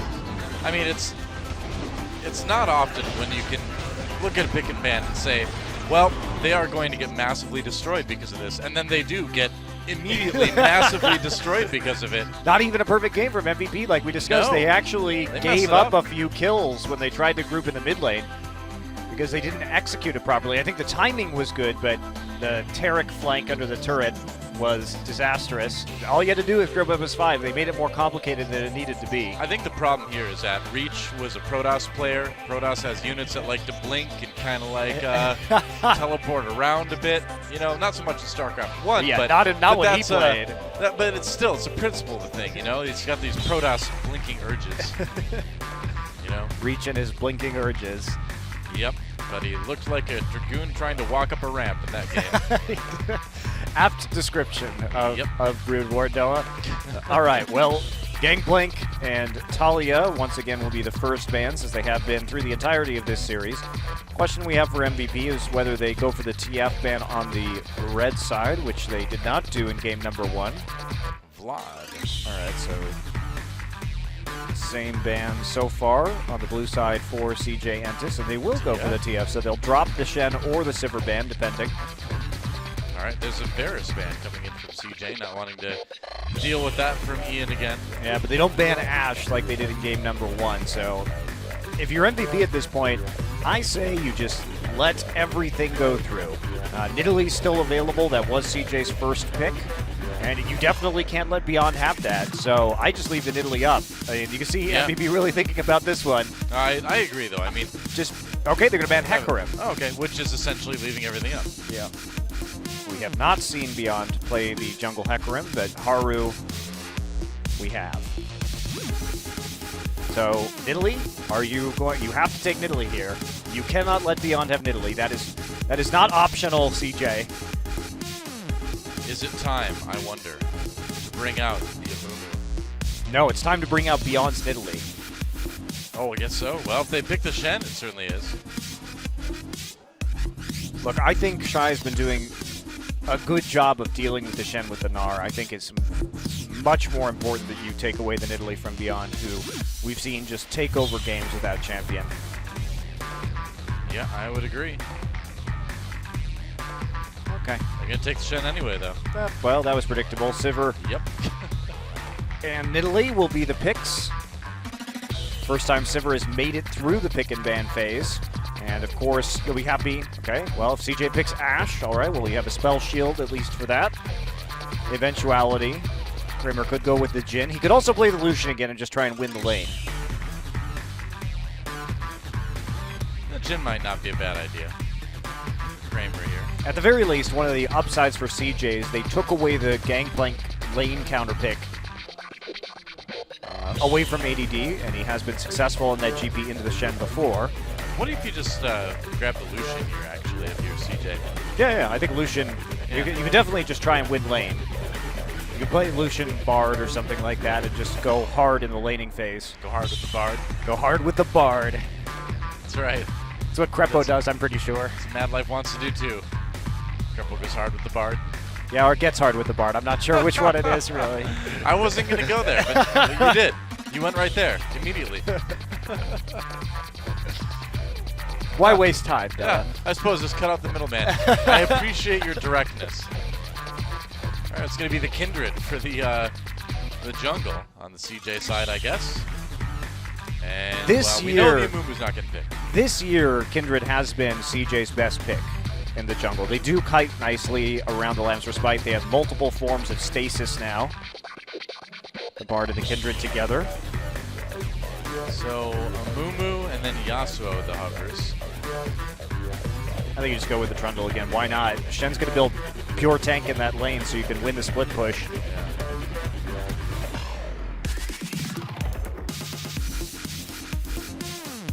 Getting funky in the picks and bans. All right, Alistar Trundle. Little bold to pick Sivir Alistar, considering that the Lucian Bard could still come through here and absolutely dominate you in the early parts of the lane. I've got a feeling the Lucian is I would very definitely likely, do it. Yeah. I would definitely do it now that I've seen both Sivir and Alistar. Yep, there's Lucian. Yeah, play Mordekaiser. Let's go. Yeah, all right. A pick that we haven't seen in a long time, Doa. Well, I mean, as far as Korea goes, it was like Worlds last year. Yeah. That was a weird time, wasn't it? It was a bad time. It was a bad time. Let's not release any giant game-changing patches immediately before the World Championship with no professional leagues in session to check if perhaps Juggernauts and Mordekaiser are super broken. Turns out it didn't really change the eventual result. You know, we knew what was going to happen, and it happened. Well, Still, not very much fun to watch, Doa. I don't know why you go for the... Well, he's going for the Kalista. Okay. Still lane dominant, and we've seen Kalista almost exclusively as a Sivir counter pick this season. And they will go for a Lissandra. Yeah. They are blind picking a Lissandra, so will MVP simply go for, well, we have seen Karthus in some other regions. Huh. That'd be interesting. And MVP, has been the team this season with the unexpected picks.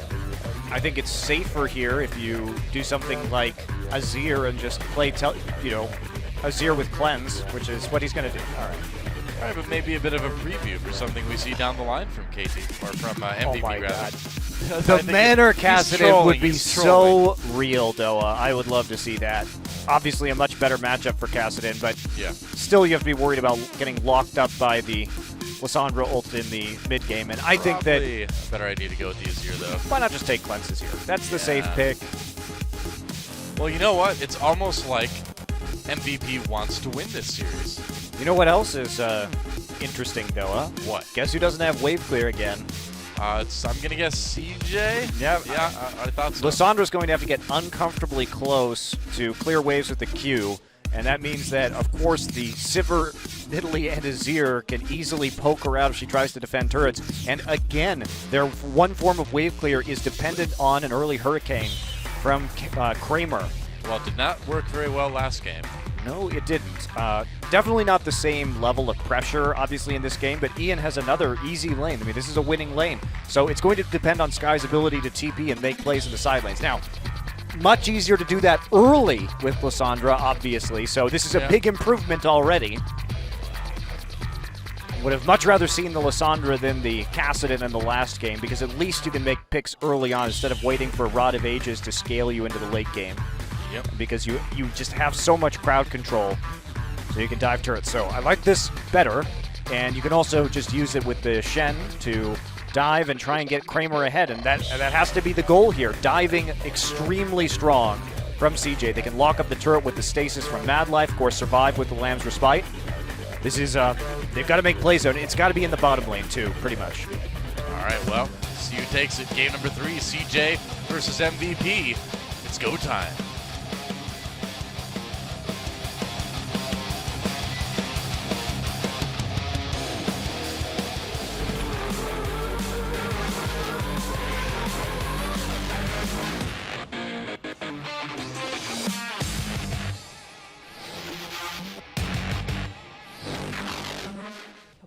All right, welcome to Summoner's Rift for the final game of the evening between CJ and MVP. Beads galore once again for ADD. That's right. So he's just going to try and trade early. Wow. And see if he can get a little bit of advantage. Let's try to recall. And MVP, man, if they start to group again, if they get into a point where they can 4-1 split push and just siege with the Nidalee Sivir and the Azir, CJ, there isn't counterplay besides like fantastic Lissandra flanks into the back line and big-time commitment into a team fight. Now, they have a lot of engaged tools, Lissandra and Bard and Fate's Call, so they can do it, but they will have to be decisive. And we are going to see an attempt at a lane swap here, but will be called by CJ. Definitely looking that way. All right. Well, Sky, I mean, he looked so good on Natalia in their match against Janair. Today, suffering a little bit more, of course. Had that TF in Game 1. Was okay. Game 2 was pretty rough on the Kassadin now. No, he got trying out the camped in game Lissandra. number 1, so. Yeah. So that's why he did okay, you know? Yeah. He did okay. So Trundle helping out here in the early part of the jungle. ADD gets the lane a smidge late. So what do you think it was like when the great Ninja Masters bestowed the glowing spirit sword or whatever onto Shen? Blunty? Blunty, when they gave Blunty, Shen they're like, I think they gave it to him as a joke, Doa. well, here's this magic sword. And Shen's like, wow, a magic sword, that's awesome, thank you. I mean, what does it do? Does it like, can it cut through anything? Does it light on fire? Does it like get 3 times bigger when I need to fight large things? They're like, well, no, it pretty much stays in place and then sometimes flies right at you. Yeah, flies at people, but it not point first. Yeah, no. To sort of smacks them in the head with the hilt. Scoots over, you know, to where you are. It's like, oh, Well, it can make you dodge things for about 2 seconds, but after those 2 seconds are up, you just get stabbed. yeah, it's kind of disappointing. I really think that they were trying to get him killed because by having a giant glowing sword that is basically useless on combat missions, I mean, it just made him stand out. It's like putting a neon sign on him if he's a ninja. So they were really just... It was an elaborate plot to end his life. Well, maybe it's like just a hazing thing for the ninjas wherever he goes to ninja school. They're like, did you give him the giant glowing sword? And they're like, yeah, we gave it to him. You're going to send him on a mission? Yeah, man. We're going to send him to Summoner's Rift with that stupid thing. It's like, yeah, good luck, Shen. Sucker. I just think that, because you know the lore, wasn't Shen's dad like a ninja that was killed by Zed or something? Something like, no, it was like it was like a Ryu Ken thing where they had like a master. It wasn't really their dad. Oh. Yeah, but I don't think Ryu Ken's master got killed. But you get the idea. There are 2 guys with the master. Oh, okay. Same thing. It's like, well, Shen, I guess he technically like went to this ninja school for a number of years, but we can't get rid of him. So what are you going to do? Is they're like, oh well, we just give him blood tea until he dies. There you go. Just wait for him to die. Uh-oh, TP coming in. Kramer low health. Maybe they can exploit this. There's ADD. Great pillar, forcing Kramer to flash right over it. Haru comes in as well, though, turning it around onto MVP. Mad Life very low, and whoa, Shy goes deep. Max gets very low, but the Ignite does not finish him off. Beyond finally getting to the fight. There's a kill off the bat already for MVP. One in response, though. Kramer picking it up with the Rend on that Callista, and now Beyond on the run over the wall. A spear on the Mad Life might do it. Oh, barely misses, though. And the auto attack coming in. There's a kill, though, for Maha. This is such a brawl, man. There goes Kramer, and MVP turning it back around onto CJ again. And they will come out ahead 3-1 in kills. Yeah, Beyond played that so well. Yeah. Also, ADD getting there early, as you said, with the pillar and setting up that play. And he just snuck right out of lane so that Shen wasn't there. He pushed up, and then they prepped this play. So great map awareness here from MVP. Haru, fortunately for CJ, was there, but Shy misses that taunt. Just doesn't hit ADD, and Max flashes it. Meanwhile, Beyond tries to flash onto Mad Life, who actually does barely escape and manage to get a heal. And they try and turn it around. Okay, they got some spears in, and double buffs now for Kramer. But they come back in, and remember, Beyond just popping over the wall, and they can't see him. Maha flashes for the auto, can't quite kill Mad Life again. And then Beyond just comes back over with that red buff, gets on top of Kramer. Kramer can't do anything. Just, man, Beyond was amazing in that team fight. And Mad Life is super lucky he didn't die instantly when he came in. Yeah. Oh, good start for MVP already. He had like 1 health when Beyond insane. jumped on top of him. Luckily, he had his AD carry there to soak the damage. Well, now we have a giant farm advantage for ADD because what happened was he pushed the wave and then TP'd. So basically, Shy lost a wave of experience by having to counter TP into the top side. Yeah. So he also got a kill, got the first blood. So there's a TMR for him right at 6 minutes. And I don't know what Shen's going to do because Shen's a long way away from getting a Sunfire Cape, and he has no wave pressure. So now ADD is the boss of the lane. All right, Kramer is building Hurricane first. This is smart. He knows this is pretty critical to his team's ability to clear the wave. So again, I think he's making the right decision. And they do get some damage onto that top lane turret. Not a lot though. ADD just doing a bit of dirty farming. What are you going to do? You can't do anything if you're in this situation. ADD is super far ahead. Beyond is also super far ahead. So you have to be so scared that Beyond is going to come and solo your jungler. Look at this.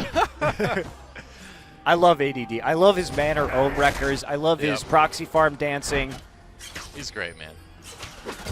Got such style, and oh man. Certainly does. Wow. There's some salt in the wound for you. Yeah. Salt in the old jungle wound, taking away Scuttle Crab. It's a jungle wound. Maybe it's more like snakes in the wound. I think there are a lot of nasty poison dart frogs in the wound. Ouch. Man. Sounds bad. It does. All right, well, Haru's going to be happy that Beyond actually isn't in that side of the jungle right now. Beyond was actually looking for a counter gank in the top side because he knows that CJ is going to be desperate to try and make plays around the Callista because that is the one thing they have going for them right now. Engage on the Mad Life. A little bit of damage there. Kramer hops in. I would not do that. Yeah, forces the Sivir ultimate out of Maha just to get away from that one. Yeah, they can't actually fight in that 2v2. It's awkward. They're not worth the pink ward save either, because now they have a recall where they're going to fall further behind. Not by a lot, but by a little bit. And CS, meanwhile, ADD is just smacking Shy around. Oh boy, this is sad. If I'm Beyond, I just say, all right, you're playing Sivir in the top side. You just sit under your turret and wave clear with your Boomerang Blade and your Ricochet. I'm going bottom, setting up a bajillion wards and letting ADD proxy farm all day. Yeah, you think you could? Oh, you definitely can. MVP going for it though. They're trying it. Proxy farming all day. This is a bit risky with no wards. Although he does have one by the Raptors, so I guess he feels safe enough. I suppose. I mean, he's gonna get another one down right now. He's gonna find a pink ward, maybe. Or not. Nope, No. he's just replaced. Nope. What's he Let's not doing? check it. He's ganking. Oh, right, but there's nobody in the mid lane to gank though. Yeah, Beyond needs to get out of here. This is silly. He was close to dying if he had committed to going after Mad Life. Well, ADD running in a circle. He just takes a lap around the map. The rhyme was not intended. Whoa, headbutt pulverize onto Kramer. That's a lot of damage coming in from Maha. They get the flash right away. Ignite used as well. Kramer will live. Trying to punish him for Mad Life being out of lane. Yeah. All right. Oh man, Haru leashed that Gromp up away from the spawn. It's probably a good idea. Was definitely a good idea. Yep. The spear coming in over the wall. ADD. Oh my god, this is such a train wreck now. Look away. Look away, CJ fans. It's all right, CJ fans. At least you're not Longzhu fans. You got that going for you. Yeah, that is true. You do have the advantage of not being Longzhu fans. But somewhere Mach Noon is just nodding in approval. Like, all right, yeah, but he's not deep enough. He's not farming between the second and third turrets. Maybe going that direction. If I was ADD, I would seriously be thinking about that right now. And the reason why is the reason that Mach Noon gave in the interview as to why he did that. Because he wanted the jungler to come down. Yeah. And when you have an incredibly far ahead 2v2 of top and jungler at this point in the game, why the hell not? Why not do it? The one thing that's stopping them is that Sky is playing Lissandra with teleport. If that was not true, you really seriously start to thinking about making that play. Makes sense. That play that we're talking about ended with Mach Noon recalling from inside the enemy base after being untouched. Yeah, he was sitting there just trying to get Insect to come find him. Yeah. And Insect refused to go to that lane and help Long Panda. He refused to even come into his base. Yeah. Well, he was trying to do Insect's credit, he was attempting to get other members on his team an actual advantage in that scenario. I suppose. But man, the shame of having a Rengar, top lane Rengar, farming in your own base, and then just recalling untouched. It's one of my favorite moments of Champions Underdog. Definitely one of the great moments of Champions for sure.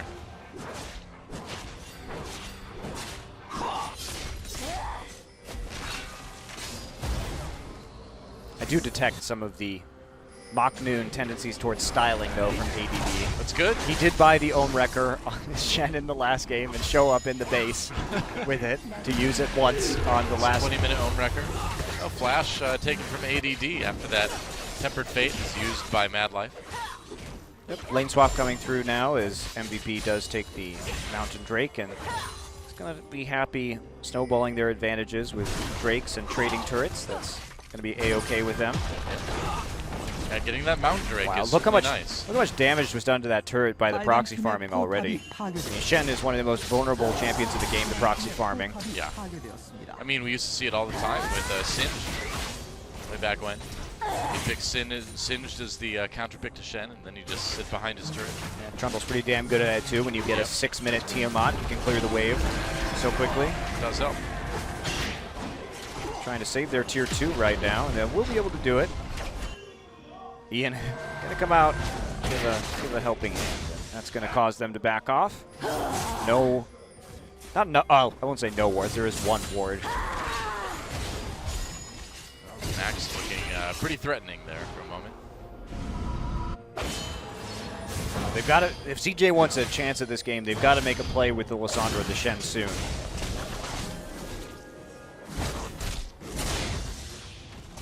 Beyond 72 to 47 CS. That was nice. Get that far ahead. Yep, a little bit of a lead for Ian in the mid lane as well. Yeah, well, that's going to happen naturally because you can't fight over every CS if you're Sky playing Lissandra. Yeah. You make up for that gold by using your TP to kill people in the side lanes, which he has not done. Not yet.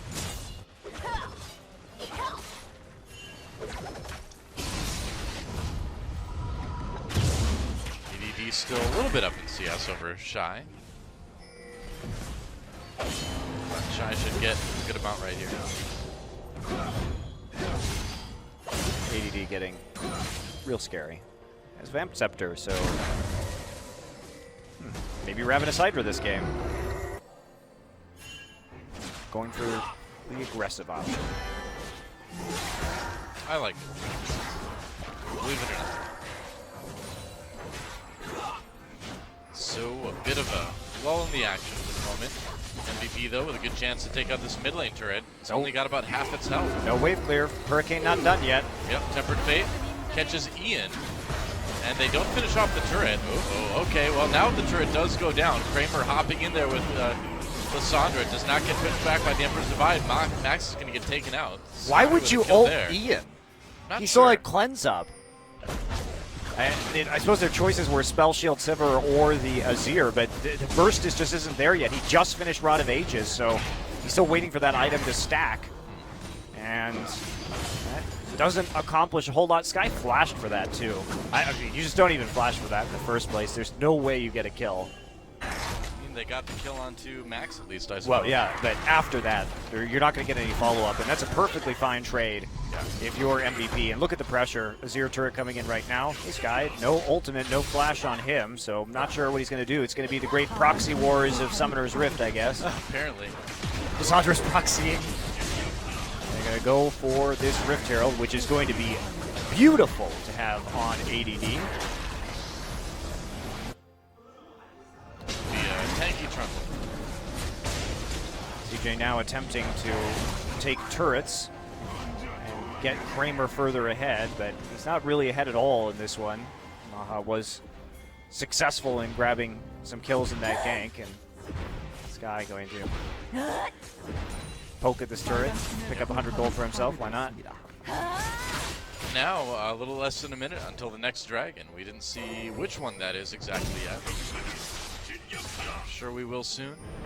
Ian going for an interesting build. Double Ruby Crystal, so going for raw stats just to avoid the burst damage from Sky. Well, he's got the Nashor's Tooth already, so he's got that attack speed. Yeah. Suppose you can just go for a little bit more health after that. Yep, sure, and of course, the Nashor's Tooth Rylai is going to be a very good build Yeah. for him in this game. And it's Cloud Drake. Okay.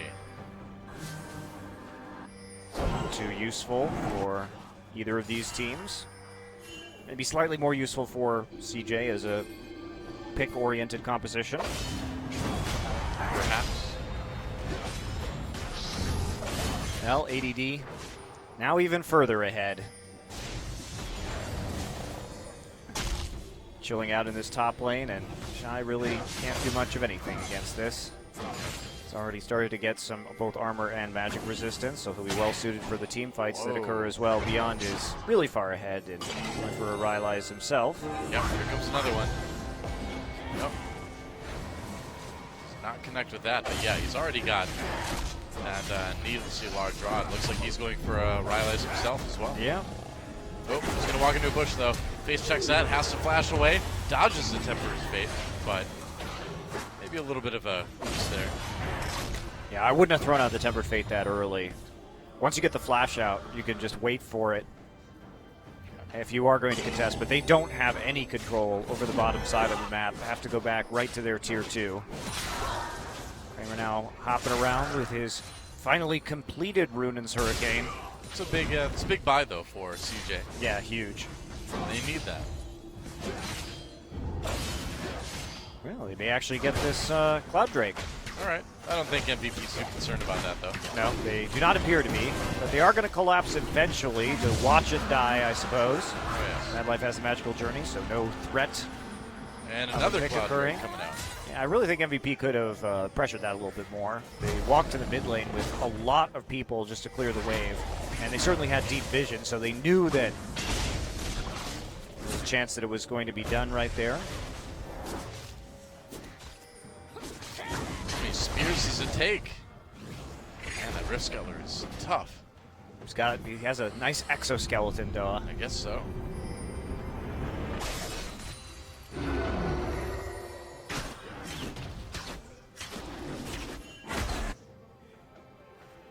Well, back to waiting. Yep. The longer this game goes on, though, MVP's going to be happy. Trundle completing the Ravenous Hydra in this game. I guess he feels that he's far enough ahead he can go for the offensive item and still be a defensive item up on Shy. So why not just try and push even harder and enact that 4-1 split push. While the rest of MVP just waiting to group up right now and really start to take this one home. They've got the time. They can just kind of sit back and be methodical, and that's about it. Now they basically dictate where Kramer goes on the map because they need him for that wave clear. Maha going for the Infinity Edge again. I must say that I do disagree with this build. I think the Essence Reaver first is actually better for Sivir in this situation because you want the cooldown reduction because you want to throw out as many ricochets and boomerang blades as you can in a siege just to poke with the Azir and the Nidalee. So I can see it. Going for big crits in the team fight. I mean, ideally with this composition, Noah, you don't even want a team fight at all. You just want to poke and take a turret. So not really liking the Infinity Edge. Ian's got the blue buff for MVP. I didn't see if they managed to steal the other one away. Not sure. Why is Trundle not in the same lane as Shy? He's hanging out in mid lane, I guess. Interesting choice. I think that they just need to match the Shen as much as possible, particularly when ADD does have his TP up and available. And just group up and make a play on the mid lane when they can. So the Azir passive actually a bit of a waste right there because they weren't able to fully commit to the siege. Oh, Beyond gets found though. Gets away, but that's another occasion where Beyond kind of He has a Rylai's and Merc Treads like. I suppose he's not too worried about it. No, and he's going to go for Abyssal Scepter next. There's just not enough damage on Sky to really do anything. He is not concerned. He has plenty of MR. I suppose it could be a QSS too with the no magic weapon. Should be another goodbye. Yeah, I mean, it helps him get out of the taunt, out of the Sandra ultimate.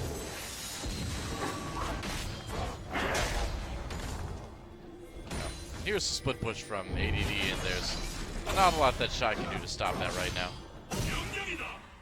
And here we go. Now they have the pressure. Now they have the right lanes. Yep, now from Max behind. is here to punt people away. Yep, Pulverize on the Mad Life though gets pulled in with the Fate's Call. The turret does go down. Ian taking that one out. ADD knocked up with that Fate's Call. Trying to save the Trundle. They can't do it though. Tempered Fate doesn't hit anybody. And MVP, I think they'll be okay with that trade. Yeah, of course. You get the turret. It's worth more at this time. CJ may have to try some sort of desperate Baron, but I mean, they've got 25 seconds basically, and TP is up for ADD, but this is like their one shot to win this game. Well, they're thinking about going for it. Okay, they will start that Baron. MVP just needs to stop them. Max taking a bit of damage on the outside of the fight. Beyond misses his first spear. Here comes Maha, though, and this Sivir could do a lot of work on the CJ. Second spear comes in. Beyond looking for Seal. He gets it.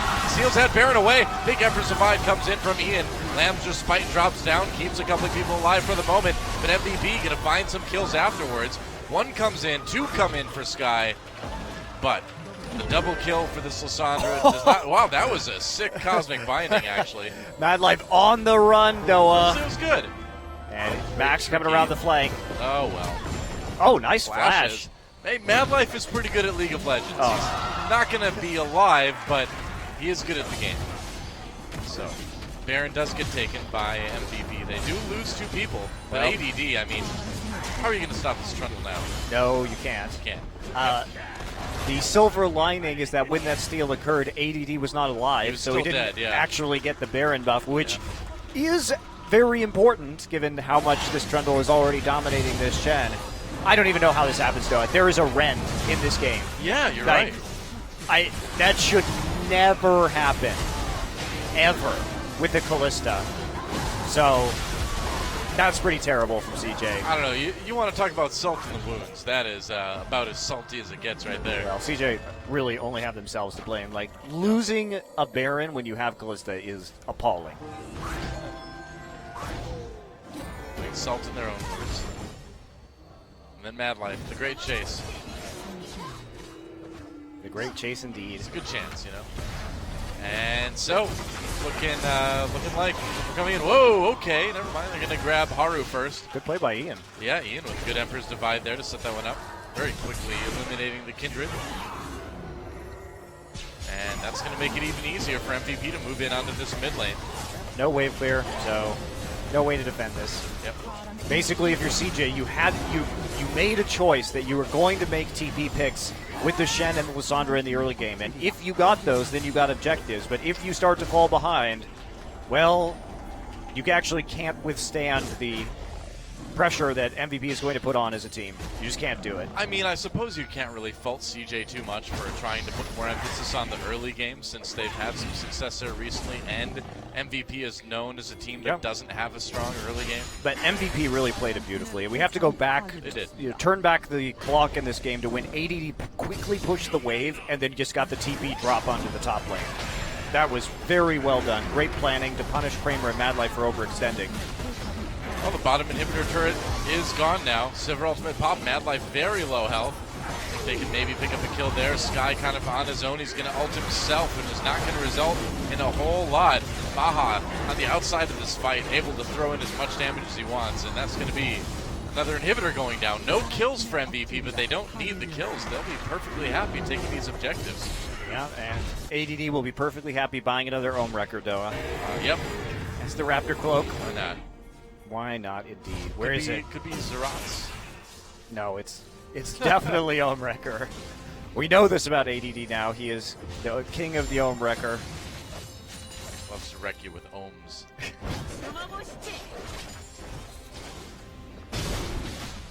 Ohm Wrecker yet. They will get the second Cloud Drake of the game, though. Trundle screams in happiness.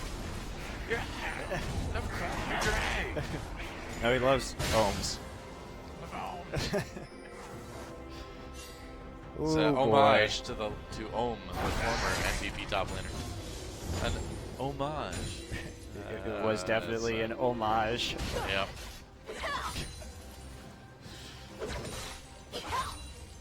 Okay, well, this one's pretty much over. I don't know. CJ this series, though, it's like they won game one, even though they probably shouldn't have won game one. They definitely should have in the early stages, but they didn't play it properly. All right, ADD, CJ looking for a pick. ADD gets ulted by Lissandra, just going to flash out of there. Oh, no, he does not live. Haru, though, maybe soon to fall into the afterlife. Sand United comes in to keep him alive. Max looking for that big engage from the side. Headbutts Sky away. Doesn't find the Pulverize, though.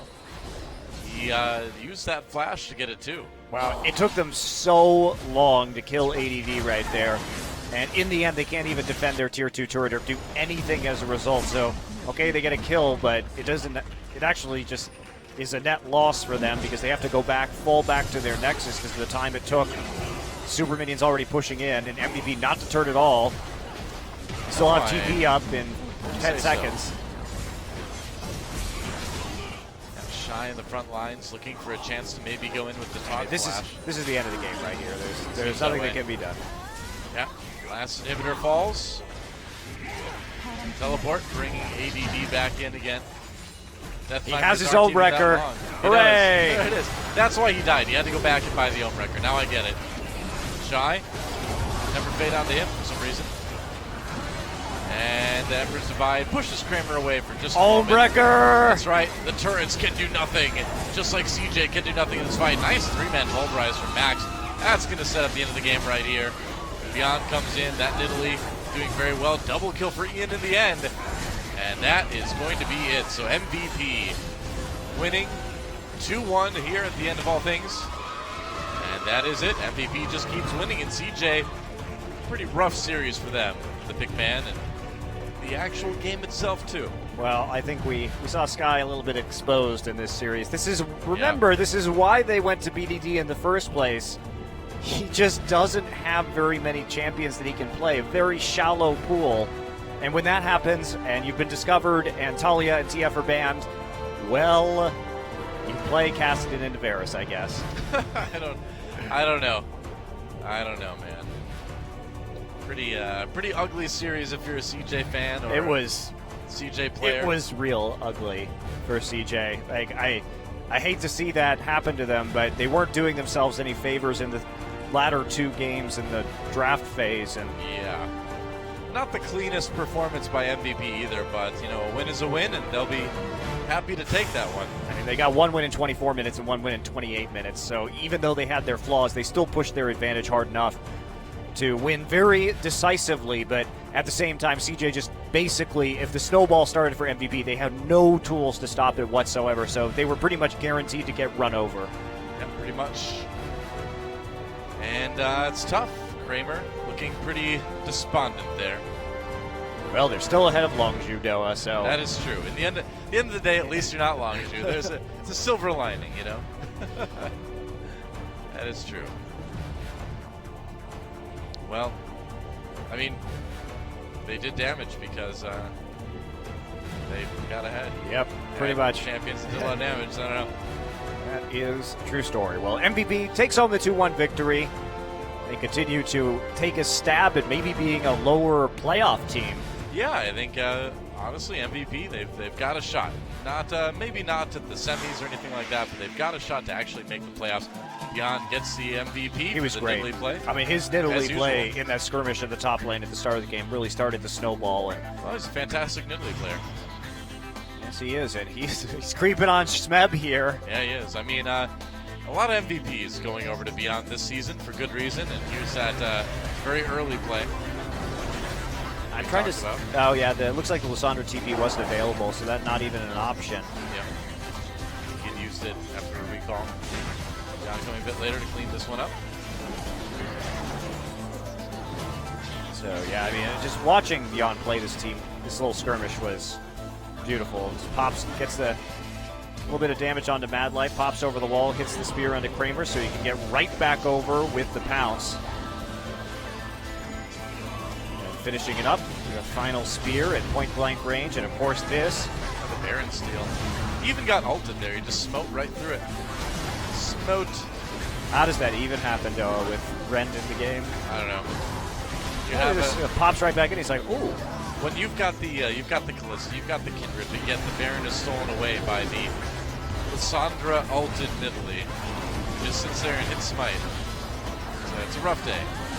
Yeah, I didn't see when the Kindred ult actually went down right there, but it looked like it was after the Baron had been taken, so possibility. And now just the end of the game. Another Ohm wrecked. Yep. By ADD. It's a broken Ohm. There he is, Beyond. As we saw in that little segment, a very nice guy. Let's see what nice things he has to say in this MVP interview that Steven will be translating for us. Take it away. Thank you very much, Doa and Monte, for a great cast for today's match. And now we're moving into interview booth with a winner of today's match, MVP.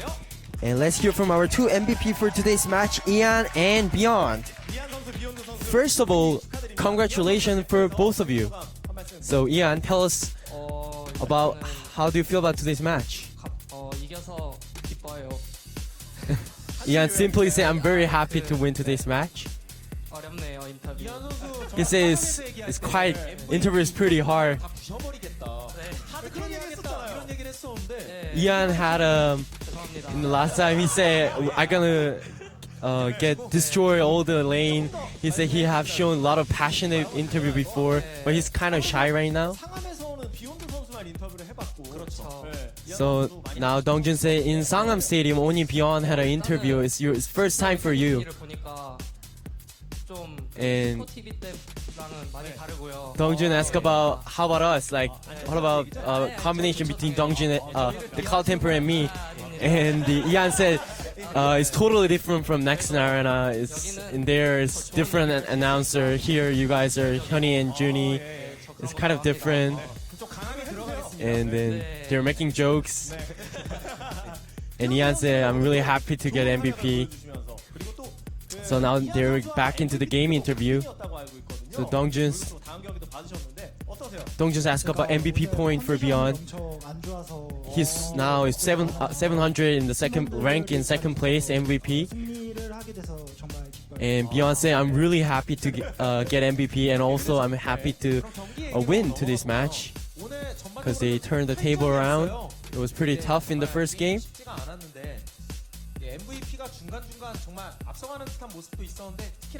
And Cloud Templar said it was a tough game and it wasn't that easy going in the first game, but you guys have done well. And he's talking to Ian, said you make some mistake, and also in last time there were some highlights that you make some fake during the game. So is it intentionally or is it mistake? And Ian saying that sometimes it's mistake, sometimes it's my intention. So he said if other players are smart, if I do that intentionally, they dodge or they try to get away using flash. But sometimes that doesn't really work because maybe I think ahead of them too much. So it's kind of it depends on the game. So now Cloud Temper asking to Beyond. Now they're gonna talk about the Baron still in this last game. So he's asking, did you actually waiting for getting steal of Baron, or how was the call going? So B1 was thinking about Kalistar and also Kindred. So he thought that his Nidalee was pretty stronger compared to those two champions. So he was waiting for Smite of Kindred, and after he used it right away to get it steal it, and it works, and it was pretty good. So now Dongjun's asking, what's the reason that these days the games is getting your performance getting better? What's the reason? And Beyond said it depends the team like our team combination. But he said, I think I did better. But in the beside, Ian was pointing at himself that I think I did a pretty good job. That's what Ian's saying with his finger point. And Beyond's talking about his practice and scrim. So he say compared to other teams, we don't have like that much practice or scrim or less. We're like normal, like average. So I think it's more like teamwork that's most focused to win the game. So now Team Cloud Templar asking about how did you feel after you met Kassadin? And then Ian said he was quite surprised at first, but when I used Varus to against them, I need a lot of help from jungler, and Beyond did a pretty good job helping me out. So in that point, we did pretty good job in the lane fight, and I also got a lot of kill. So, and he think that Varus is good to counter pick the Kassadin, and it worked. Like they're moving into the highlight video clip of the second match. So now Dongjun asked, the Cloud Templar asking about what kind of call we're going on. Who made this call? So first of all, Ian make the call that's like spell missing, something like that, and then Beyond have a big picture after that. So that those combination kind of work to get a great gank. So it's kind of cover play between those players, and then don't just say that's very special for you guys. Have a great call on each other. 확실합니까? 네, 정말 확실합니다. 평소에 어떤가요? 흉내 So now the Cloud Tempers also making a joke about questioning their relationship outside the game because there was like some video clip in Ward Camp, and then Ian said it's just all joke. You don't have to worry. We're fine.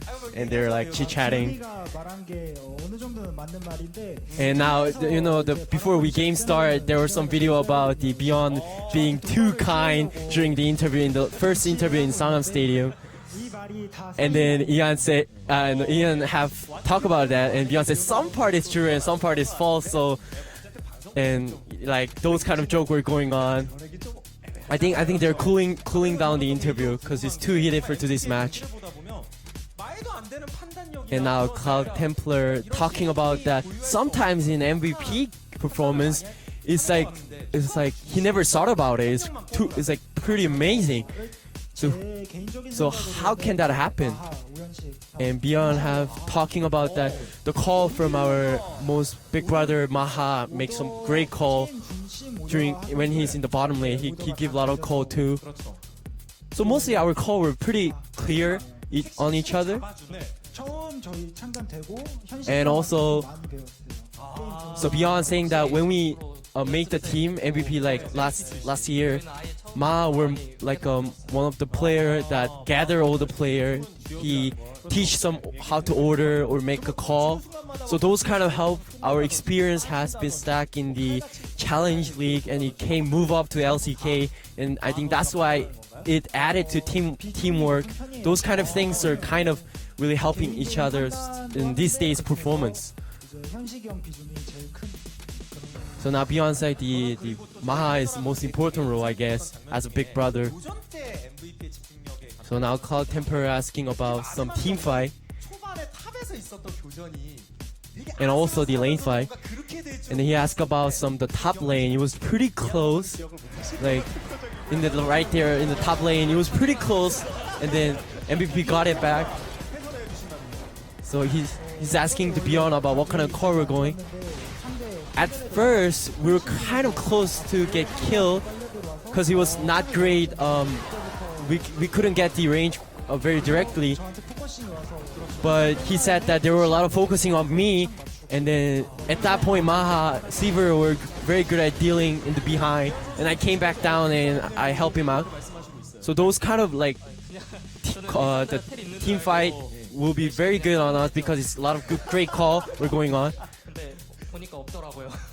그래서 계속 테리스 하는데 And then everyone asking to Ian about, do you have teleport? Do you have teleport? And then Iwan was quite not telling them directly right away, so they were very too very like excited. 탈리아가 좀 많이 좋은 픽인 것 같은지 이한 선수의 의견이 좀 궁금합니다. So now Dongjun asked about the new Talia pick. 스카이 선수는 숙련도가 많이 높으신 것 Asked to Ian, and Ian said that he think that Sky really well prepared to play Talia. That's the reason why we banned the champion for today's match. So now Cloud Templar are added to Dongjun's question, asking about Ahri play.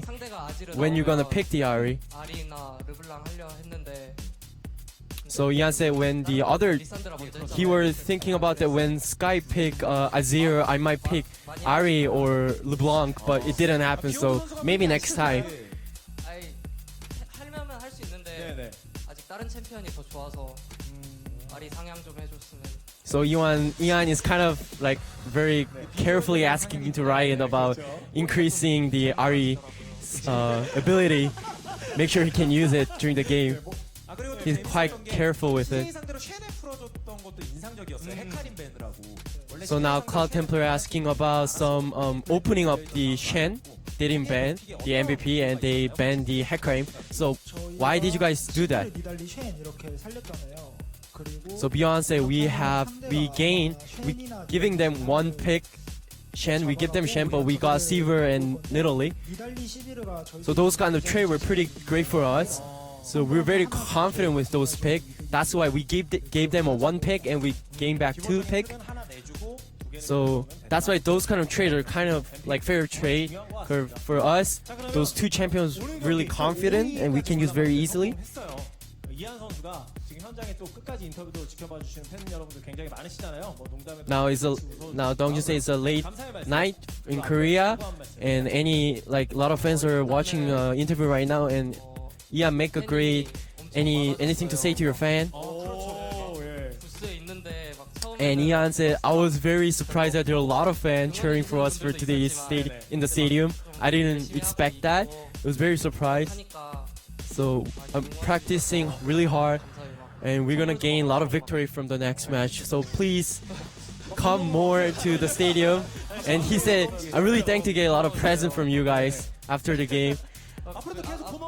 And he said, really thank you with that. 열심히 노력해서 And again, he said, we're gonna practice very hard, work very hard. So please look at us until the end of the second round. 응원해주셨으면 좋겠어요. So now he again is a lot of cheer for us.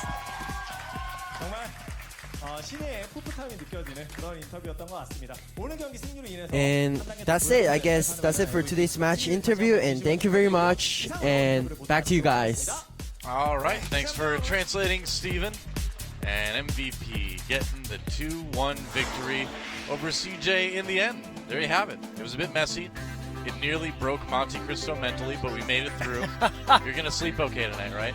I don't know. The Cassidy self-counter pick may haunt my dreams, though. Game 2, that was a drafting nightmare. They haunt Sky's dreams for a little while, too. So MVP moves up to 6-5, no change, but they do move to +3 in game score, which could come into play later on in the season. Certainly a team with a chance at the playoffs. Yeah, well, they're within striking distance. I mean, they're in the wild card match right now if the season were to end today. CJ also at least still maintains a point lead over Longju because they did take the 2-1, and they also still have the head-to-head advantage versus Longju. So, I mean, the interesting thing to me on this list is Jinair, down at 5-5. We'll see if they can improve that tomorrow. But what a day of matches tomorrow. Great SK matches. Telecom versus KT rolls for the Telecom War, and then Rocks Tigers versus Jinair. That is a couple great best of threes.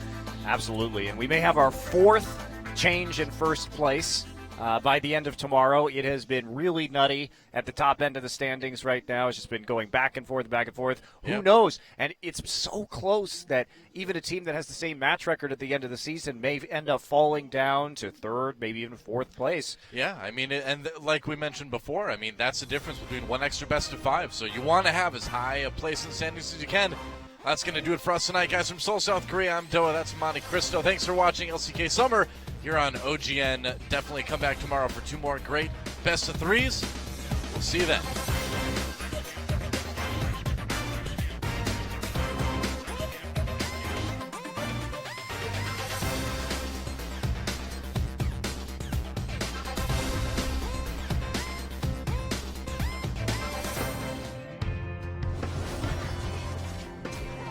I dialed 7 digits 5 times today just to hear you say you love or hate me.